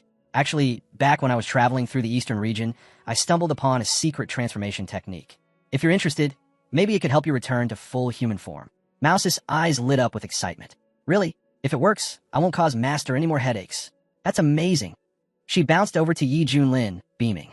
"Teacher, if this works, I might finally become fully human again and stop giving you so much trouble." Yi Junlin raised his brows, clearly surprised. "Is that so? Well, that's wonderful news. But honestly, I might miss that soft, fluffy mousy head of yours." Mouse giggled. "No worries, teacher. I'll be able to shift at will. If you miss the fluff, I'll bring it back anytime." Then she paused. "Oh, wait. Do we really need to return to the sect now?" Yi Junlin looked at her, slightly confused. "Return? To the sect? Of course not. We've got a divine beast to ride." He was beyond thrilled. Riding this beast was just too cool, and he wanted the whole world to see it. "Give it some juice," he shouted, and the creature surged forward. After Misty for months, news of what happened at the Shui family banquet spread like wildfire across the eastern region. Everyone was stunned. The cult of mystery, once cloaked in secrets, had become a true enigma. Meanwhile, deep in the eastern lands of Tongha, a fierce battle raged. Warriors were locked in brutal combat with invading monsters. Their creed was simple: die if you must, but never surrender panches. At that moment, Li Wujie jumped off the ship and reported, "Teacher, demons are launching an assault from below." But Yi Junlin? He was casually playing dominoes. Hong Qinya stared, bewildered. Whose cannon could smash through every obstacle on the board and strike the enemy king directly? He'd never met someone so brazen and shameless. Then, without even looking up, Yi Junlin commented, "You're too weak. I barely used a tenth of my strength, and you already lost." Hong Qinya fired back. "To use a siege cannon properly, you need a solid platform. Its movement is restricted. Even a 3-year-old knows that." Yi Junlin shrugged. "It's a hammer gun, not a siege cannon. Same difference." He paused, thinking aloud. "Could I just fly off with that mortar?" He chuckled at his own thought. Hong Qinya really has a knack for bending the rules. Then he noticed the look on his disciple's face. "What? You disagree? You think my strategy skills are lacking?" Hong Qinya quickly bowed. This disciple would never dare. Yi Junlin turned a little mousy. "What do you think of my tactics?" Without hesitation, she replied, "Teacher's the best. No one can match you." Hong Qinya glanced over and muttered to himself, "This mousy really knows how to suck up." Then Yi Junlin turned back to Li Wujie. "You were saying?" Li Wujie stiffened. "A wave of demons has been detected attacking the city. The situation's critical." Yi Junlin's expression turned serious. "These demons, they came from a place long thought sealed away, Nether Abyss. An ancient, forbidden land hidden deep within the eastern region. It was said to be home to dark races and deadly creatures. Long ago, beings from Nether Abyss had tried to invade the world, but humans and masters banded together in a massive war. Eventually, they pushed the invaders back, forcing them to retreat into isolation. Since then, the two sides had kept to their own realms. But now, demons were back. Was the ancient truce broken? "This isn't just an attack," Yi Junlin said grimly. "Something bigger is happening. Let's meet them face to face and find out what they're after." The super demons burst into laughter upon seeing the humans before them. One of them mockingly remarked that a human monk had approached earlier and ordered his men to stay silent, so as not to spook their food. They were told to wait patiently for the humans to come closer on their own. Yuang looked at them and calmly stated that among the 800,000 monsters, there were so many at the body unification level that they couldn't even be counted. In the past, he wouldn't have had the courage to face such a force. But now, he stood shoulder to shoulder with exceptional warriors like Big Brother Hong. Despite that, Yuang admitted to Big Brother Shirao that his swordsmanship wasn't exceptional, so he would reveal his weaknesses first. Without wasting time, Yuang activated his sword technique and charged straight into the horde of monsters. The demon leader quickly ordered his minions to capture the human monk. Seeing their advance, Shirao launched a long-range attack using the Golden Sparrow Flame. The monsters tried to resist the blaze, but it was relentless. Many were burned alive on the spot. Yuang turned to Big Brother and said he truly admired his power. However, Shao suggested they end this quickly before they became a laughingstock. He understood that even if some crooked figure managed to control a monster, Shao remained the strongest among them. From the castle, the commander and the others observed the battle and were impressed by its intensity. Even the prince acknowledged that Shirao wasn't called the disciple of the white-haired assassin for nothing. After all, he had annihilated 500,000 enemy troops in an instant. One of the monsters asked, "Who are these two?" Another replied that they had appeared at a critical moment and seemed to be defenders of the Zhou Empire. They should be eliminated quickly. However, one demon sneered, saying it didn't matter who they were. Nothing could derail their people's plans. He then ordered a full attack. Before they could make a move, Shirao was already preparing his next strike, unleashing another wave of searing flame. Suddenly, the monsters opened a portal, summoning half a dozen reinforcements. Upon seeing them, Shirao smirked. Interesting guests have arrived. The aura from one of them revealed him to be an Indian commander at the Great Ascension level.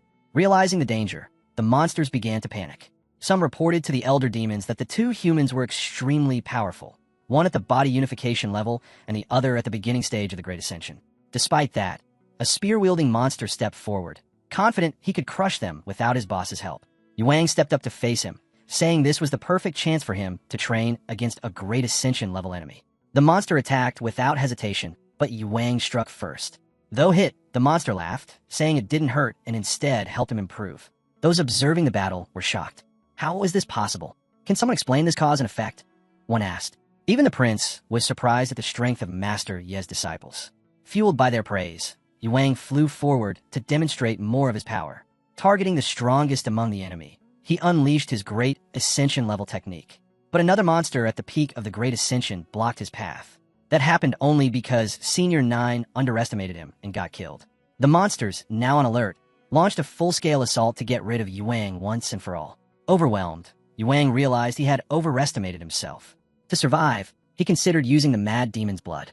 But before he could, he saw Brother Shirao jump in to help, casting his Jade Glass Flame. The monsters were caught off guard by the flames. One of them, however, broke free and shouted at a nearby human woman, vowing to take her life. Using his power, he summoned his brothers and prepared to attack. Yuang, watching this, acknowledged the monster's strength. It was clear this was a peak Great Ascension level being. But the monsters simply laughed, saying it was too late for fear. He declared that both Yuang and the Stinking Woman would die. Hearing that, Yuang muttered, "Stinking Woman," just as Shirao prepared to strike again. The younger brother coldly declared they were already dead men.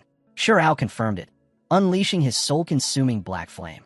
Terrified, one of the blue monsters turned to his older brother for help. But it was already too late. Shirao had let loose his full power. The monster shouted in disbelief, "Impossible!" But he didn't even realize he'd already been hit. The rest of the monsters looked on, stunned. Shirao simply said, "You're nothing but ants unaware of your fate." Yuang silently agreed.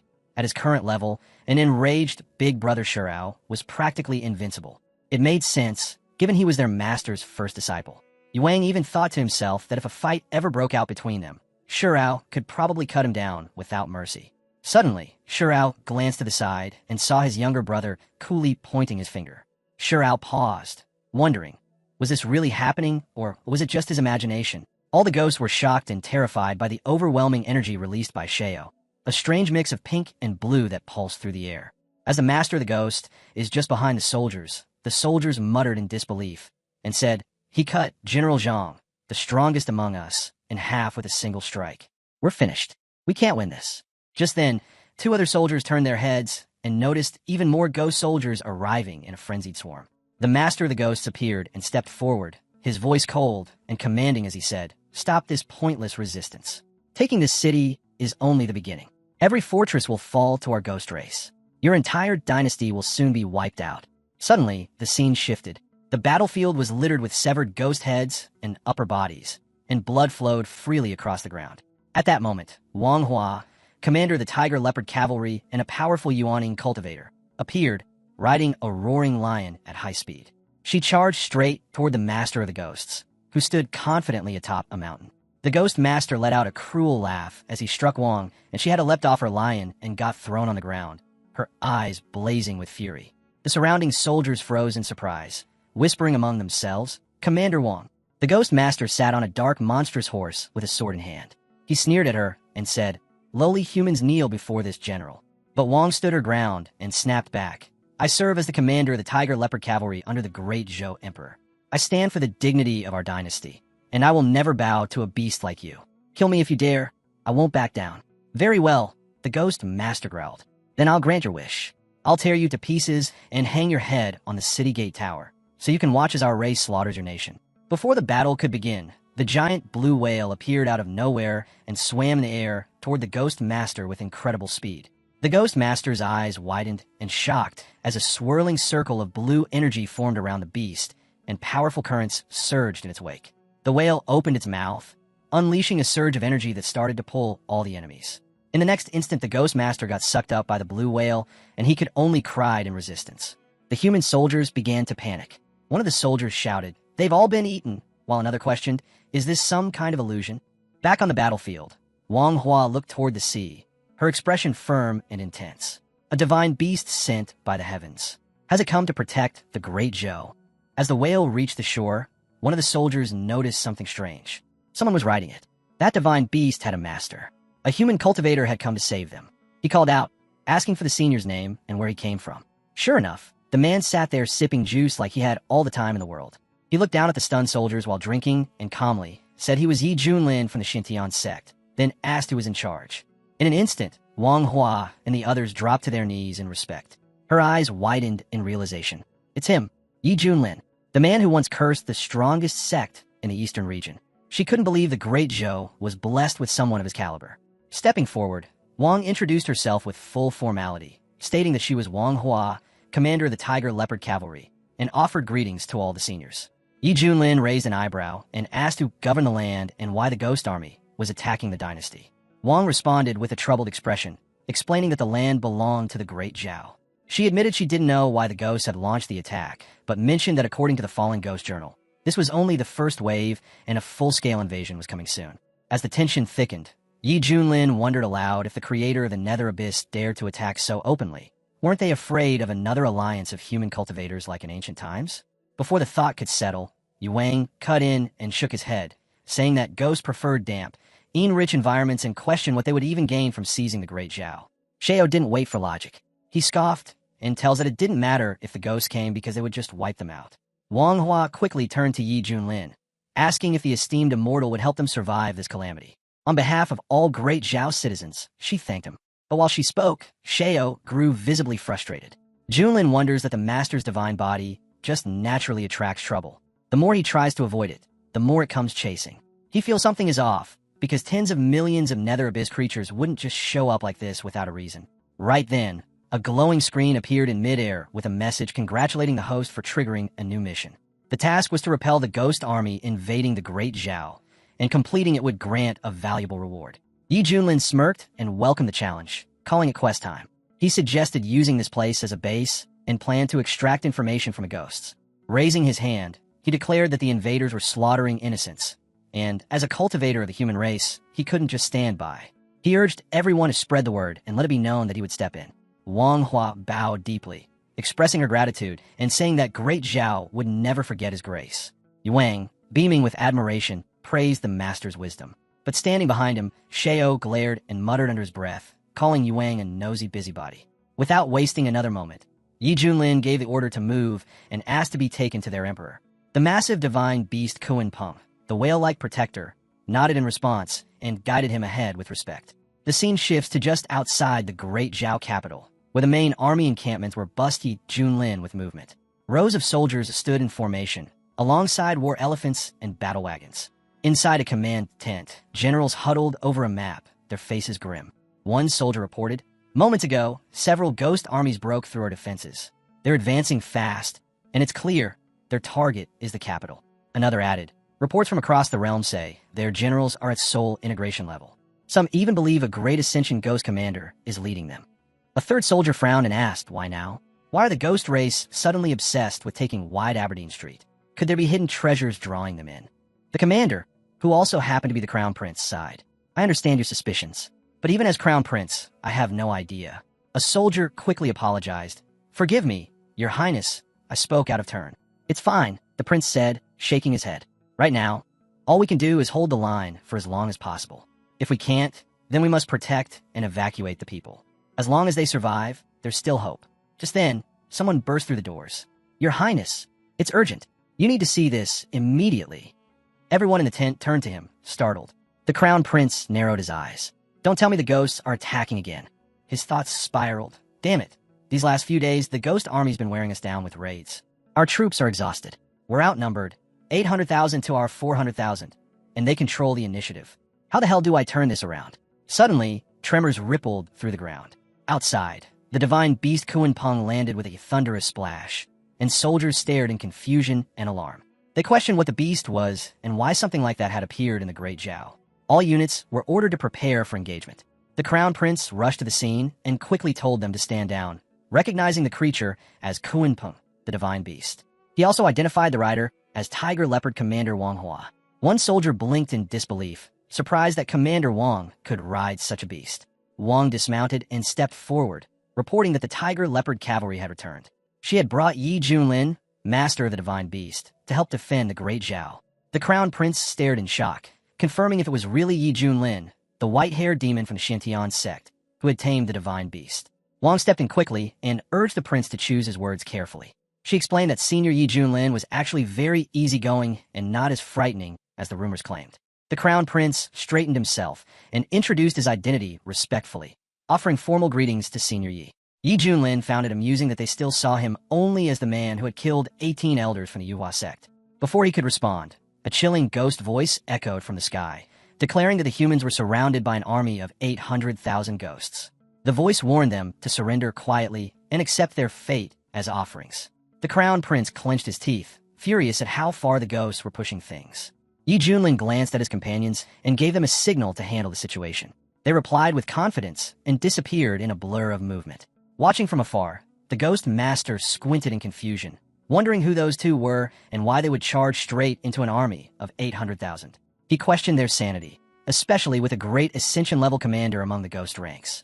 To him, it seemed like pure foolishness. Meanwhile, atop a fog-covered mountain, a Ghost General stood overlooking the battlefield. His expression was grim as he observed the resistance. He found it laughable that the so-called Great Zhao would put up such resistance for a single city. While royal dynasties could draw power from national fate, the ghosts held the advantage in numbers, 800,000 against 400,000. He clenched his fist and declared that the 100 clans of the Nether Abyss had risen together. The ghost race had to seize the initiative. This was the moment that would shape the future. The world would fall, and new rulers would rise in the east. Those who conquered now would decide what came next. As the scene shifted, Yuang and Sheo arrived together, stepping into the aftermath of battle. Without missing a beat, Sheo stepped forward and reported that the 800,000 ghost troops had been eliminated, just as the master had ordered. Yuang tried to add something about the seniors and masters, but halfway through his words, he hesitated. His thoughts drifted, wondering if the master might be upset with them. Then, without any build-up, Shaoxi suddenly spoke and told the master to wake up. Yi Junlin stirred, stood up casually, and muttered that it was already done. Sheo, clearly annoyed, reminded everyone that they had just annihilated the enemy force. It was more to herself than anyone else. While they had been risking their lives, she thought bitterly. The master had been taking a nap right there on the battlefield. Yi Junlin didn't miss a beat. He stepped forward and told them they had done well, and to keep it up. Suddenly, the Crown Prince of Great Zhao approached with his soldiers. They all bowed with respect and expressed their gratitude to Yi for saving the nation from a great crisis. Yi Junlin gave a casual shrug and said it wasn't a big deal, but they were tired now and expected to be treated well by the people of Zhao. The Crown Prince, taking no offense, assured him that they were honored guests and would be escorted to the capital for a grand banquet. As the scene shifted to the magnificent Great Zhao, The crown prince led Yi through the palace gates and mentioned that before the banquet began, his father wished to meet him. Yi Junlin rolled his eyes inwardly, thinking how typical it was for the old emperor to just sit around and wait. Inside Tianyi Hall, soldiers lined both sides of the grand corridor, bowing low as Yi Junlin and his companions walked through. The emperor, seated at the center in regal attire, spoke with a weak yet dignified tone, asking Yi Junlin for forgiveness for not greeting him in person due to poor health. Yi Junlin observed him quietly, feeling the dense energy pulsing faintly from the throne. This could be national density, he thought. According to the records, national density is a mysterious force tied to the fate of the nation. It strengthens one's cultivation, speeds recovery, and enhances training. The will of the people fuels it. But something didn't sit right with him. The emperor is clearly using it to stay alive, yet his condition still looks bad. The emperor went on, admitting that he must have made a fool of himself in front of Yi Junlin. He narrowed his eyes, studying the emperor closely. Something fell off. He couldn't see through the man's cultivation. Was it hidden? Was he really just a great Ascension expert? Deciding to speak up, Yi asked what exactly had happened. The emperor let out a sigh, explaining that the Nidar Abyss ghosts had launched an unprovoked attack on Great Zhao. Some suspected they were after a treasure hidden in the royal palace, though he claimed to have no idea what it could be. He wondered silently how the emperor had ended up injured then. The emperor continued, saying that before the invasion fully began, a mysterious figure had broken into the royal tombs. His power was overwhelming, and the palace's defensive barriers had collapsed instantly. With no other choice, the emperor had been forced to unleash the nation's density to repel the intruder. His mind raced. If the intruder was that powerful, why hadn't he finished the job? Why retreat? Something was hidden in those tombs. Something big. He spoke up again, saying that the real issue might lie within the royal tombs. If the ghosts were targeting whatever was hidden inside, then it had to be significant. But the part that didn't sit right with Yi was that someone stronger than the emperor had backed off after breaching the tomb. It didn't make sense. A chuckle escaped Yi as he thought back to his original plan, to coast through life with his cheat system and enjoy the ride. But now, this mystery had piqued his curiosity. Sheo, who had been silent, finally spoke. The situation reminded him of an old legend from the central region. He leaned in, visibly intrigued. He asked the emperor if he could visit the royal tombs. The emperor hesitated, clearly unsettled by the request. Before he could respond, the crown prince stepped forward, explaining that the tombs were sacred ground. Disturbing them might attract dangerous energy. He added that he had already done more than enough for Great Zhao. A feast had been prepared in his honor, and they hoped he would enjoy it. The emperor echoed the sentiment, apologizing for declining the request. Still, he offered Yi the right to choose any treasure from their vault as a token of gratitude. Yi smiled and waved the matter off. He said he was only curious and mentioned that his system quest hadn't ended yet, so he'd stay around and observe how things played out. The crown prince grinned, relieved, and invited him to follow. Far away, in the crimson halls of the Nidar Abyss, a ghost king lounged lazily on a bone-decorated throne, sipping blood from a crystal goblet. Skeletons were scattered like ornaments across the floor. He muttered with satisfaction that the blood of newborns was truly divine. After all these years, the time had finally come. Once Great Zhao fell, his status in the ghost race would rise immensely. His eyes gleamed with ambition. If he earned favor with the Eastern Lords, perhaps a seat among them could be his. Still, something bothered him. There had been no news from Kuntha or the others. By now, the emperor should have been forced to act. As he pondered, a masked figure suddenly appeared in the hallway like a phantom. The figure asked coldly why the Ghost King was still lounging there. The Ghost King stood straight and offered a respectful greeting. He claimed to have already deployed his forces and vowed that the emperor would soon be crushed. The masked envoy scoffed and informed him that his entire army, 800,000 strong, had already been annihilated just outside the capital. The emperor hadn't even needed to step in. Stunned, the Ghost King demanded to know how that was possible. His forces included dozens of Soul Integration generals and 10 Great Ascension commanders. The envoy snapped that it wasn't the Zhao dynasty that stopped them.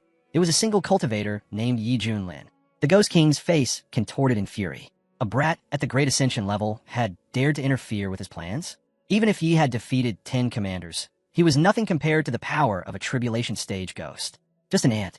The envoy warned him not to underestimate Yi, then tossed him a mysterious talisman and commanded him to crush Great Zhao, warning that another failure wouldn't be tolerated.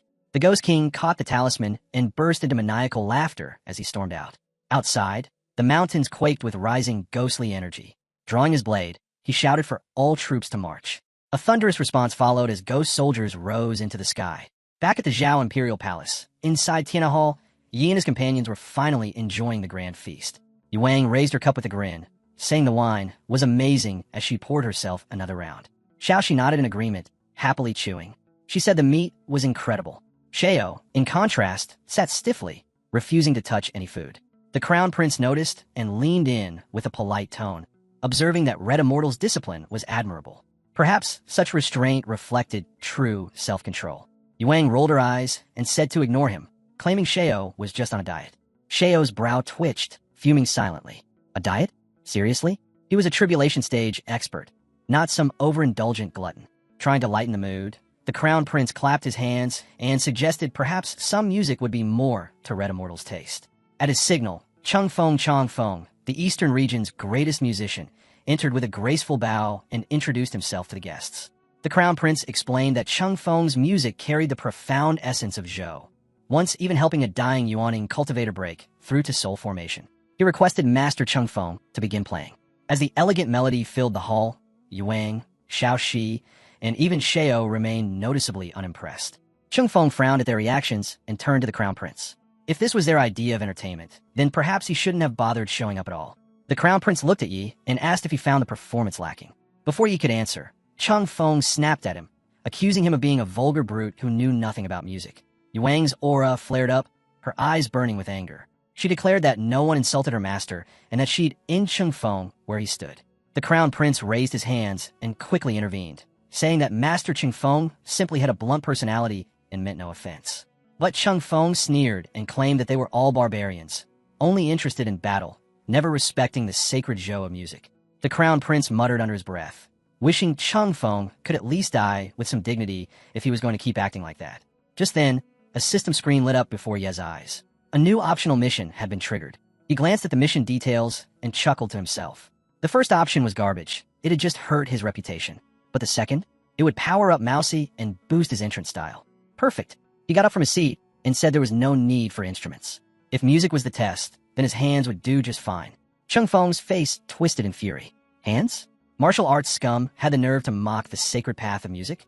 He had studied for thousands of years, diving deep into this Zhou, and now some brute thought he could just wing it? He simply cracked his knuckles and smiled, ready to prove otherwise. The prince entered the conversation too and said, every profession requires its master, and practitioners are no exception. If it were as simple as just having hands, there would be no masters left in this world. Yu Wang was also supportive and shouted that his teacher was right, and the most important thing was to have hands. Changfeng shouted at the guy to act. He said he would lend him Fuyo's lute and let everyone see what amazing music he could play.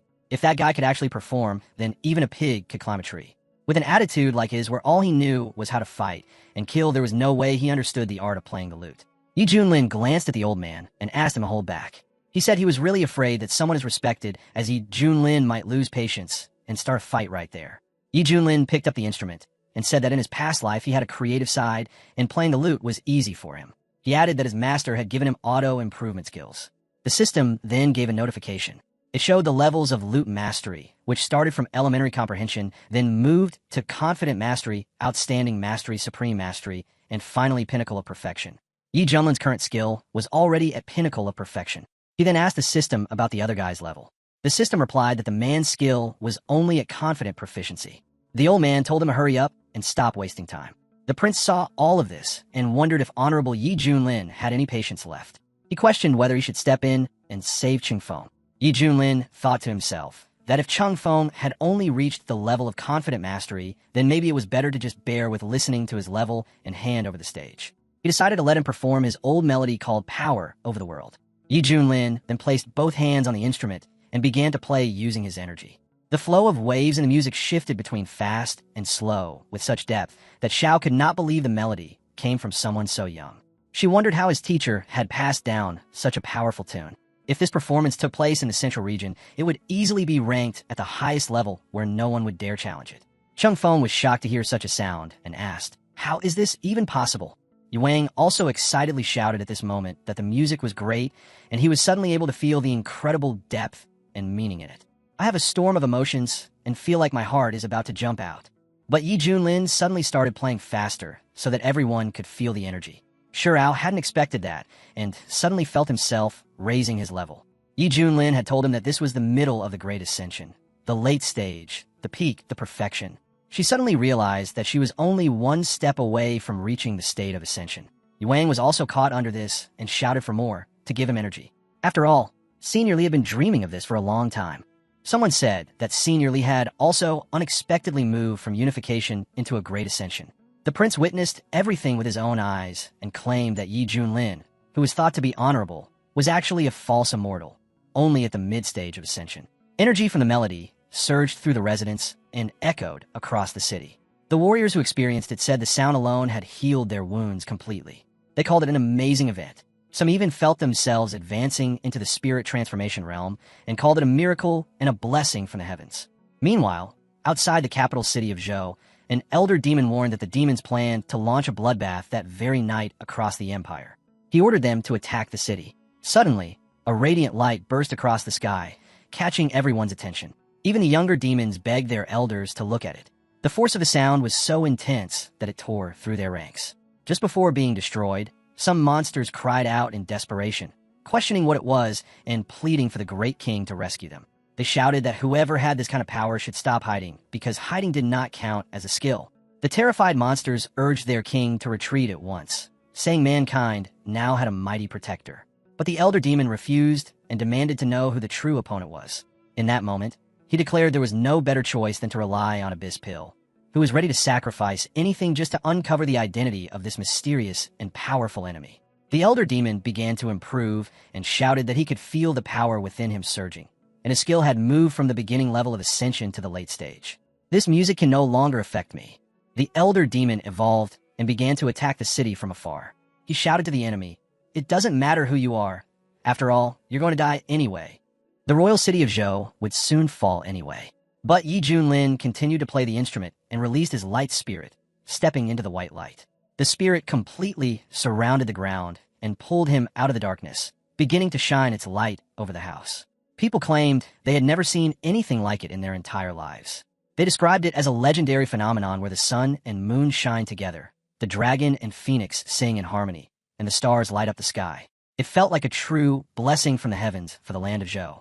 The monster saw all this and asked, "What is really happening in Zhou?" But suddenly, someone attacked him, and the attack directly hit his back. He didn't even have time to dodge before he felt the pain. The elder monster asked, "Who was it that really attacked? If you have the courage, you come out." But a friend of the elder demon saw that someone was in the house in front of him, and he said that mankind had a great existence.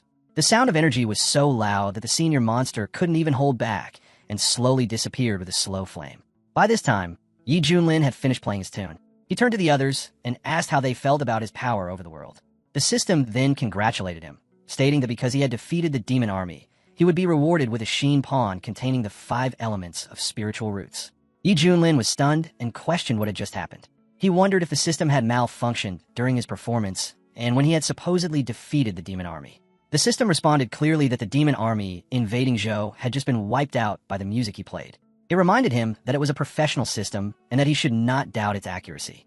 Xiaoxi ran up to the teacher and said, "It sounded beautiful. The teacher was incredible." Yi Junlin replied, "I said the most important thing is having hands." Then he turned to Master Chongsang and cried out in despair, saying that the master stood far above him. With tears streaming down his face, he begged the senior to speak the truth. He admitted that the song was divine, so breathtaking that words couldn't describe it. He confessed to his arrogance and foolishness for ever daring to insult him. The prince tried to calm him, but he only shook his head and said he no longer deserved the title of master. He declared that the senior was the true master, while he himself was nothing more than a clown, a ridiculous joke. At that moment, a system notification appeared, congratulating our hero for completing the optional mission. As a reward, he received 10 bags of top-grade spirit beast feed. The prince approached Master Yi and asked, "How are you going to deal with the false immortal?" Yi Junlin realized that since the task was done, he no longer mattered, so he replied, telling him to back off and study hard. Yuang spoke with excitement, saying that thanks to his master's song, he had just broken through to the Great Ascension realm. The master nodded in approval and called it a good breakthrough. While keeping an eye on Shirao, Yi Junlin noticed that he had already reached the peak of the Great Ascension realm. As expected of someone blessed by destiny, he was now close to stepping into the tribulation stage. The prince shouted, "Father Emperor, he has made an incredible breakthrough." He thought that this was excellent. After all, after the Father Emperor became a void immortal and received the blessing of the state's good fortune, Great Zhou's position over Changzhou would become even stronger. The emperor couldn't believe such a thing and immediately bowed his head before the great warrior. The emperor said, "I, on behalf of all the subjects of the great show, thank immortal Yi Junlin for performing a divine melody that brought blessings to the entire nation." The prince wondered if the father emperor, ruler of a great power and a mighty lord who had reached the stage of overcoming the heavenly tribunal, had truly humbled himself so much just to take such a low position. He questioned how powerful the person from the Shantian sect must be to deserve that. Yi Junlin told the emperor to stand up, stating that if he had broken through the tribulation, then it was his own achievement. The emperor responded that Yi Junlin must be joking. He said the national fortunes of the great show had reached a historic peak because of Yi Junlin's divine musical work, and he had merely taken advantage of the opportunity to barely break through.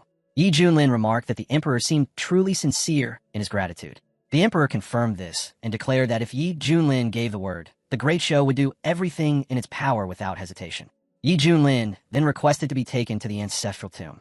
The emperor agreed and invited him to follow, offering to guide the way.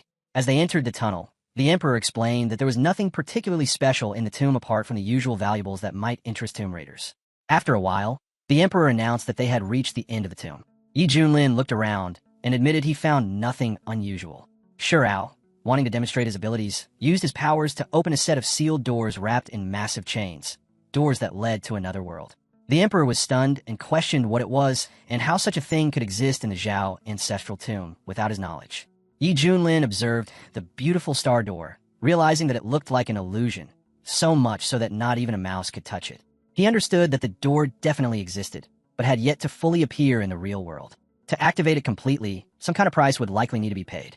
Yi Junlin then turned to the emperor and asked how long the empire had existed. The emperor replied, "Our great show has existed for 1.2 million years and is one of the few immortal dynasties in Changzhou that has survived for over 1,000,000 years." Yi Junlin got curious and asked if there were other states or powers.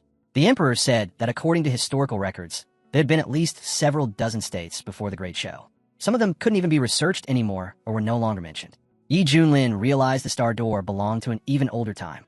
Maybe there had been records of it once, but after countless storms and upheavals, it had vanished into the dust of history. The ancestral tomb had just happened to be built there. Through all the centuries, even the rulers of Great Show hadn't known about it. They had simply believed it was a good feng shui spot. Yi Junlin then turned to Shurao and asked if, since he had opened the door, he might know something about it. Shurao said he had only heard rumors about the star door's origin, nothing solid. He had just tried it out randomly, and this was the result. Yi Junlin listened and said, "Tell me everything you know." Shurao said it was rumored that in ancient times, the ancient world had many teleportation points scattered across it. These allowed direct access to the Great Thousand Worlds, and countless cultivators had once used them to travel freely across the universe. But later, for reasons no one could explain, the Great Ancestor had sealed these teleportation points, and they were never reopened again. Yuang stepped into the conversation and asked whether the star door really had such power. The prince, joining in, wondered aloud if the legends he had heard as a child were true. According to those old stories, the ancient world was said to be a giant star built for cultivation, just one among many such star worlds scattered throughout the endless cosmos. The emperor replied that in earlier eras, cultivators could move freely between worlds. Those who had reached the Hua level could even leave ancient altogether and roam the empty void beyond. But somewhere along the way, something had changed. An invisible force had started to restrict ancient cultivators, locking them in and forcing them to live and die within the bounds of this world. The only way out was through tribulation. By becoming a true immortal, one could ascend to the immortal world. Only from that realm did true freedom to travel the universe become possible. The prince grew excited and cried out that if ancient cultivators could now break free and enter the universe through this star door, then it was a heaven-sent opportunity for Great Zhou. He told the emperor that if this was real, Great Zhou could use it to expand its territory. It was a rare and golden chance. The emperor agreed. He said that with Great Zhou's strength and his own cultivation already at the tribulation overcoming stage, it was only a matter of time before they took over the world. Yi Junlin turned his back to them and spoke coldly. He told them they were all fools, obsessed with fantasies. The emperor, surprised, asked what he meant. Yi Junlin didn't hold back. He questioned whether they were truly confident the Great Show had enough strength to launch a star expansion. Had they ever considered the possibility that other races might invade them instead? If this kind of expansion was such a blessing to the ancient, then why had the great ancestors sealed the star doors in the first place? He also reminded them of the mystery man. No one had figured out why that being had retreated. He pointed out that they hadn't even been able to conquer Tanga. Yet here, they were dreaming of taking over other worlds. He compared their ambition to a snake trying to swallow an elephant, completely unrealistic and dangerous. The emperor lowered his head and admitted they had been too confident. Yi Junlin nodded and told them that of course they were. Then he reminded them of something crucial. Did they even know how to open the star door in the first place? The emperor lowered his head and said nothing. Yi Junlin told them to keep trying. As long as the star door still existed, the golden days of the great show were not over yet. The emperor nodded and said he understood. He promised they would keep a close watch on the situation. Yuang turned to his teacher and declared that if this was truly the case, then the dark creatures from Mingbian deserved death. They had betrayed the ancient and submitted themselves to alien races. Yi Junlin responded by saying what fascinated him most at the moment was the ancients' hidden past. He felt that Ming Yuan's invasion couldn't possibly be that straightforward. Judging from their movements, the star door wasn't the only one in the eastern region. This suggested that travel through parallel universes was real. Things, he said, were about to get very interesting. Yuang agreed and said he too was curious. He believed that if they could uncover the ancients' past, then maybe the immortal world could help explain everything. With his teacher's power, he knew Yi Junlin would soon pass the tribulation and rise to the upper world. Yuang hoped that when that time came, he would be able to follow and reach the place all cultivators dreamed of. Shirao cut in with a grim tone. He said the immortal world was cruel, even more so than the mortal realm, where the strong crush the weak without mercy. He recalled his own journey. When he had endured tribulation and become an immortal, he hadn't ascended right away. Instead, he had remained in the central realm, focusing on refining himself and settling his conflicts with the fire teachings. The reason behind his delay was fear. He had heard how rigid the hierarchy in the immortal world was. In the lower realms, those who became immortals were revered and admired. They controlled the elements and were worshipped by countless cultivators. But in the upper world, a newly ascended immortal started at the very bottom. The gap was hard for most to accept. If one had elders or family already there, it was easier. But Shirao had no one. Worse, he had made too many enemies in the central region. If he ascended without preparation, he would have likely been hunted down and killed. He ended his point by stating that ascending to immortality wasn't as simple as it looked. It wasn't just about hard training. It involved survival, support, and timing. Yang asked if that meant success wasn't only about effort. Later, when Yi Junlin returned home, he found that Ming Yuan had already launched the first wave of attack.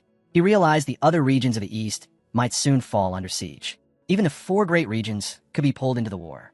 Facing this mounting threat to Ancient, he made up his mind. He would take on the burden and protect the realm. Then, as if suddenly remembering something, Yi Junlin raised his glasses and let out a laugh. He pulled out a gift and handed it to his student. Xiaoxi leaned in and sniffed it. She said it smelled really good and asked if she could try it. Yi Junlin calmly replied that it was pet food. Xiaoxi pouted and reminded him that she was technically his pet too. Then, without warning, she transformed into a mouse. Yi Junlin sighed and told her to go ahead and take it as a snack. Xiaoxi gleefully accepted and took the food. Meanwhile, Shirao, who had been quietly fuming in the background, looked on in disgust. In his mind, he cursed the mouse, thinking she didn't train, only cared about food, just like that useless fool surnamed Li. Such pure immortal essence, wasted. But the moment Xiaoxi took a bite, something extraordinary happened. A powerful flame burst within her. Shirao's eyes nearly popped. He couldn't believe it. In an instant, Xiaoxi had jumped from the middle stage to perfection, and then broke through again right after. Xiaoxi squeaked in delight. She told her teacher the food was delicious and asked why she had suddenly broken through. Yi Junlin was just as stunned. He couldn't believe that a single packet of top-grade food had taken Xiaoxi from the initial stage of passion all the way up to the initial stage of Dang. He wondered aloud, if she ate a few more, would she become immortal right then and there? Yuang shouted in disbelief. His sister had caught up to his level in the blink of an eye. Shirao's thoughts were spinning. He couldn't understand how Yi Junlin continued to bring out such miraculous items. He kept asking himself what kind of treasure Yi Junlin really possessed to be able to do something this absurd more than once. Yi Junlin turned to Xiaoxi and asked if she wanted more. Xiaoxi eagerly nodded and said she still wanted to treat herself. With a smile, Yi Junlin tossed a few more packets in front of her and told her to enjoy them. He was glad she liked them. He didn't forget Mousy either. He turned to the beast and acknowledged all its hard work lately. These snacks, he said, were from Mousy as well. Xiaoxi clapped her tiny paws and cheerfully said she was happy Mousa liked them too. After taking a bite, Mouse's energy suddenly surged and reached its peak. Yuang gasped. Mouse's had just gone from the initial stage of Deng to the peak in an instant. He turned to Yi Junlin and called him truly incredible, beyond comprehension.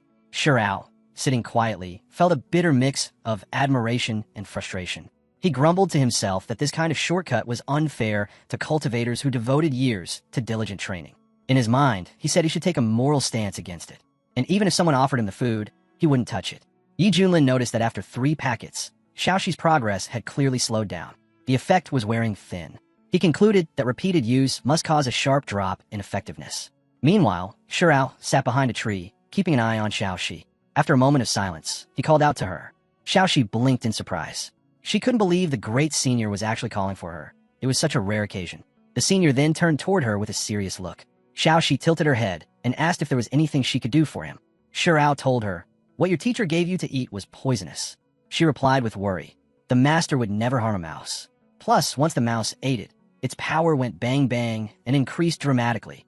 Shirao explained that everything had 2 sides. Any elixir a cultivator absorbed would have different natures and properties. While it might increase cultivation, it would also poison the meridians. So this so-called goodie might seem helpful at first glance, but in reality, it only forced growth unnaturally, like pulling out a sprout to make it grow faster. He warned that toxins could already be building up in her body, and if she kept consuming it, it would eventually lead to slow suicide. Mouse had protested that since the teacher had given it to her, it couldn't be harmful. She added that she felt no discomfort at all and actually felt perfectly fine. Shirao, now colder in tone, offered to prove it and immediately used his abilities to inspect her. He was stunned. All her meridians were perfectly intact. Her foundation was incredibly strong. Even more surprising, streams of pure, innate spiritual energy were circulating through her body, far more effective than any elixir. She looked at her older brother with smug satisfaction and asked if she could leave now since nothing was wrong. Shirao hesitated before insisting that she leave the goodies behind. He said Big Brother only meant well and she should listen. She pouted and said the teacher had given them to her. Without waiting, Shirao snatched the goodies right from her hands.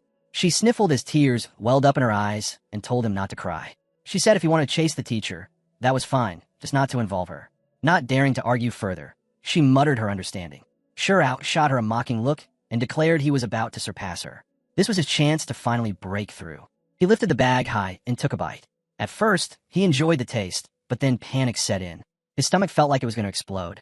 Clutching his abdomen, his face twisted in agony. He shouted that his body was raging with uncontrollable energy, and if it didn't stop, it would destroy him. Then he glared at the girl and cursed the smelly old mouse, wondering how she had survived it unharmed. Suddenly, he couldn't hold back. A thunderous boom echoed as a colossal smoke cloud erupted behind him, propelling Shirao skyward like a rogue firework. Yi Junlin blinked, watching the spectacle. What's going on? Why did little Hong just fly into the sky? Yuang sniffed the air and wondered aloud why it smelled so pleasantly fragrant. Yi Junlin turned his gaze toward the mouse and asked if she was all right. Mouse had bowed her head in silence and then tells the name of Sheo. Yi Junlin's eyes narrowed as realization dawned on him. So that was what this was all about. Right then, Shirao crash-landed in front of them with a groan. Yi Junlin folded his arms and demanded to know what he had done. Shirao dropped to the ground in a full kowtow, forehead pressed against the dirt, and admitted his mistake. He said he was sorry for what he did, that he didn't mean to, but just couldn't resist the treats. His selfishness had gotten the better of him. He spoke up, his voice filled with guilt. He explained that she had been the one who gave it to him since the older man said he wanted to try it too. Yi Junlin let out a sigh and told Shirao he understood the desire to grow stronger, but reminded him that Xiaoxi was his little sister. Shirao nodded over and over, saying as the teacher's student, he was ready to accept punishment. Just then, his stomach gave another ominous gurgle. He barely got the words out before another blast sent him soaring back into the sky. Yi Junlin yelled after him to stop making excuses and return for his punishment. While flying midair, Shirao cried out that he hadn't expected stealing a chicken would cost him the rice too. He vowed to be more careful next time and thanked the heavens that his old enemies weren't watching this disgraceful moment. Down below, some villagers pointed at the sky. One called out that a heavenly maiden had appeared. Another remarked on the beauty of the celestial being, but wondered why she was making strange noises.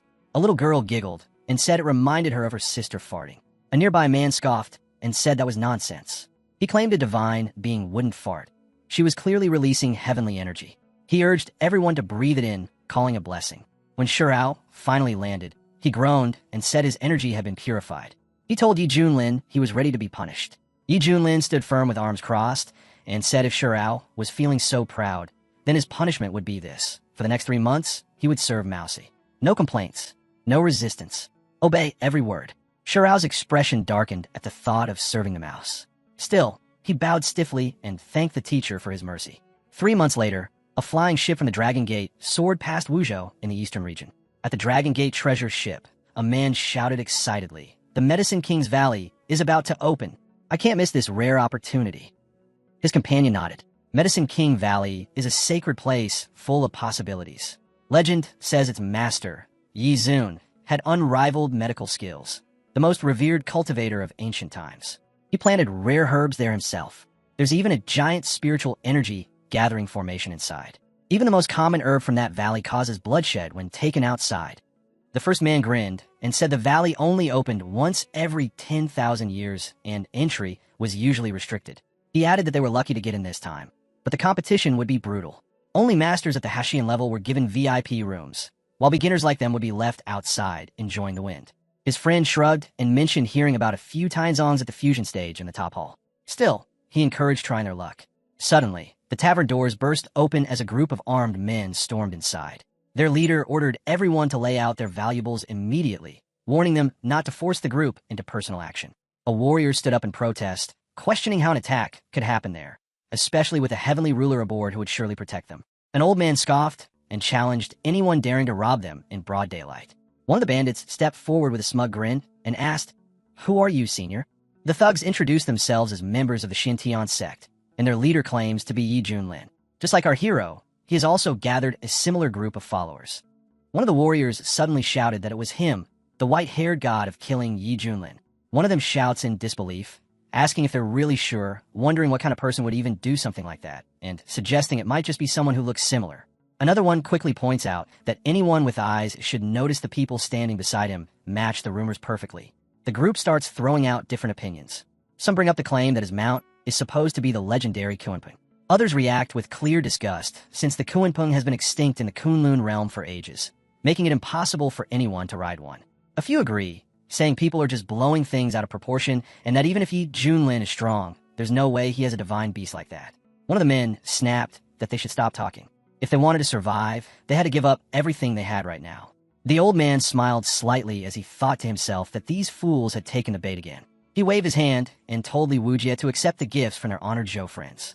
Wu answered right away. He jumped forward with his sword gleaming and warned everyone to hand over their valuables unless they wanted to be cut down. The crowd started panicking. They begged him not to hurt them and promised to surrender. Wu looked up and yelled to the ones on the upper floor. He said they should hand over their rings to them unless they wanted to face his blade. Then he stopped and wondered why those in the top room were staying quiet. He asked if he had to go deal with them himself.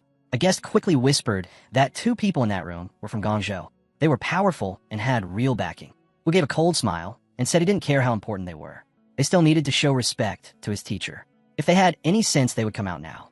If not, his teacher would make them regret it. Just then a smooth voice spoke up. The speaker said they were from the Wendao sect of Guangzhou and asked for a favor. In return, they would make sure to pay a proper thanks another day. Wu felt his heart skip. The Wendao sect was one of the strongest in the East. Only Yuhua ranked above it. He had even heard that several immortals had come from it. But even the Yuhua sect had not been able to stand against Yi Junlin. He steadied his tone and told them to save their promises. It needed to come down now. In a flash, Fandijin appeared with his assistant, and Miaoi. Wu looked at the girl and gave a mocking look. He asked if they were joking by bringing along someone so weak. Miaoi flared up and demanded to know who he was calling weak. She charged forward, but Fan held her back. He told her to stay calm and let him handle it. As he looked at the group, he thought they matched the rumors. It really was Yi Junlin and his people. Their power felt hidden. The story said he always masked his strength. This was not a group to provoke without caution. He took out a glowing orb and said the Wendao sect offered 5 million supreme spiritual crystals along with several useful artifacts as a small gift for Yi Junlin. Wu gave a smirk and thought to himself that they were trying to play along. He said he would pass the message to his teacher. As Fan stepped back, Miaoi clenched her fists and asked her uncle why he gave in so easily. Fan hissed, "I acted for your safety. Yi Junlin's bloodthirsty temper is legendary. He's not afraid of the Yuhua sect. If he targets you, I'll face the Wendao sect's wrath." Yao spat and said that when those at the top are corrupt, the rest follow. Yi Junlin's arrogance knew no bounds. He roamed freely across the eastern region and had even killed a Yuhua immortal who was the saint's teacher. Now he was making a mockery of them all. Miaoi clenched her fists. "I'll train until I can crush that scum myself." Fan sighed and told her that with her star immortal body, she might one day rival the Yuhua saint's solar body. But for now, she must focus on staying alive. At the robber's hideout, the toothless leader cackled with joy and said Yi Junlin's name worked like magic, making every robbery a success. Wu agreed and added that even that Wenda elder bowed to the name, and he nearly died from the shock. A girl sneered and said they respected Li Wu, the Devil Sword Master, not Wu's face. Wu grabbed his sword and snapped back, reminding her that she was once carried on shoulders like a prize at Funchan Luo, so she should not act so proud now. The leader slammed the table and warned them to stop bickering, saying they were all replaceable. One final job remained, and then they would scatter. Suddenly, a strong gale howled outside. The chief turned sharply and asked what that sound was. Wu turned pale and wondered aloud what kind of monster it could be. The leader saw the shadows flee and said it was a good thing they did not try to stop them. Those creatures would have eaten them like a snack. Meanwhile, with Yi Junlin's group, Shurao gently stroked the divine beast and softly said he really liked her, then thanked his big brother. Yi Junlin smiled and told him that his detention would soon end and that he had prepared a gift. He then turned and asked Sei to fetch some chocolate ice cream. She returned with a bright smile and offered swirled ice cream to his brother. Yi Junlin explained that it was the best cold treat in the world and was a reward for Shurao's patience. Shurao hesitated, wondering if this was another humiliation. Then he took a bite and his eyes lit up. The cold and sweet treat melted in his mouth, and he began to wonder if Yi Junlin had truly shown him a bit of kindness. Yuang rushed in and reported that they had reached Wuzhou and that Medicine Valley would open in a few days. Noticing Shurao's blissful expression, he muttered that such acting was truly a test of will. Yi Junlin raised an eyebrow and repeated the name Medicine Valley, as if mulling it over. Yuang nodded with excitement and said it was a land full of miracles with rare herbs and unique medicines, making it an event not to be missed. The system pinged a new message indicating that a mission had been detected to explore Medicine Valley and that huge bonuses awaited. Yi Junlin grinned. Perfect. We've been idle too long. Let's see what this valley offers. Meanwhile, in the eastern region at Wuzhou, right in front of the Dragon Gate guest court, the group finally arrived. Yuan turned to the teacher and explained that this was the largest in within 100 miles radius. He suggested they stay there for a few days and wait for the official opening of the Medicinal Valley before heading in. Yi Junlin said the name sounded familiar and agreed they would stop there. As soon as they opened the door, the staff welcomed them respectfully and invited them inside. Yi Junlin told the attendant to prepare a better room for them. The man in charge gave a polite bow and asked them to proceed to the second floor. As they climbed the stairs, Shurao asked why they needed to keep a low profile. Yi Junlin sighed and said that now that he was famous, crowds of fans were bound to appear if anyone recognized him. People would rush over for autographs, and the whole place would fall into chaos. Shurao instantly regretted asking, thinking this person's mind was impossible to understand and not at all like ordinary people.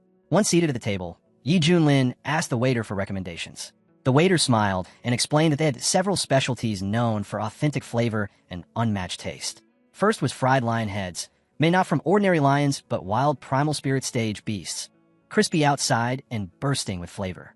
Then there was sugar vinegar carp, made from a carp said to carry dragon blood, fresh beyond compare. She suddenly perked up and asked about a particular dish. The waiter brightened up, explaining that it was ice mouse meat. Every slice was as clear as snowflakes and crisp when grilled, which earned it its name. Before he could continue, she covered her ears in horror. Yi Junlin cut in firmly and said they would take everything except the snow meat and told the staff to serve them one by one. The waiter blinked in surprise, thinking these dishes hadn't been ordered in ages, and this must be a wealthy guest. He promised the kitchen would prioritize their order immediately. Shi mumbled that mice were too cute to be eaten. Trying to change the subject, Yuang asked why they weren't waiting for the valley's opening on Buffalo Pepper. Yi Junlin chuckled and said that once the valley opened, chaos would follow. He thought it would be best to soak in the atmosphere beforehand, as anything could happen. Yuang respectfully clasped his hands and said the teacher was always far-sighted and that he admired him deeply. Suddenly, Shurao signaled them to be quiet and mentioned that someone nearby was talking about them. Yi Junlin casually waved his hand and said that was normal, as he had many fans. He wanted to hear what legendary tales they were sharing. With enhanced hearing, he caught snippets of conversation. One person cursed Yi Junlin, saying half a lifetime's efforts were ruined because he had been robbed. Another complained that 6 level 7 artifacts, 30 amulets, and 5 earth elixirs had been taken from him by the same man. Yuang angrily slammed the table and insisted they were slandering the teacher. Shurao couldn't help laughing, thinking that even Yi Junlin had moments of infamy. It was truly entertaining. Why Yi Junlin let out a deep sigh and said it was obvious someone was impersonating him. He figured those people had been scammed, and if Shurao wanted to laugh, he could go right ahead. Shurao suddenly stood and called them pathetic worms, saying all it would take was a word from the teacher and he would silence them permanently. Yi Junlin rolled his eyes and said that was far too exaggerated. More whispers reached their ears. One person mocked the so-called Red One, saying her beauty was all hype and that she smelled like wind and dust, no better than a brothel worker. Another claimed she was mid-tier at best and wondered why everyone fussed over her. A third admitted that the first time he saw her, he nearly drooled and had wanted to get up close and inspect her for himself. Shirao's eyes glinted with murderous intent. Yuang coughed awkwardly and claimed he just had sand in his eyes and told them not to mind him. Yi Junlin patted Shirao's shoulder and told him to show some magnanimity. He reminded Shirao they were talking about a fake, and a woman at that. Then he added with a smirk that Shirao wasn't a woman, so why fuss? Shirao began to protest, but Yi Junlin cut in again with amusement, saying it seemed Shirao had accepted the nickname Red or he wouldn't be reacting so strongly. Shirao tried to deny it, but the arrival of food interrupted the moment. The waiter announced that their dishes were ready and invited them to enjoy. Xiaoxi eagerly sniffed the aroma and said it smelled amazing. As the waiter exited, he muttered to himself that these guests seemed oddly familiar. Elsewhere in the inn, Yao sneered and told her uncle to listen to how everyone was cursing Yi Junlin, claiming that was the true voice of the people. Fan shook his head and replied that it was all idle talk. He said powerful beings didn't care about gossip, and even if the world cursed them, it meant nothing. Yao huffed in frustration and asked why he always defended that jerk. Fan shifted the topic and mentioned that the food there rivaled their sex, urging her to eat. As Yao dug in her meal, she suddenly paused and asked why her uncle had stared so intently when Yi Junlin passed by earlier. Fan lowered his voice and explained that the aura of their leader was unfathomable. He said it stirred dread within him. Yao's chopstick stopped midair. She muttered about another virtuoso showing up, first an immortal, now this. She said with the portal opening and so many strong cultivators gathering at this inn, it was best they tread carefully since they were far from home. That night, the attack occurs as the shadowy figures closed in around the inn. A warrior whispered to the one leading them and asked if they really needed to act now. The priest's eyes glowed as he declared that to weaken humanity, the great destruction must begin that very night. He lifted a hand and gave the order to move out. The doors were kicked open as the priest shouted commands. He ordered them to secure the entire hotel with no mistakes. He explained that the nightmare array would trap all cultivators below the Hua level in eternal sleep. Not even the great Lajani had been able to break it, and tonight, humanity would remain in unending slumber. The Reaper's crew swarmed the building, releasing a paralyzing poison. Within moments, the entire inn fell into a deep silence. Every person inside rendered unconscious. The Reaper and his squad took full control of the hotel and unleashed a powerful poison. In seconds, everyone inside collapsed, unconscious. The priest watched it unfold and declared, "Even if immortal Luo himself comes, he won't break this array." But upstairs, the boys remained fast asleep, completely unaware of the chaos unfolding around them, deep in their chambers, silent as corpses. And just like that, humanity plunged into a never-ending sleep. The world entered the illusory realm of the great calamity, beyond time itself. That day, Kunlun suffered immense losses. The holy war raged on, and the conflict between humans and monsters only escalated. Watching his people fall one by one, the elder dropped to his knees and prayed. "Heaven must truly wish for our end," he muttered. But then, something shifted. Out of nowhere, the tide turned. Monster heads began flying left, right, everywhere. People shouted in confusion. "Who is that? Who's doing this?" From behind a wall of dark clouds, a lone figure emerged, wielding a blazing sword. "It's me," the man declared. The crowd erupted. "It's him, Sword Godly Liwujia, the strongest sword master in all of Kaon, the greatest blade wielder in history."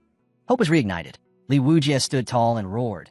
"Anyone who dares threaten our lands will be cut down." Without pause, he tore through the enemy. The air filled with the screams of monsters, their fear written in every cry. Standing on a towering peak, Li Wujia shouted, "I will protect Kunlun until my last breath." The warriors below cheered, their morale soaring. They called him their hero, swearing loyalty to him forever. But while the world celebrated victory, the boys were still trapped in their illusion, a dream world where they stood alone in the great hall of the fire worship cult. Hong Qinya stepped forward and proclaimed, "I now take the throne. The age of fire worship begins. Our leader's power knows no bounds." They said the sacred fire scorched the skies. To worship fire was the highest calling, and also the most agonizing. In that world, only fire endured. Elsewhere, she too was lost in an illusory realm, but hers was peaceful. She lay on soft cushions, calmly eating sweets, untouched by war. That same night, Yifan stepped onto a balcony, gazing out over the city. "I thought my name would echo through every province in the east," he sighed. "But instead, I've become a disgrace." He looked out of the world, bitter realization sinking in. People aren't who they used to be. Everything's changed. It had been too long since he last made a move. Now he knew. It was time. Is it still possible to make up for a missed signature? Yifan asked. The system responded without delay. of course. From now on, you'll receive rewards for any missed sign-ins. Yifan was taken aback when he saw the reward pop up. What class is this item? He asked. The system replied, it doesn't have a class or level. Its power depends entirely on your flute-playing skills and your own strength. Yifan nodded. He hadn't forgotten. His flute technique had already reached its peak. There was no better time than now to release the tension building inside him. Without hesitation, he lifted the flute to his lips and began to play. A calm, soothing melody drifted through the air, quietly spreading across the entire city. Far away, a hydra pricked up its ears. What's that sound? It muttered. But before it could question further, its massive body started to sway. This music, it's beautiful, it murmured. Remind me of the old days, back in the tribe. Another monster nearby looked up. What are you doing? It barked. Keep the illusionary array stable. But it was too late. The melody had wrapped itself around them like a spell. One by one, the monsters stopped what they were doing and began to dance. Hydra watched in disbelief. What's happening? Who's interfering with our work? He shouted. Let the priest show himself right now. But even Hydra couldn't resist the rhythm. His body moved on its own, joining the others in the strange, spontaneous dance. Elsewhere, Elder Fan stirred. He blinked in confusion. A trap. I've fallen into a trap? He muttered. But I haven't slept in over 10,000 years, sir. So how did this dream catch me? Snapping out of it, he rushed into his assistant's room. Wake up now, he shouted. Meowie was seated on her bed, eyes closed. Fan ran over, touched her forehead, and activated his technique to awaken her. Her eyes shot open. Uncle, she asked groggily. What's going on? What did I miss? You didn't miss anything, Fan said quickly. We've been tricked. We've been trapped. Meowie whispered, stunned. But I didn't even want to wake up. The deeper I went, the heavier my soul fell. Fan nodded grimly. It's a powerful illusion. One of the ancient ones. While forgotten formations that bury a person in sleep so quietly, their mind and soul won't even notice. Eventually, they just die. Meowie shivered. That's horrifying, but why? What's the purpose behind this? Is it just for killing? Fan looked out the window. No, more likely, they're after the Medicine King's Valley. And with the way things are escalating, anything could happen next. Just then, the soft echo of Yifan's flute washed over them. The air stilled. Everything quieted. Fan turned to Meowie. Stay here. Don't run. I'm going out to see what's happening. He leapt through the window and flew into the sky. As he scanned the horizon, he muttered, creatures from the border abyss. I've only heard of them in legends. Evil snakes born in darkness. Down below, the monstrous snakes turned toward the great priest. Despite the interruption, the priest remained calm. Most human cultivators will choose to stay in their dreams, he said. They're beautiful, comforting, but if someone intervenes in time, there's still hope. Fan wasn't about to let it end there. He landed, voice thunderous. You foul beasts from the border abyss dare to attack the human race. The priest met his gaze, fully understanding. This fight was far from over. Nothing wrong with that, the priest said coldly. The army from the border abyss is destined to sweep through the eastern region. Wiping out these cultists ahead of time is just being efficient. Fan snapped back. That's arrogance. This is human territory. You're overstepping. The priest narrowed his eyes. You and I are both cultivators of great perfection, and I have over 10 seasoned body unification masters backing me. What exactly do you plan to fight us with? Just then, Yu Yang burst onto the scene. It's them again, the border abyss monsters. Last time, they slaughtered tens of thousands of our people, and now they're back for more. Hong Qinya joined him, glaring at the enemies. Disgusting creatures, slinking around, trying to ambush us like cowards. The priest glanced over. Are those two more great perfection cultivators? But something felt off. The pressure radiating from them didn't match what he expected. This wasn't the aura of normal cultivators. And yet, they felt strangely familiar. One of the snake beasts turned to the priest. What now? There are 3 great perfection cultivators standing against us. Don't panic, the priest ordered. Redirect all your power into me, immediately. Energy began surging toward him in waves. With the Darkness Bone's power, he growled, they'll vanish, instantly and without a trace. Yu Yang's face darkened. This is bad. They're trying to flee, but we can't let them escape. He called out, don't think you can run and leave the rest behind. But the priest only smirked. It's pointless. This rod is a sacred weapon, gifted to me by our clan chief. Even someone at the 3 fracture trial stage would struggle to resist it. As the group slowly began to vanish into the darkness, Yu Yang felt something shift in the air. That melody again, a powerful urge to dance overtook him. Hong Qinya, too, paused, puzzled by the feeling. What is this music? The priest froze, hands trembling. That cursed flute again. He could feel it dragging him down, overwhelming his will. The melody swept over them all, and suddenly, they were dancing, losing control one by one. Even the priest dropped his wand, completely disoriented. "Stop it," he shouted. "Everyone stop dancing." But none of them could. Hong Qinya blinked, lost. "Why can't I stop?" Yu Yang glared. "Is he provoking us on purpose?" Fan stood by the window, watching everything unfold. "It's the flute," he muttered. "That's what woke me up. This and it's packed with hidden masters." At that moment, Miaoyi walked in from the hallway, curious. "Who's playing the flute? It's such a beautiful tune." Drawn by the sound, she stepped into the next room, and there he was. Yi Fan sat calmly, flute to his lips, the melody still flowing. She froze. Her cheeks went red in an instant. "I'm sorry," she stammered. "I didn't mean to interrupt. I just wanted to speak with you." Yi Fan stiffened. Had his identity been exposed? He thought, could this be one of his fans? So obsessed she tracked him down? Without missing a beat, he took her hand. "Since you figured it out, I won't hide anymore. You deserve my signature." Miaoyi was so stunned, she let out a shriek. "Go ahead," Yi Fan said confidently. "Tell me where you want me to sign." She blushed even harder, completely flustered. What's with this guy? She thought. Why did he suddenly pull her in here and insist on giving her his autograph? Now she was trapped, and she had no idea what to do next. "Please let me go." Miaoyi cried out. "You misunderstood. I don't want your autograph at all." Yi Fan blinked, confused. "Wait, what? You don't want my signature? Then why were you standing outside my room?" Miaoyi quickly explained. "I was just drawn by the sound of your flute. It was beautiful, so I stopped at the door to listen. I didn't know you were in here playing, and I definitely didn't mean to disturb you.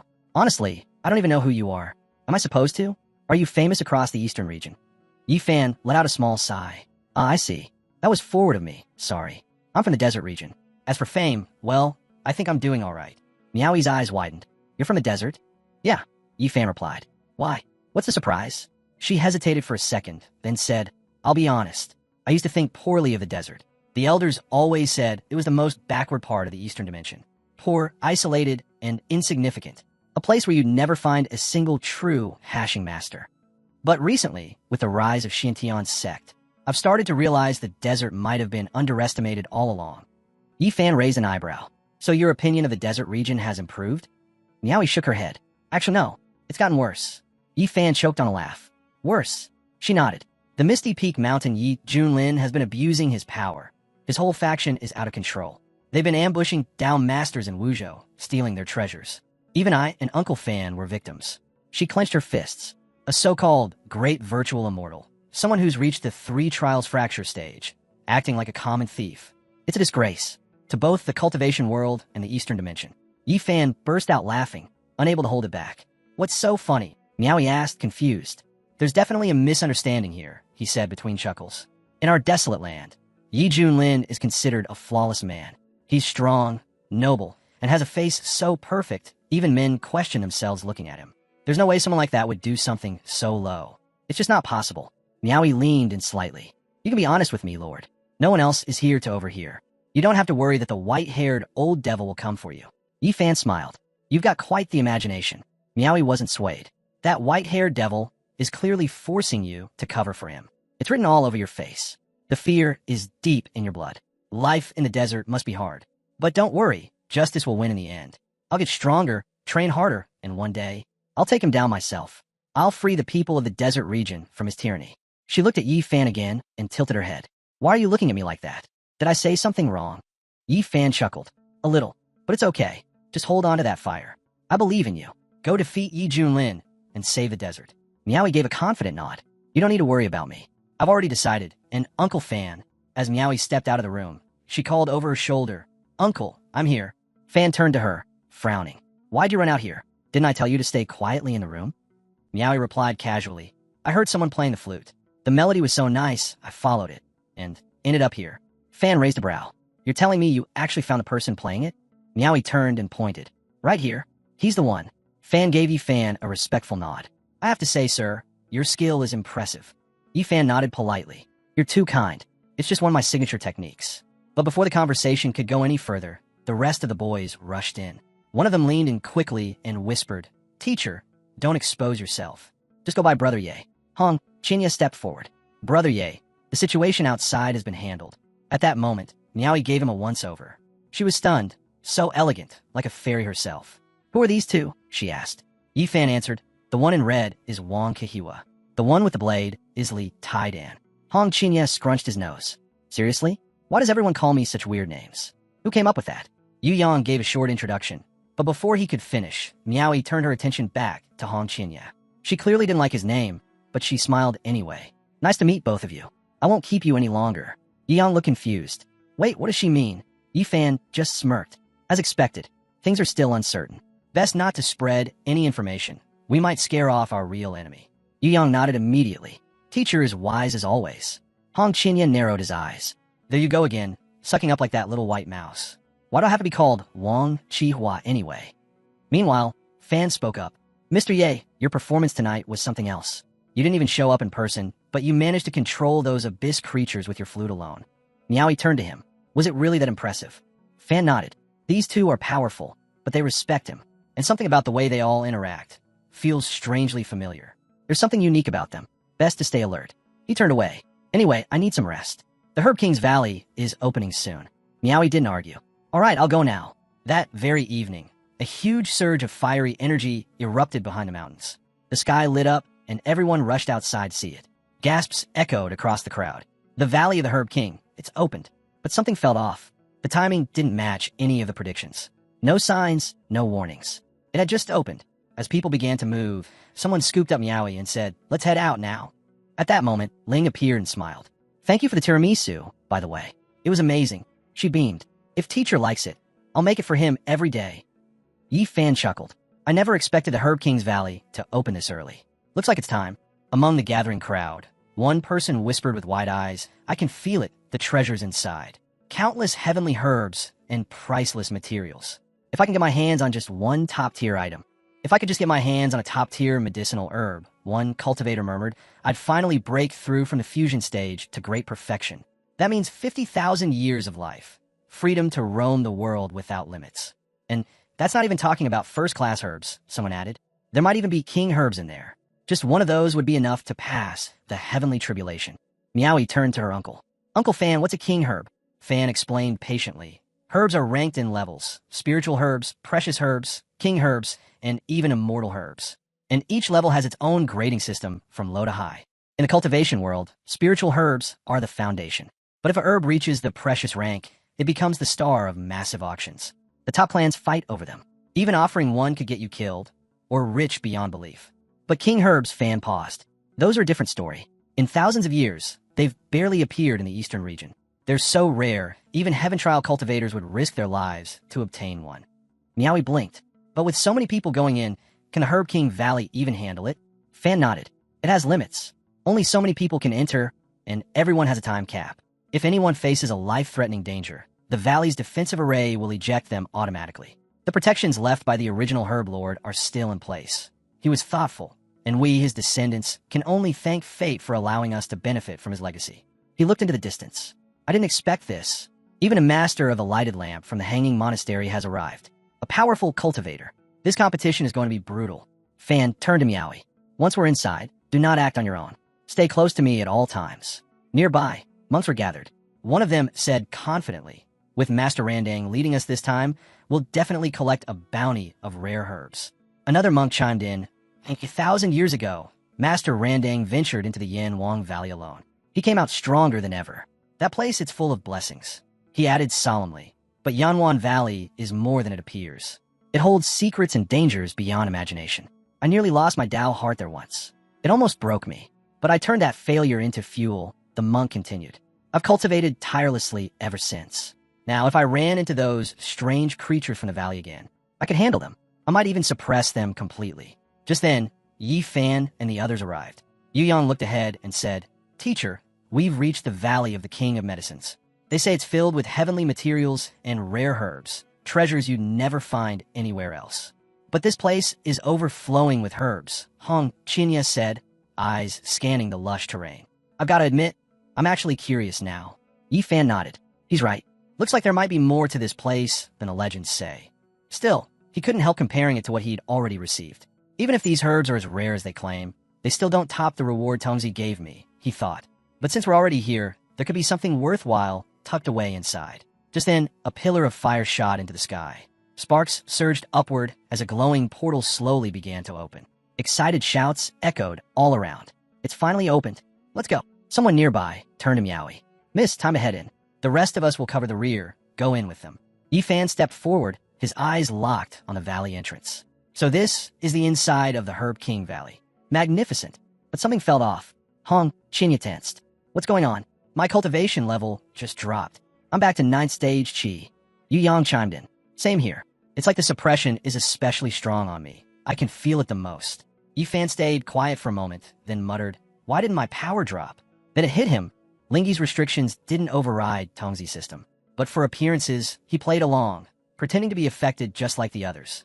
Disguising my strength is my specialty, Yifan thought. That way, I can catch them off guard later. He said aloud, looks like this sovereign formation is suppressing everyone's cultivation to the same level. That way, we're all on equal footing. Smart. This avoids overpowered cultivators tearing the place apart. Yu Yang sighed. Too bad the suppression's so strong. My dark sword is totally useless now. Guess I'll have to settle for this old kitchen knife. Yifan glanced at him, surprised. You're still carrying that thing? Yu Yang nodded. Yeah, it was my first blade, the one I started cultivating with. Back when I had no power. I never thought I'd be fighting alongside it again. Suddenly, Yifan's system activated. Carrier presence in Herb King Valley confirmed, it announced. Registration now complete. Yifan grinned. Nice. Register me. A notification popped up. Congratulations. You've received a premium-grade Insight Tea scroll painting. Brewed during downtime for spiritual clarity. Yifan frowned. That's it? Seriously? I said I didn't need help with cultivation. Ugh, whatever. I guess it'll at least help with thirst. Hong Qinya was watching him closely. He's clearly annoyed about his cultivation being suppressed. He smirked to himself. Now that we're on the same level, I just need to find the right moment, then I'll go all out. Let's see how long the teacher lasts when I'm done with him. He started daydreaming about it, tying Yifan up, whipping him in revenge, savoring every second. But Yu Yang suddenly reminded him, hey, I heard that if a fight here turns life-threatening, the array auto-ejects the fighters. So no worries, we can go all out and still stay safe. Hong Qinya growled, what kind of dumb rule is that? If I can't take him out here, we'll be the ones eating dirt once we're back outside. Yifan, noticing Hong Qinya's mood shift, smirked silently. So that's his plan. Use the level suppression to settle old scores. Too bad. I was really looking forward to. Yifan watched Hong Qinya closely. He still thinks my power got suppressed too? He thought with a smirk. I can't wait to see the look on his face when he realizes it didn't. Just then, Meowie called out, Minter, look over there. The herbs, they're moving. They're alive. Yu Yang's eyes lit up. The heavens must favor me. The herbs are coming to us on their own. Hong Qinya shot him a warning glance. Don't get careless. These herbs are intelligent, and they're all at 9th level Qi. Suddenly, a 3-leaf clover stepped out of the brush. It wasn't just any herb. It was a rare precious medicine variant. The clover turned to the others and laughed. Elder Yaozuans sent us more toys. Let's have some fun, just like last time. Wheatgrass beside him chuckled darkly. Let's strip them down, make them crawl and bark like dogs around the valley. Yu Yang bristled. Since when did herbs get this cocky? Hong Qinya growled, they have no idea what death even is. He launched a fire attack. Nothing too serious, only 40% of his strength, but still strong enough to take down a cultivator of equal rank outside this valley. To his shock, it did nothing. What the? That should have roasted them, he muttered. Weed sneered. What's this? A little girl trying to pick a fight. He pointed at Hong Qinya and hissed, I'm gonna rip your clothes off, string you up in a tree, and give you a proper beating. Hong Qinya's eyes flashed. You're asking for death. He summoned the red fire demon soul. Weed screamed, you little snitch. You dare attack me again? I won't go easy this time. As Hong Qinya's flames closed in, Weed panicked and shouted, what are you all just standing around for? Help me. I'm about to get roasted. The other grasses jumped into action, releasing a water-based counterattack that smothered the flames. Hong Qinya felt the pressure mount. How is this happening? With his technique and a heaven-level spiritual root, even cultivators at the Jiochi stage couldn't stand against him. Yet here he was, struggling with weeds. Yu Yang suddenly appeared at his side. Hang in there, brother. I'm here. He slashed forward with his blades, joining the fight without hesitation. Hong Qinya clenched his jaw. So this is the true face of the Medicine King Valley, a land where herbs rule supreme. Yifan, watching from the side, quietly analyzed the situation. With Hong and Li's talent, they should be wiping the floor with opponents like these. Yet they're barely holding on. Something's off. Then it clicked. The herbs are drawing their power from the valley's formation. That's how they're holding their own. This whole thing, it's Yaozuan's doing. He hadn't built this setup for fairness. The level suppression wasn't to balance the fight. It was to give the herbs an overwhelming advantage. Yaozuan's protecting his own creations, Yifan realized. This whole arena is rigged. And clearly, this wasn't the first time. Many had entered this valley before. But strangely, no one ever spoke of the truth after leaving. It was like those herbs were soaked in rain. Yet all they wanted was to tear up everyone else's umbrellas. But if they thought Yifan would just hand his over, no chance. With a flick of his finger, he activated a seal and cracked open the formation's shell. Let's see how bold they are without that power boosting them. At that same moment, Hong Qinya and Yu Yang broke through the front lines. They're weakening, Hong Qinya shouted. Now's the time. Burn them to the ground. Flames roared as the grasses began to wither and cry out. What's going on? One of them yelled. Why can't we fight back? We'd stumbled back, panicked. Sister, stop. Don't burn us. We were wrong. But Hong Qinya showed no mercy. You can beg all you want. You're not crawling out of this one. He pressed the flames harder. You're done. I'm reducing every one of you to ash. Yu Yang joined in, slashing through stalks of medicinal herbs with his blade. They've lost all strength. No need to keep burning them. Let's just collect them. These are first-rate ingredients. Just then, Ling walked over, surveying the scene. Not bad. Looks like you're finally done. She turned to little Yuan. Go ahead and gather them all. Maybe we'll make soup later. Yu Yang grinned. Right away, teacher. Ling knelt down to help, but suddenly pointed. Wait, that one's still moving. At that exact moment, a bright beam shot past them, piercing the sky. An enormous axe shimmered into view high above. Ling flinched. What was that? I nearly died of fright. Yifan narrowed his eyes. Could that be a distress signal from the axe gang? Hong Qinya scoffed. Let them come. If more of those punks show up, I'll torch them too. Yifan raised an eyebrow. Getting cocky again, are we? Just now, without Yu Yang helping, you were dripping with sweat. He looked around. Did anyone notice how strange this all is? That wasn't normal herb power. Yu Yang nodded. Yeah, something's off. That strength wasn't what you'd expect from chi-level herbs. If this keeps up, the ones we face next will be even stronger. Hong Qinya added, this whole valley's rigged. The suppression hits cultivators, but it boosts the herbs. It's completely one-sided.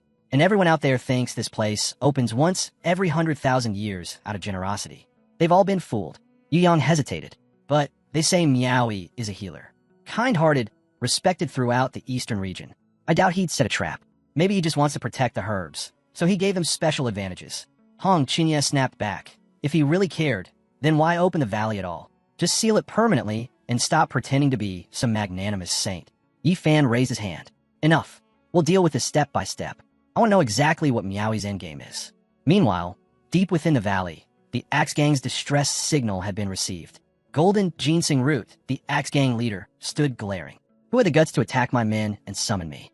Tree, one of his scouts, stepped forward. Reporting in, we still haven't identified the attackers. Could it be another faction hidden in the valley? But Petruska, another gang member, shook his head. Unlikely. We've coexisted here for years. Who'd suddenly have the nerve to cross the Axe Gang now? Root's eyes narrowed. You're sure it's humans? That doesn't make sense. Today was supposed to be the peaceful opening of the Medicine King Valley. Leaf shook his head. That's impossible. Humans are far too weak. There's no way they could threaten the noble race of healers. But King Axe rose to his feet, silencing the room with a glare. He gripped his weapon tightly and declared, the valley has reopened after countless years. If someone's got the guts to attack the Axe Gang today, I'll go see who dares challenge us, myself. Not far from the valley entrance, chaos had already broken out. A group of players had been caught in a trap, ensnared by animated medicinal plants. Stop, please, some of them shouted. Others called out to nearby teams for help, but the other groups were already fleeing in terror. Why are these herbs so strong? One of them shouted. I'm a top-tier talent in my sect, and I can't even beat one plant. It's a trap, someone else screamed. The Valley of the Medicine King is a lie, a massive hoax. The so-called masters who told us it was safe, they tricked us. Deeper inside the valley, a ferocious battle was already underway. An elderly cultivator was going head-to-head with massive, mutated plant beasts. The last time he was here, the valley's level suppression had exposed every flaw in his body, and he'd been mercilessly crushed by this same gang. But now, things were different. This time, he was ready. It was time to reclaim his honor.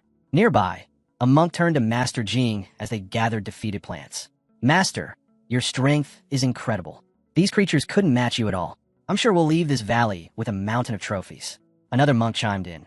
Just earlier, those so-called royal heirs and great sect masters were flattened by herbs and turned into slaves.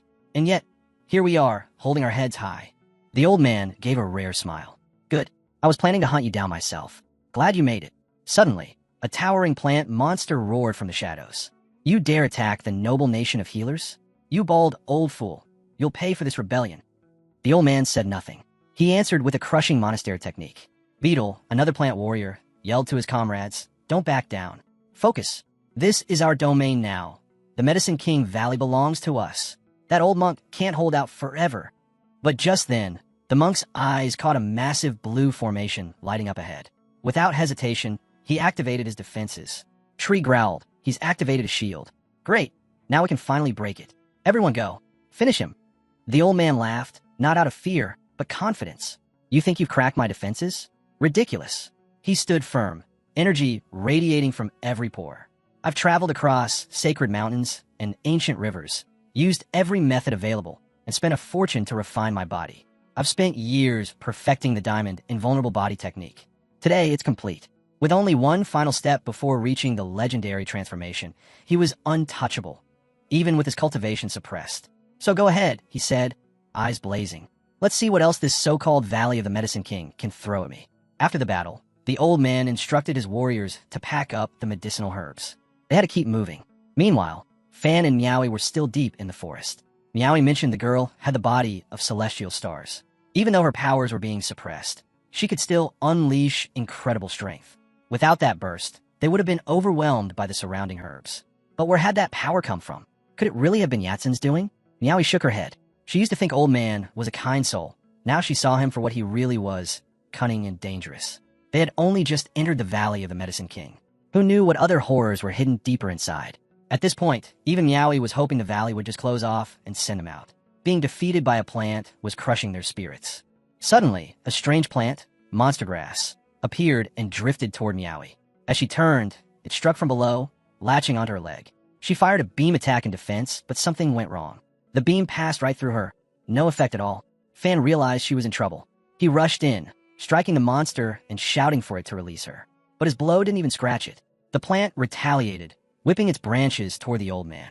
Shocked, he gasped, could this really be the ninefold Thundervine? A mid-ranked medicine king? Meowie shouted at the plant to let her go and cried out for Uncle Fan to help. Desperately, they both launched attacks, but the tree just laughed, enjoying itself. Forgive Uncle, Fan muttered. He's useless against this one. This Thundervine had strength equivalent to a mid-stage cultivator, and Fan was simply outmatched. Meowie's eyes welled with tears. She whispered that it was okay. He had done his best. Then she turned to the Medicine King itself, pleading with it to show mercy. She begged it to let the child go and take her instead. But the tree sneered. Do you think I've waited all this time just to let you go? Humans so naive. Look at her. She seems to be enjoying this. Without warning, it released a surge of electricity through her body. Meowie screamed in pain. Fan's rage boiled over, but before he could act, others arrived. Hearing her screams, one of them asked, "What kind of twisted game is this?" Yifan glanced over and replied casually, "Looks like a tentacle game." How embarrassing. When Fan spotted them, relief washed over him. They were allies, followers of his group. He shouted to them, "Help us. The Pathfinder Society won't forget this." Sha's eyes narrowed. "That's the ninefold Thundervine," she confirmed. Yu Yang was stunned. A true mid-ranked medicine king, unbelievable. Yifan stepped forward and looked directly at Meowie. "It seems fate brought us together. How could I just stand by?" Then he turned and gave the order.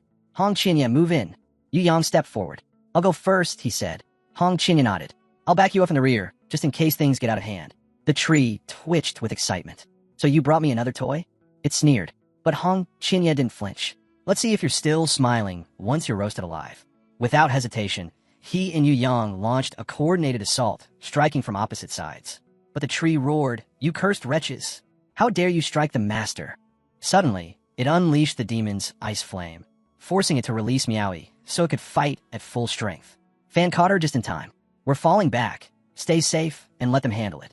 Meowie nodded weakly. "They're all 9th level cultivators, but even with my star immortal body, I can't keep up with the Medicine King.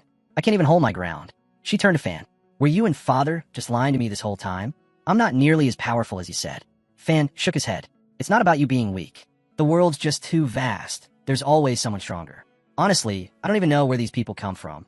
They're on a different level entirely." Meowie thought back. "Mr. E told me they're from Wild Joe." Fan froze. "Wild Joe? That's hard to believe." The Medicine King laughed, voice crackling. "I'm the boss here. I'll fry all of you until you can't even breathe." Lightning surged, trapping the boys in a web of electricity.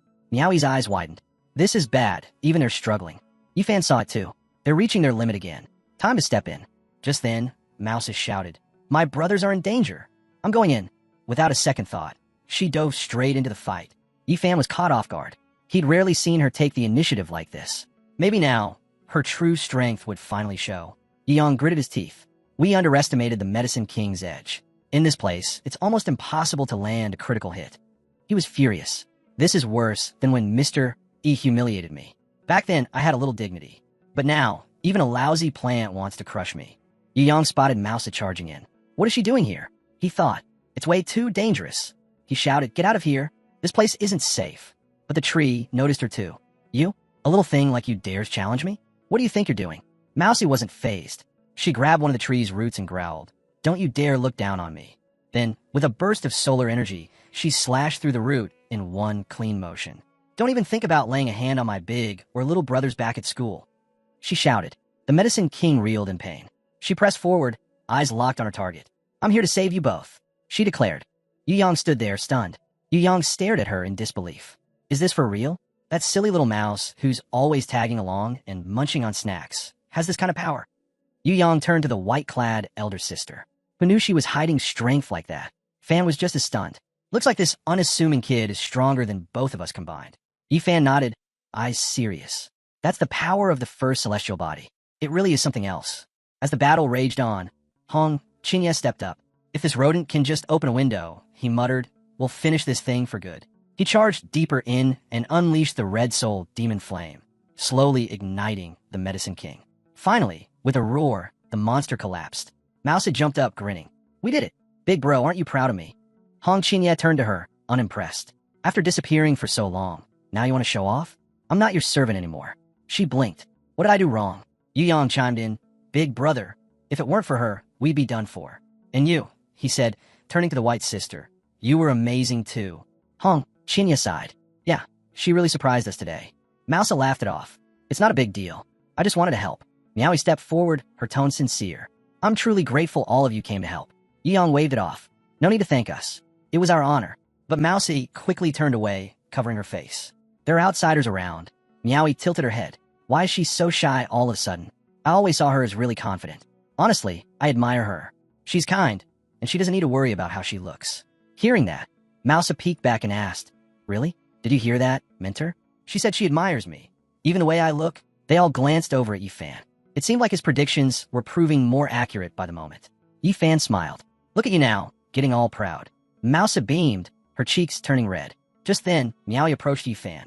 So, you're the teacher of this little one? Yifan nodded. Yes, I raised her myself. Took a lot of time and care. Hong Qinya scoffed silently. How dare he say that? As if he taught her anything about cooking. Mousa chimed in. My mentor taught me a lot. He really looked after me. Meowie finally pieced it together. She looked at the group, frozen for a second. Something about these four felt oddly familiar, like she'd seen them somewhere before. Yifan noticed her expression shift. She's suspicious. Has she figured it out? But just then, the nearby plants stirred and began to whisper among themselves. They turned to the clan king and reported, We've found the humans. That battle just now, they were the ones who caused it. Looking out at the devastation, they added, There are so many treasure great herbs here. But this is bad. Really bad. Hong Qinya's instincts flared. He could feel it too, an overwhelming energy approaching. Then the voice of the herb king thundered, Humans, you dare trespass in our domain and destroy Little Lei? Without hesitation, Hong Qinya replied, This place, it really was something else. One high-grade medicinal herb after another kept showing up. Even a medicine king of such rare quality had emerged. But the king wasn't impressed. How bold of you humans, he sneered. You dare set your sights on me? Yifan gestured toward a nearby axe. Look closely, everyone. This came from the axe gang, the ones who sent that distress signal using the herbs. Yu Yang turned to the white elder sister. This one's even stronger than the last. Can you handle it? She gave a calm nod. I'll do my best. Without hesitation, the king roared and launched his herbs to attack. She stepped forward and blocked his path. I'm your opponent now, she said firmly. The king burst out laughing. You? First the humans, and now even mice think they can challenge me? What a joke. He attacked from all angles, but she held her ground, deflecting every strike. Then, after the flurry of blows, she staggered back, dizzy and drained. I'm so confused. I feel sick. I'm done fighting, she muttered. The king smirked. Compete with me? You're too weak for that. Time for this stinking rat to die. He raised his axe high and swung down at her. But before it could land, Yifan appeared, calm and quiet, and shattered the weapon into pieces. This ginseng is a bit too cocky, he said coolly. Looks like we'll have to turn it into a decoction to make it behave. He turned to the mouse. Stop overthinking. Go help the others. Leave this to me. She lit up and rushed off to support her brothers. Meowie, watching closely, yelled, Yu Yang's about to step in. Fan just shook his head. No one knows how deep Yi Fan's strength goes. Not even me. At that moment, the Herb King gathered all of his mana and attempted to crush the hero with a devastating blow. But the hero stood completely still, protected by a powerful defensive magic circle that deflected every attack. Inside the circle, our hero grew concerned that using full power might expose his true cultivation. Just then, a system notification assured him that Medicine King Valley would suppress his visible level to Chi Condensation Stage 9 after each attack, keeping his real power hidden. Our boy didn't even bother to look back. He smirked and said it was great. Now he could go wild. With just a flick of his wrist, a storm of mana burst forth and sent the Herb King flying. Meow, stunned, turned to Uncle Fan and asked if that was really the kind of power someone at Chi Condensation Stage 9 could use. Uncle Fan, sweating nervously, replied that something felt off. He had never imagined Yi could be this strong. He started wondering whether Yi had bypassed the restrictions of Medicine Sovereign Valley. The Herb King, struggling to rise, growled and accused the boy of using tricks, saying this was no Chi condensation power. Our boy stayed calm and replied that he was just a humble Chi condensation cultivator. He asked what tricks he could possibly use and suggested that maybe the king was simply too weak. He then invited him to try attacking again. Furious, the king leapt up and launched a heavy punch. Uncle Fan grew more worried, sensing the pressure in that strike. It felt like a Golden Core level attack. He doubted whether young Master Yi could block it, yet Yi remained relaxed and smiling. He activated the Human King's seal, and mana surged across his body. With it, he countered the attack and smashed the Herb King into the wall, shattering it completely. Uncle Fan stood frozen, questioning how someone at Chi Condensation Stage 9 could unleash such strength. Meow was also shocked. She wondered if he had mastered a secret art that bypassed the realm's limits. Bruised and pinned, the Herb King groaned and claimed he had been tricked. He insisted the boy was not truly at Chi Condensation level, but Yi simply responded that he really was. If the king was too weak, then he should train harder. The surrounding plants began to tremble. No way. Can humans really be this strong? We've never seen anything like this in all our years. This valley is headed for disaster. Yuan, watching it all unfold, understood now. This is why he's our mentor, he thought. Even under suppression, he's operating on a whole different level. Hong Qinya was just as shaken. Ow! We're both at the 9th level of Qi. This ginseng field should be suppressing him. But he's overpowering me like it's nothing. I actually thought I could fight him on equal terms. What a joke. Then, chaos broke out among the plants. Our king is dead, they cried. Run. Everyone run. Yang narrowed his eyes. Try to run now? You're all first-class medicinal treasures. Why not stay a little longer? Yifan stepped beside him. You did great, Yuan. Now go ahead. Gather every last one of these precious herbs. Yang bowed slightly. Thank you, master. But really, it's all because you took down the Ginseng King. I'm just riding on your fame. Meanwhile, other groups had arrived and were loudly marveling at the abundance of rare herbs scattered around. So many treasures, someone said. But who else could have taken them all down like this? Other than Master Burnt Lantern, is there anyone in the Valley of the Medicine King with that kind of power? All eyes turned toward a small group up ahead. It was clear who the real players were now. A monk approached his master. This ginseng, it's no ordinary herb. His master nodded. That's not just any herb. It's a first-class Medicine King. The disciples behind them began to murmur. Even cultivators facing the heavenly disaster would covet something like this, let alone an elite-tier king. If this happened outside, one said those old monsters hiding in the eastern region would have swarmed in already. But whoever tamed this thing, well, who'd dare challenge them now? The monk master narrowed his eyes. A first-rate Medicine King has emerged, and no one has claimed it yet. You think the suspended temple's just going to look the other way? As if to answer, the old monk moved to take the herb. But Yang struck out immediately, blocking him. You dare try to steal what's not yours. The old man turned, unfazed. Do you not realize who you're up against? We're from a suspended temple. Hong Qinya stepped forward. You bald-headed monks show up late and try to claim everything, acting like saints. But all I see are hypocrites hiding behind Buddha's name. You're the scoundrel, the monk barked back. Who's to say you even defeated that Ginseng King? You just got here early, that's all. Another monk chimed in. That's right. And let me give you some advice. Don't get cocky, you stray cultivators. Offend the suspended temple, and you'll never survive in the eastern region. The old monk warned. Your words are getting too reckless. Yang narrowed his eyes. Old bald monk, what? We're not allowed to cultivate too. The old man snapped back. You impure brat. Who do you think you're talking to? This man you're mouthing off to survive the heavenly disaster. He's a true master. You aren't even qualified to be his rival. Gasps rippled through the surrounding crowd. A heavenly disaster cultivator? One warrior whispered. I thought he was strong. But an actual ascendant immortal? There are plenty of powerful figures in the Medicine King Valley, but none of them can stand up to someone like that. Yang blinked. Heavenly disaster cultivator. Huh? Well, it doesn't matter. Everyone here is stuck at the 9th level of Qi. If he dares step up, I'll still cut him down. The old monk didn't back off. Such arrogance. You got some nerve. What's your name? Yang stepped forward boldly. Li Taidan. Remember it. And don't even think about acting tough in front of me. The monks burst out laughing. Li Taidan? What kind of village name is that? One of them mocked. Where are you even from? Some backwoods mountain. And this guy doesn't even have his own clan, someone scoffed. Yet he dares to challenge a heavenly disaster master. The old monk turned to Li Taidan. You're blinded by arrogance. It's time someone enlightened you. Li Taidan's eyes lit up. Perfect. Facing off against a heavenly disaster cultivator? That's a rare chance. I won't waste it. He charged in, trying to grab the old monk's attack head on.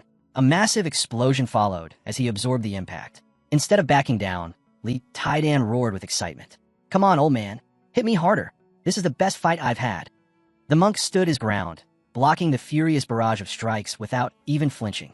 From the sidelines, one of the disciples whispered, I didn't expect Li Taidan to last this long. He's stronger than we thought. Still, they all knew this wasn't the monk's full strength. Using everything he had against an unknown junior would have been an embarrassment. The monk clenched his fists. I've trained for 100,000 years for the sake of the Medicine King Valley, and I can't even bring down this brat? Determined, he decided to end it. He began channeling all of his energy into a single blow. Li Taidan, unaware of what was coming, kept swinging. Give it up, the monk shouted.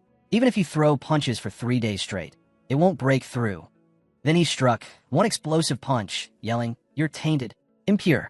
But Li Taidan didn't flinch. With sharp instincts, he countered just in time, his sword slashing through the incoming force. The monk's eyes widened. Li Taidan grinned. Wait, are you part turtle or something? That defense was ridiculous. The old monk looked at him grimly. Why push yourself this far? You're not staying in the Medicine King Valley forever. The other disciples chimed in. Does he think standing toe-to-toe with a master is some kind of badge of honor? If he keeps this up, the second he leaves, he's a dead man. Yifan stepped forward, calm and unwavering. This Medicine King belongs to me. If your pendant temple thinks they can take it, then they clearly don't understand boundaries. The old monk sneered. Things have changed since you interfered. Just because something hits the ground doesn't mean it's yours. He crossed his arms. Only what's in your hands belongs to you. That's what we believe. Suddenly, Hong Chinya lunged in from behind. Old bald monk, you're looking for death. The monk turned, unfazed. You too? Are you going to try and stop me? Don't bother. This Medicine King is mine now. Before Hong Chinya could respond, a scorching blast flew past his face, nearly grazing him. He froze. The next moment, Yifan was already beside the monk, glaring him down. You really think no one here can stop you? He asked coldly. The monk's eyes locked on Yifan's fist, just inches away, and his expression darkened. He could feel the overwhelming pressure in that one punch. It was terrifying. That strength, it felt like it broke through the valley's suppression. Yifan didn't waste another word. His fist drove straight into the old monk's chest, sinking deep.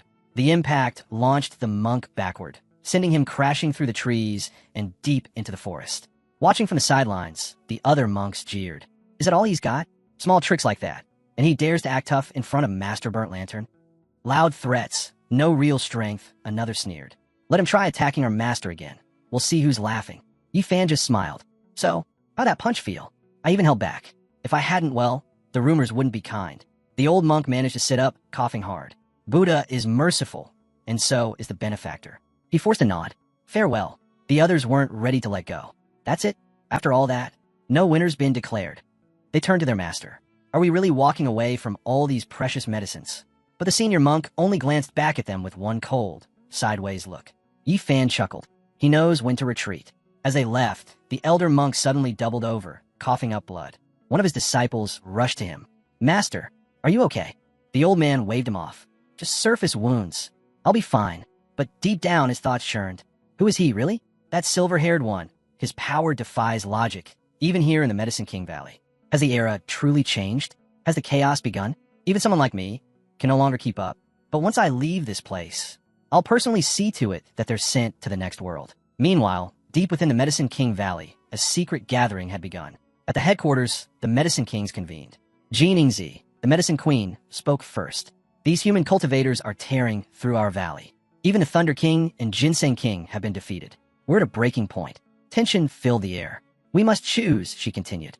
Hide and wait for the valley to seal itself, or stand and fight. Blood Jade, Flaming Bone Bamboo, slammed the table. Hide? This is our territory. Every time the humans came before, we crushed them. Why retreat now? We fight. Red Chi Jingzi agreed. They're right. If we surrender now, we lose everything. We are the true rulers here. But Ghost Lotus cautioned them. These cultivators aren't like the others. Their power rivals ours. Even with our strength, we risk being completely suppressed. Antler Fungus leaned forward, especially that silver-haired youth. He defeated the Ginseng King in a single move. That's not ordinary strength, it's terrifying. Medicine King Hish Wu spoke up. Then what about him? Should we invite him into the fight? You mean him? The room went silent. He used to follow the medicine lord himself, Hish Wu added. If he joins us, this battle is over before it begins. The queen hesitated. We all know his temper. He won't come easily. He's unpredictable. Antler Fungus shook his head. The valley is falling apart. And he's the first heir of the medicine lord. He won't just stand by while we're chopped up and turned into soup. No more waiting. It's all or nothing. The room filled with silent agreement. And so, with the decision made, they all rose as one and headed straight for the Great King of Mushrooms. The Great King of Mushrooms, one of the first-class medicine kings. The queen stepped forward and bowed deeply. Great King of Mushrooms, she pleaded, please save the Medicine King Valley. The other medicine kings joined in, urging him to awaken. Your valley is in danger. We need you. Suddenly, the Great Mushroom King stirred. A strange, overwhelming energy pulsed out from him as his eyes opened. Servants cried out in excitement. He's awake. The Great Mushroom King is awake. But the Mushroom King immediately panicked. Without a word, he ducked behind a tree. Stay back, he warned. If you got something to say it from over there. The queen sighed. Our apologies.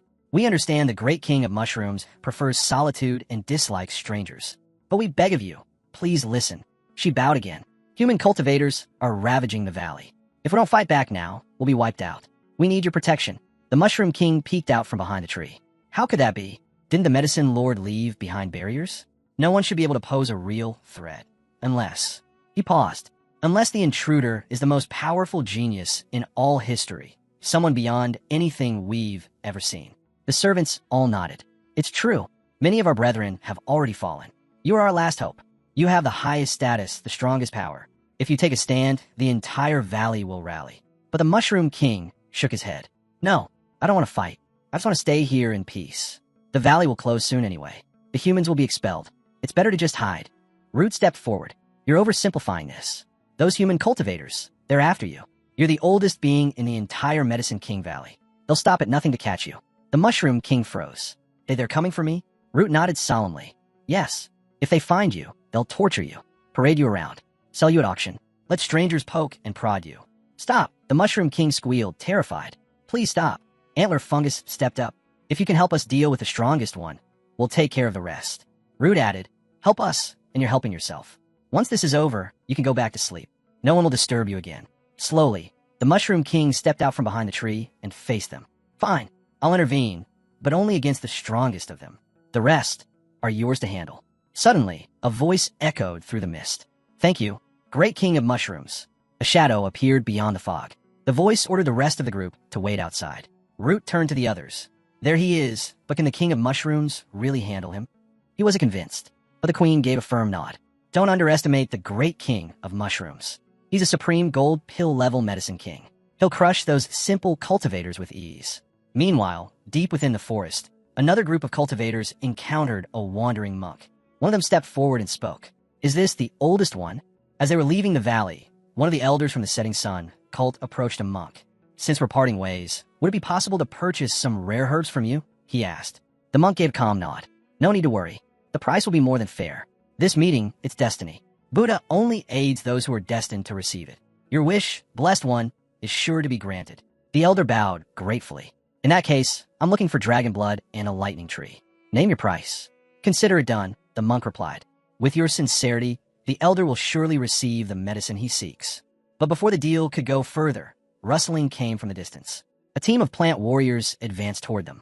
One disciple turned quickly. Master, the enemy's approaching. The old monk grinned. Wonderful. I was just wondering how to find them. Now they've come to me. Staghorn stepped forward, shouting, Don't celebrate just yet, old bald monk. I'll finish you here and now. But the monk stood firm. You're stubborn, blinded, and defiant. My Buddhist grace has delivered you to me. It's time your souls were freed. Antler Fungus wasn't fazed. Enough talk. Accept your fate. Explosions rocked the area. The monk activated a protective shell, standing untouched amid the chaos. Root's eyes widened. Such strong defense. Could he be a demon king? The old monk narrowed his gaze.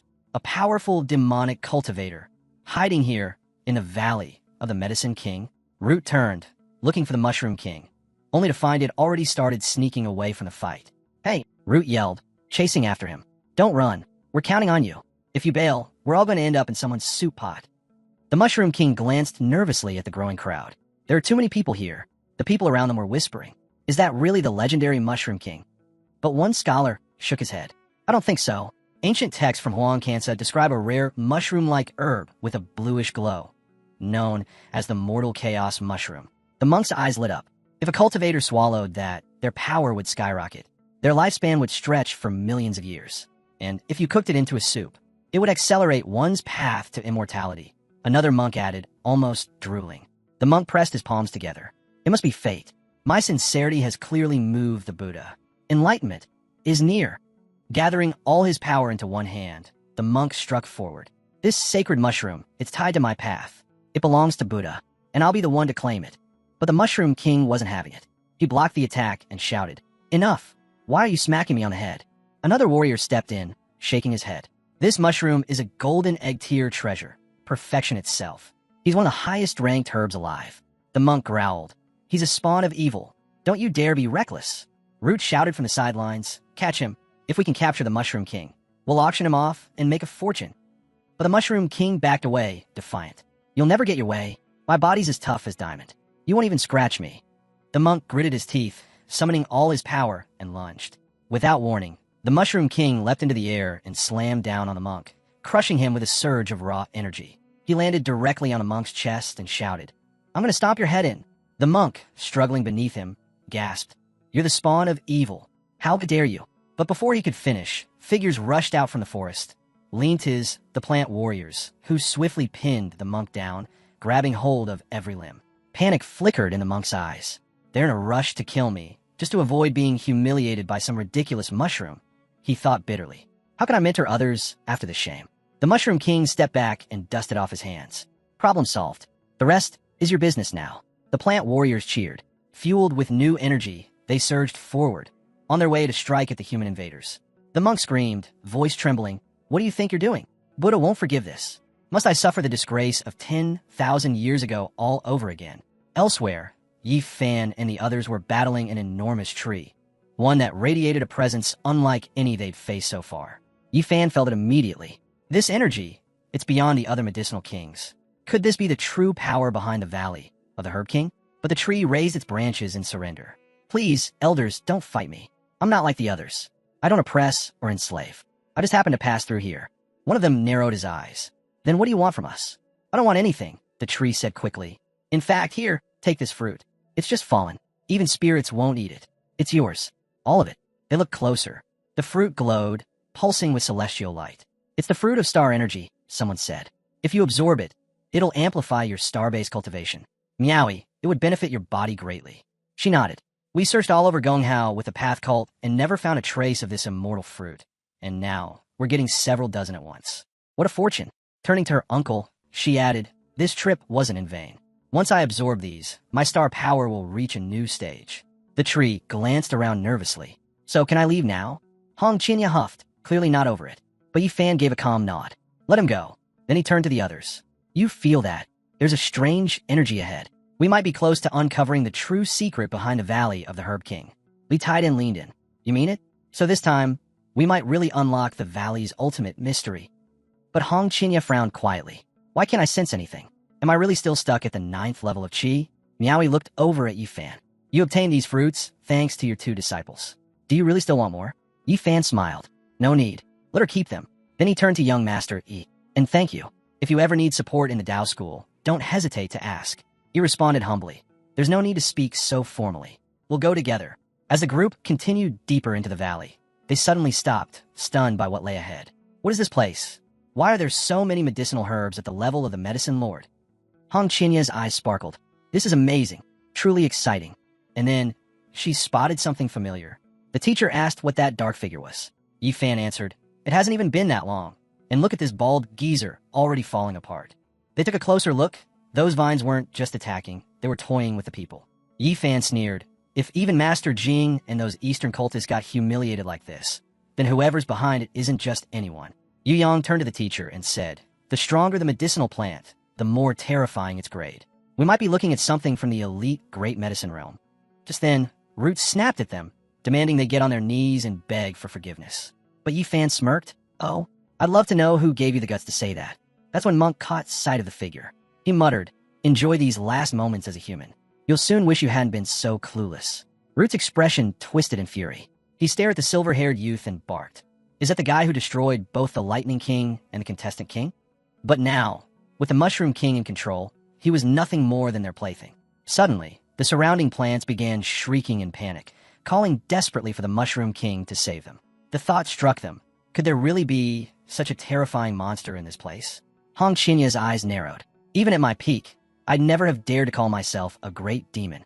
So who is this guy? Yifan leaned in, intrigued. Now I'm curious to see what a true great demon looks like. Root glanced around, no sign of the Mushroom King. And without a second thought, he turned and bolted. But even as he ran, he yelled back, "You fools! The Mushroom King is the strongest villain here. Only he can defeat that monster." Yifan raised an eyebrow.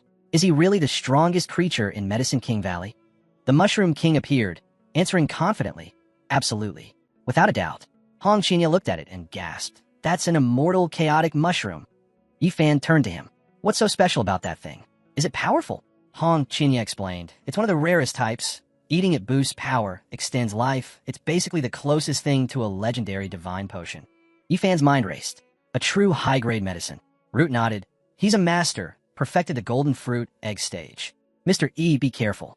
If anything goes wrong, we'll find a way to teleport out." But Yifan shook his head. "Relax. I know what I'm doing." Meanwhile, the Mushroom King growled. "Humans are wicked. All they think about is eating me, disturbing my sleep." He glared. "Why did you come here?" That cold voice crushed the air. Yifan felt the gap between them. It was huge. But instead of backing down, he reached for his trump card. "You came at the perfect time," Yifan said. He activated it. A sudden beam of sunlight swept the area, making the plants tremble in fear. Watching this, Meowie whispered to her uncle, "Looks like young Master's technique isn't bound by the Chi practice realm." Her uncle nodded, eyes sharp. "Yes, and it carries a terrifying force. It ignores." The energy completely defied the laws of Medicine King Valley. Even Hong Qinya couldn't believe what he was seeing. How did the teacher pull this off, he muttered. The Medicine Clan held absolute authority in this place, precisely because of the sacred laws they enforced. Laws laid down by the Honorable Medicine Clan themselves. These rules weren't just ordinary. They were unique, immortal technique. Anyone stepping in a Medicine King Valley would be immediately bound by them. The only exception, of being on the same level, or stronger, than the one who cast the rules. Only then could those boundaries be bent or shattered. Hong Qinya stared at the scene in disbelief. No way, he thought. There's no chance he's that powerful. If he was, none of us would have survived his first strike. Still trying to make sense of it. Hong Qinya turned to Wang Cuihua. "Are you okay?" Even the monk was stunned. Just moments ago, he remembered how his own palm strike barely left a mark. Meanwhile, the blow from the great Mushroom King had hit with crushing force. And yet now, that same monster had been swatted away with a single slap. The monk could feel it. His Buddhist heart was trembling, about to burst. Our protagonist sensed the Mushroom King's slam into the ground. Bruised and dazed, he wondered, was I just sent flying? That can't be. Back then, the herb sage personally placed a seal here, claiming no one below a level 4 true immortal could break it. So what's going on? Did the seal weaken over time? He turned to the Mushroom King and said, "If you've got no other tricks left, I'll be turning you into soup." Power began to gather at his fingertips. The Mushroom King shouted, "You big jerk, I won't let you have your way." He charged, but our hero struck him multiple times in an instant, spinning him midair. Then he summoned a surge of power and slammed him hard across the face. The Mushroom King panicked. Can this guy really ignore rule suppression? He cursed the herb sage for being unreliable. This human cultivator broke a seal that should have been unbreakable. Does he have an undying overlord body or something? Our hero's magic flared, his eyes glowing. He punched the Mushroom King in the gut, and a beam of light shot from the sky, blasting the king and shrinking him down into a pitiful mushroom. In shock and drenched in sweat, the Mushroom King cried out that he couldn't believe he was losing to a human inside Herb King Valley and admitted he was too weak. The entire valley began to buzz with gossip, accepting that the Mushroom King had been defeated and Herb Valley had fallen. Tears filled the Mushroom King's eyes as he confessed he wasn't strong enough and had no one else to blame, not even the herb sage. He reflected on his long and dull life. wishing that in the next one, he could be human instead of a mushroom.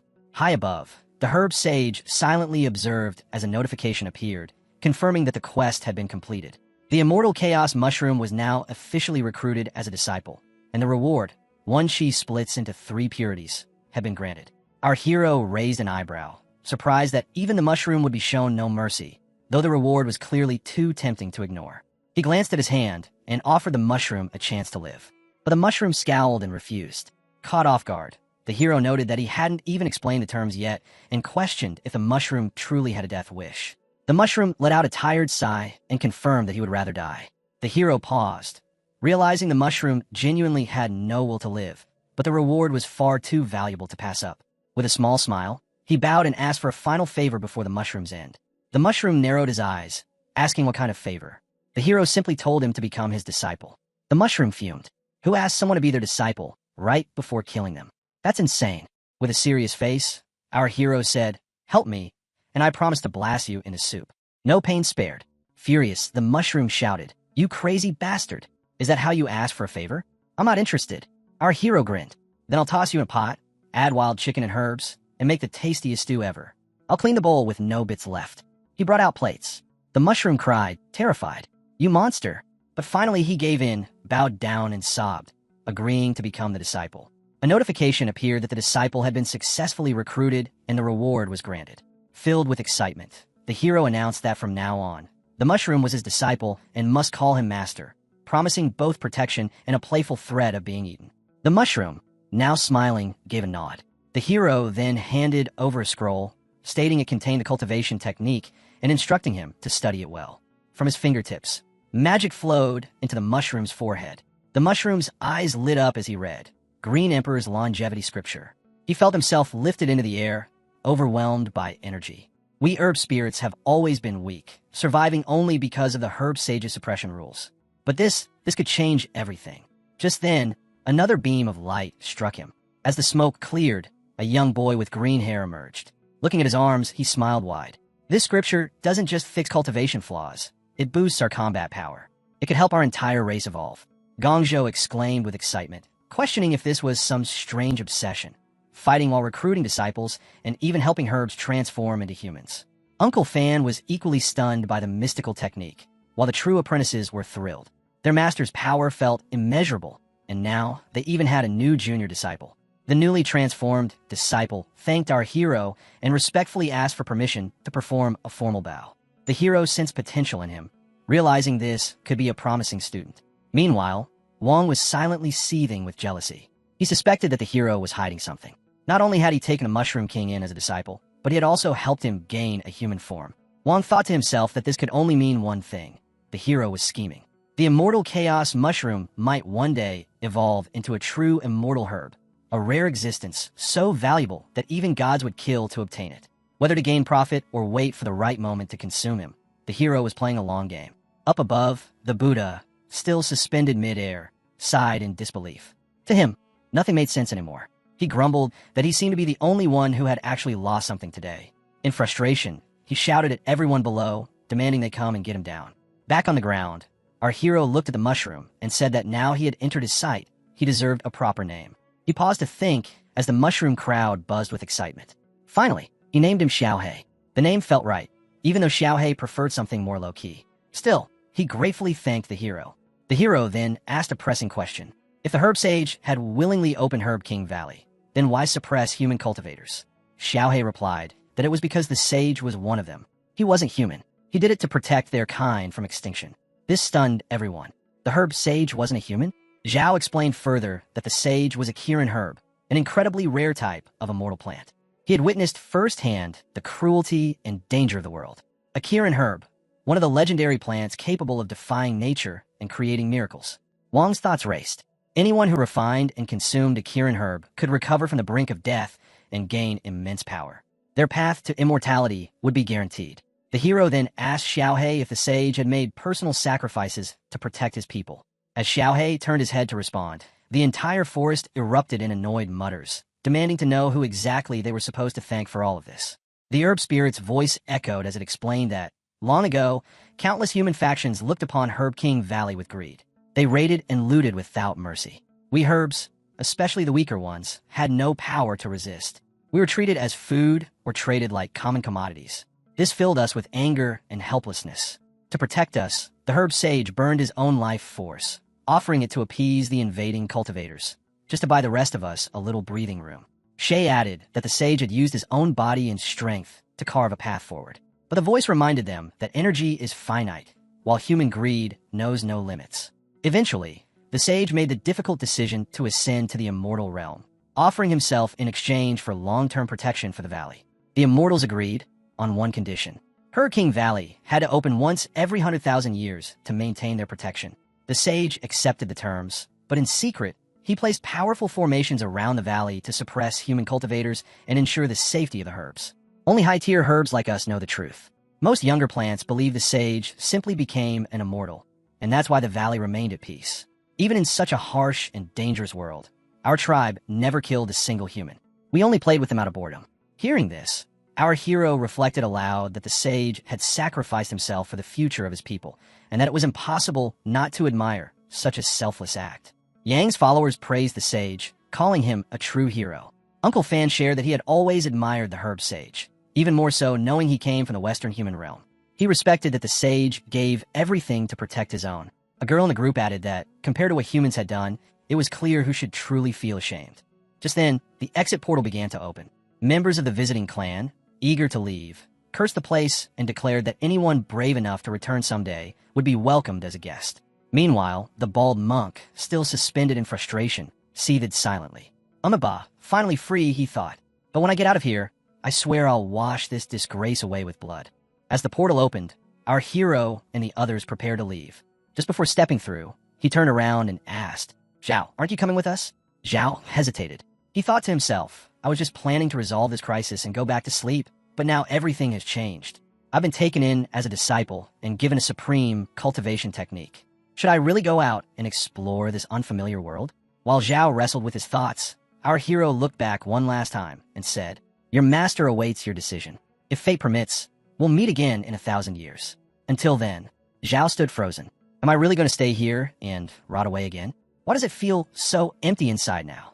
Something sparked in his eyes. Am I really returning to that long, lifeless existence? No, I don't want that. Suddenly, the ground beneath him began to smoke. Zhao shot upward and cried out, "The world is vast. I want to see it." He shouted toward the portal, "Master, please take me with you. I want to see the world by your side." Our hero smiled and responded, "Then from now on, I'll take you flying with me." The rest of the herbs stood in stunned silence. One wondered aloud why the Mushroom King was leaving too. Another speculated that he must have gone crazy after turning human. Others grumbled among themselves, assuming he had been tricked by the human and cursing quietly under their breath. As they passed through the portal, the crowd on the other side greeted them with excitement. Some spectators even felt envious that they hadn't been chosen to enter Herb King Valley themselves. Then, to everyone's surprise, the Buddha emerged from the portal too. He muttered, "Finally, I'm out of that cursed valley." His disciples rushed to him eagerly. "Master, how did it go?" The Buddha scowled and snapped, "Do I look like I made a killing in there?" His disciples bowed in apology, clearly regretting their curiosity, while the rest of the crowd sweated nervously. Suddenly, a loud voice cut through the commotion. "Everyone who came out of Herb King Valley, stand still and don't move." A group of strangers armed to the teeth blocked their path. "Anyone who resists, don't blame my master for being ruthless. Our master is Yi Junlin, a pseudo-immortal." This group, pretending to serve the legendary Yi Junlin, had no idea what kind of storm they were about to stir. Some of the bystanders scoffed, calling them shameless robbers. But others urged silence, warning that they could be dangerous. One girl was visibly frustrated. "These clowns again," she muttered, clearly fed up. But our hero stepped forward, eyes cold. Well, I didn't catch you before, but now you've walked right into my hands." The fake Yi Junlin group readied themselves for battle. But the crowd's anger intensified the moment they realized that some of the imposters were women dressed up as Yi Junlin. It was a blatant insult, one that our hero could never tolerate. His brother, furious beyond measure, shouted with rage that he was a blade demon feared by all, and now they had reduced him to a joke. He vowed to grind every last one of them into dust. Meanwhile, Zhao nervously glanced around, overwhelmed by the chaos and sheer number of people. He quietly wondered to himself if this was what the outside world was really like. One of the white-hatted cultivators approached him and reassured him that their clan would handle the rest, and there was no need to worry. Zhao then looked at the girl nearby and asked how he should address her as a senior. She responded with a gentle smile, saying her name was Bai. When Zhao tried calling her by a more affectionate nickname, she blushed, bouncing slightly on the ground with excitement, saying it was the first time anyone had ever called her that. As they turned their attention back to the unfolding scene, Xiaohei, now fully human, muttered in disbelief that humans were truly next level when it came to being shameless. At the center, the bald monk stepped forward, power coiling around him like a storm. His expression turned grave as he asked the opposing group if they were truly prepared to go through with their plan. The fake group started to sweat nervously. They realized the monk wasn't afraid in the slightest, and worse, that was clearly tribulation energy radiating from him. He had to be a pseudo-immortal. Their leader tried to maintain his composure and reason internally that there was no need to panic. After all, Yi Junlin had once killed a pseudo-immortal from Feathergate. As long as he acted confident, he might be able to bluff the bald monk into backing down. So, with forced arrogance, he confronted the monk, demanding to know if he dared challenge him and whether he even understood who he was. He declared that when he made a move, no one in the entire Eastern domain could stop him. The monk's disciples were left stunned by this revelation. They whispered among themselves that the man standing before them was Yi Junlin, the very same warrior who had annihilated Feathergate's million-strong army. That one battle had cost Sky Temple dozens of elders and countless disciples. The monk let out a sigh, the truth dawning on him. So this was the infamous Yi Junlin. He murmured that heaven must truly be favoring him today. Nearby, an elder's expression turned pale as he whispered that the bald monk was from Sky Temple, a group that held a deep grudge against Junlin. This situation could turn catastrophic. However, the monk simply brought his palms together and responded with calm reverence. He greeted Junlin as Brother Yi, adding that it was an honor to meet him at last, and that he had heard many things. The elder watching from the crowd began to sweat. The monk's respectful tone was unexpected. Was he really letting go of past grievances? It seemed the name Yi Junlin held far more weight than anyone had imagined. Another monk disciple leaned toward his companions and questioned quietly why Master Rendang was being so polite, given that the two were supposed to be sworn enemies. Another observer muttered to himself that Yi Junlin had truly become someone no one could afford to provoke anymore. From the side, our hero let out a chuckle. One of his disciples leaned closer and remarked with admiration that even the bald monk was showing their master such deep respect now. The fake Yi Junlin stepped forward, pretending to speak with calm authority. He said that since fate had brought them together today, he hoped the monk would stay out of whatever happened next. But the monk replied with a serene smile, acknowledging him as Brother Yi and offering to lend a hand. Without warning, the monk soared into the sky and summoned a massive formation tool. The artifact rapidly grew in size, glowing with divine energy. He invoked the Heaven Net subjugation formation and brought it crashing down on the imposters. The old man leading the fake group cried out in panic, demanding to know what the monk was doing. The monk's voice rang with finality as he declared that, since fate had brought them together, he would personally guide them all toward nirvana and eternal peace. The disciples, overwhelmed by the monk's fury, began to panic. They insisted they had no quarrel with him and offered to hand over the treasure peels if that was what he wanted. One of them questioned whether this was because of the incident in Medicine King Valley and assured that they would not reveal anything about it. The monk, his voice unsteady, denied there had ever been a deal. But deep inside, he knew the real issue. They had witnessed his humiliation in Xianbai Valley. He couldn't allow that disgrace to spread eastward. Silencing them, taking the peels, and placing the blame on Yi Junlin seemed like the perfect solution. 3 birds with 1 stone, and he would emerge as a hero of justice. One disciple held out a scroll and revealed that he was an elder of the Great Yin dynasty, warning of the consequences of harming him. Another, a burly man with a wild appearance, claimed to be a core elder of the Chinquan sect and declared that any harm to him would bring ruthless retaliation from his sect. At that moment, a glowing magical hand materialized in the air. The monk emerged from it and coldly declared that the time for talking was over. The magical hands seized the sect members and crushed them into pulp. The fakie started to worry, thinking that he had planned to quit after this with clean hands, yet things had spiraled out of control. Trying to maintain composure, he reached out his hand, clearly implying he hoped they wouldn't cast him aside. The monk, with glowing eyes, responded with calm respect, claiming to admire Yi deeply and even expressing that he had a favor to ask. According to him, Yi wanted treasure while he wanted survival, so forming an alliance seemed mutually beneficial. Fakie internally judged the monk's chanting and emotional act as nothing more than flattery aimed at Yi Junlin, but he went along with it. He gave the monk permission to proceed and assured that if anything went wrong, he would take full responsibility. One of the disciples couldn't hold back and shouted at him in fury, accusing him of joining forces with the bald monk to slaughter them all. He cursed him as a greedy traitor destined for a horrific end. Miao, witnessing the chaos, asked her uncle whether Yi Junlin had gone completely mad. Her uncle tried to calm her down and pointed out that the imposters bore a striking resemblance to Ji Julin and his group. She then admitted that she had been suspicious for some time, and after all that had happened on this journey, she had come to believe that Yi Gongzi might truly beat Ji Julin. Her uncle advised her to stay composed and wait to see how everything would unfold. The monk began casting another spell, creating a glowing yellow flower that emitted a sharp clang so painful that everyone instinctively covered their ears. Shay reported that, as instructed, the entire event had been recorded using the image-capturing pearl. Another disciple remarked that now they had proof, it would be interesting to see how the hypocrites try to play innocent. Then, deciding to warm up a little, he shot into the sky. Our hero burst upward at insane speed and shattered the monk's barrier with a mere flick of his fingers. The monk stared in disbelief, wondering who this man really was. Then he realized the truth. It was Ji Julin from the Yuantan sect. Gasps echoed from below as the crowd tried to process the revelation. They questioned whether this was the same Ji Julin from the Medicine King Valley, and if so, then who were the others posing as him? The fake group began to panic. Miao confirmed to Uncle Fan that this was indeed Ji Julin, just as she had suspected. Uncle Fan agreed, recalling how even at the Dragon Gate Inn, Ji Julin had seemed extraordinary, and in the Medicine King Valley, that feeling only deepened. He believed that Ji Julin was like a soaring dragon, far above the rest of them who were merely ants. Hovering in the sky, the real Ji Julin remained silent while the imposters sweated, realizing that their act had been exposed in front of the real one.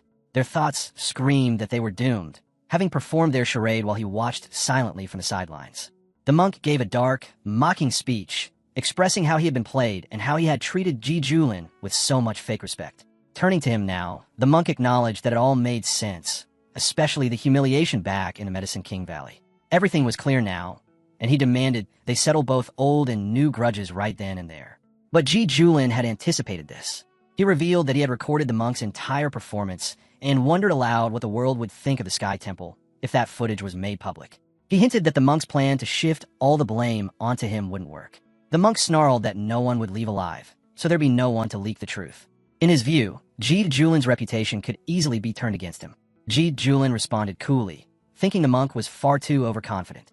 Now furious, the monk began channeling an even darker energy. He explained that the only reason he had lost in the Medicine King Valley was due to his suppressed cultivation.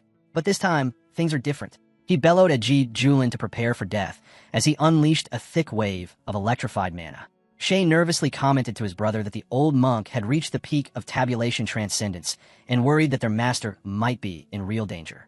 Meanwhile, Wang quietly observed, thinking that anyone who could defy the rules of immortality must be hiding a terrifying trump card. The monk hurls a spell at our boy. A notification appears. A horse has been hit by a pre-tribulation transcendence enemy. Passive abilities activate. Power rises to match perfected tribulation transcendence. Our boy says, "Here we go." He breaks the spell with one clean strike and says, "Is that all?" The monk takes the hit and stumbles back, with blood dripping from his mouth. "You are hiding deep," he shouts. "You are actually at the peak of tribulation too." Our boy stands tall and says, "Tell me, how do you want to die?" The monk grits his teeth and shouts, "So what if you've reached the peak? I spent years building the indestructible diamond body just for battles like this. You won't break me that easily." Our hero replies, "I gave you a chance. You chose to throw it away." The monk yells, "Stop acting proud," and raises both hands to summon a spell. A giant golden dragon bursts out from the air and roars as it charges forward. The beast is enormous, glowing, and filled with destructive energy. Our boy doesn't flinch. He flicks his fingers, and a powerful spell takes shape. A giant hand, made of pure energy, forms above and grabs the dragon by the neck. The dragon cries out as the hand tightens and shrinks it into nothing. The monk stares in disbelief. His strongest technique vanished like smoke. The hand now floats over his head, ready to strike. He quickly calls on his last resort and summons the Vajra Infinite Lamp. He channels his power and forces the hand apart, freeing himself from its grip. He takes a deep breath, thinking he survived. But our boy doesn't wait. He casts another spell. A crushing force slams the monk into the ground. Blood shoots from his mouth as his body hits the earth hard. His disciples watch in silence, unable to believe what they just saw. The monk coughs and wipes the blood from his face. He lies there, worn out and confused, asking himself if he is still alive. He realizes that the strong body he once trusted is nearly broken. With no other option, he reaches for the treasure pills from Medicine King Valley. Suddenly, herbs from every disciple start floating toward one spot. Panic spreads as everyone watches helplessly. In less than a minute, The monk's body is fully healed and shining with energy. He rises again and casts a stronger spell, filled with intense mana. He shouts, "This fight is just getting started." But our boy stares at him calmly. "No," he says, "it's already over." The monk asks, "What do you mean?" Our hero holds up his hand and begins forming a glowing sphere of energy. Lightning sparks from every side of the ball. He looks straight at the monk and says, "Let's see how you handle this."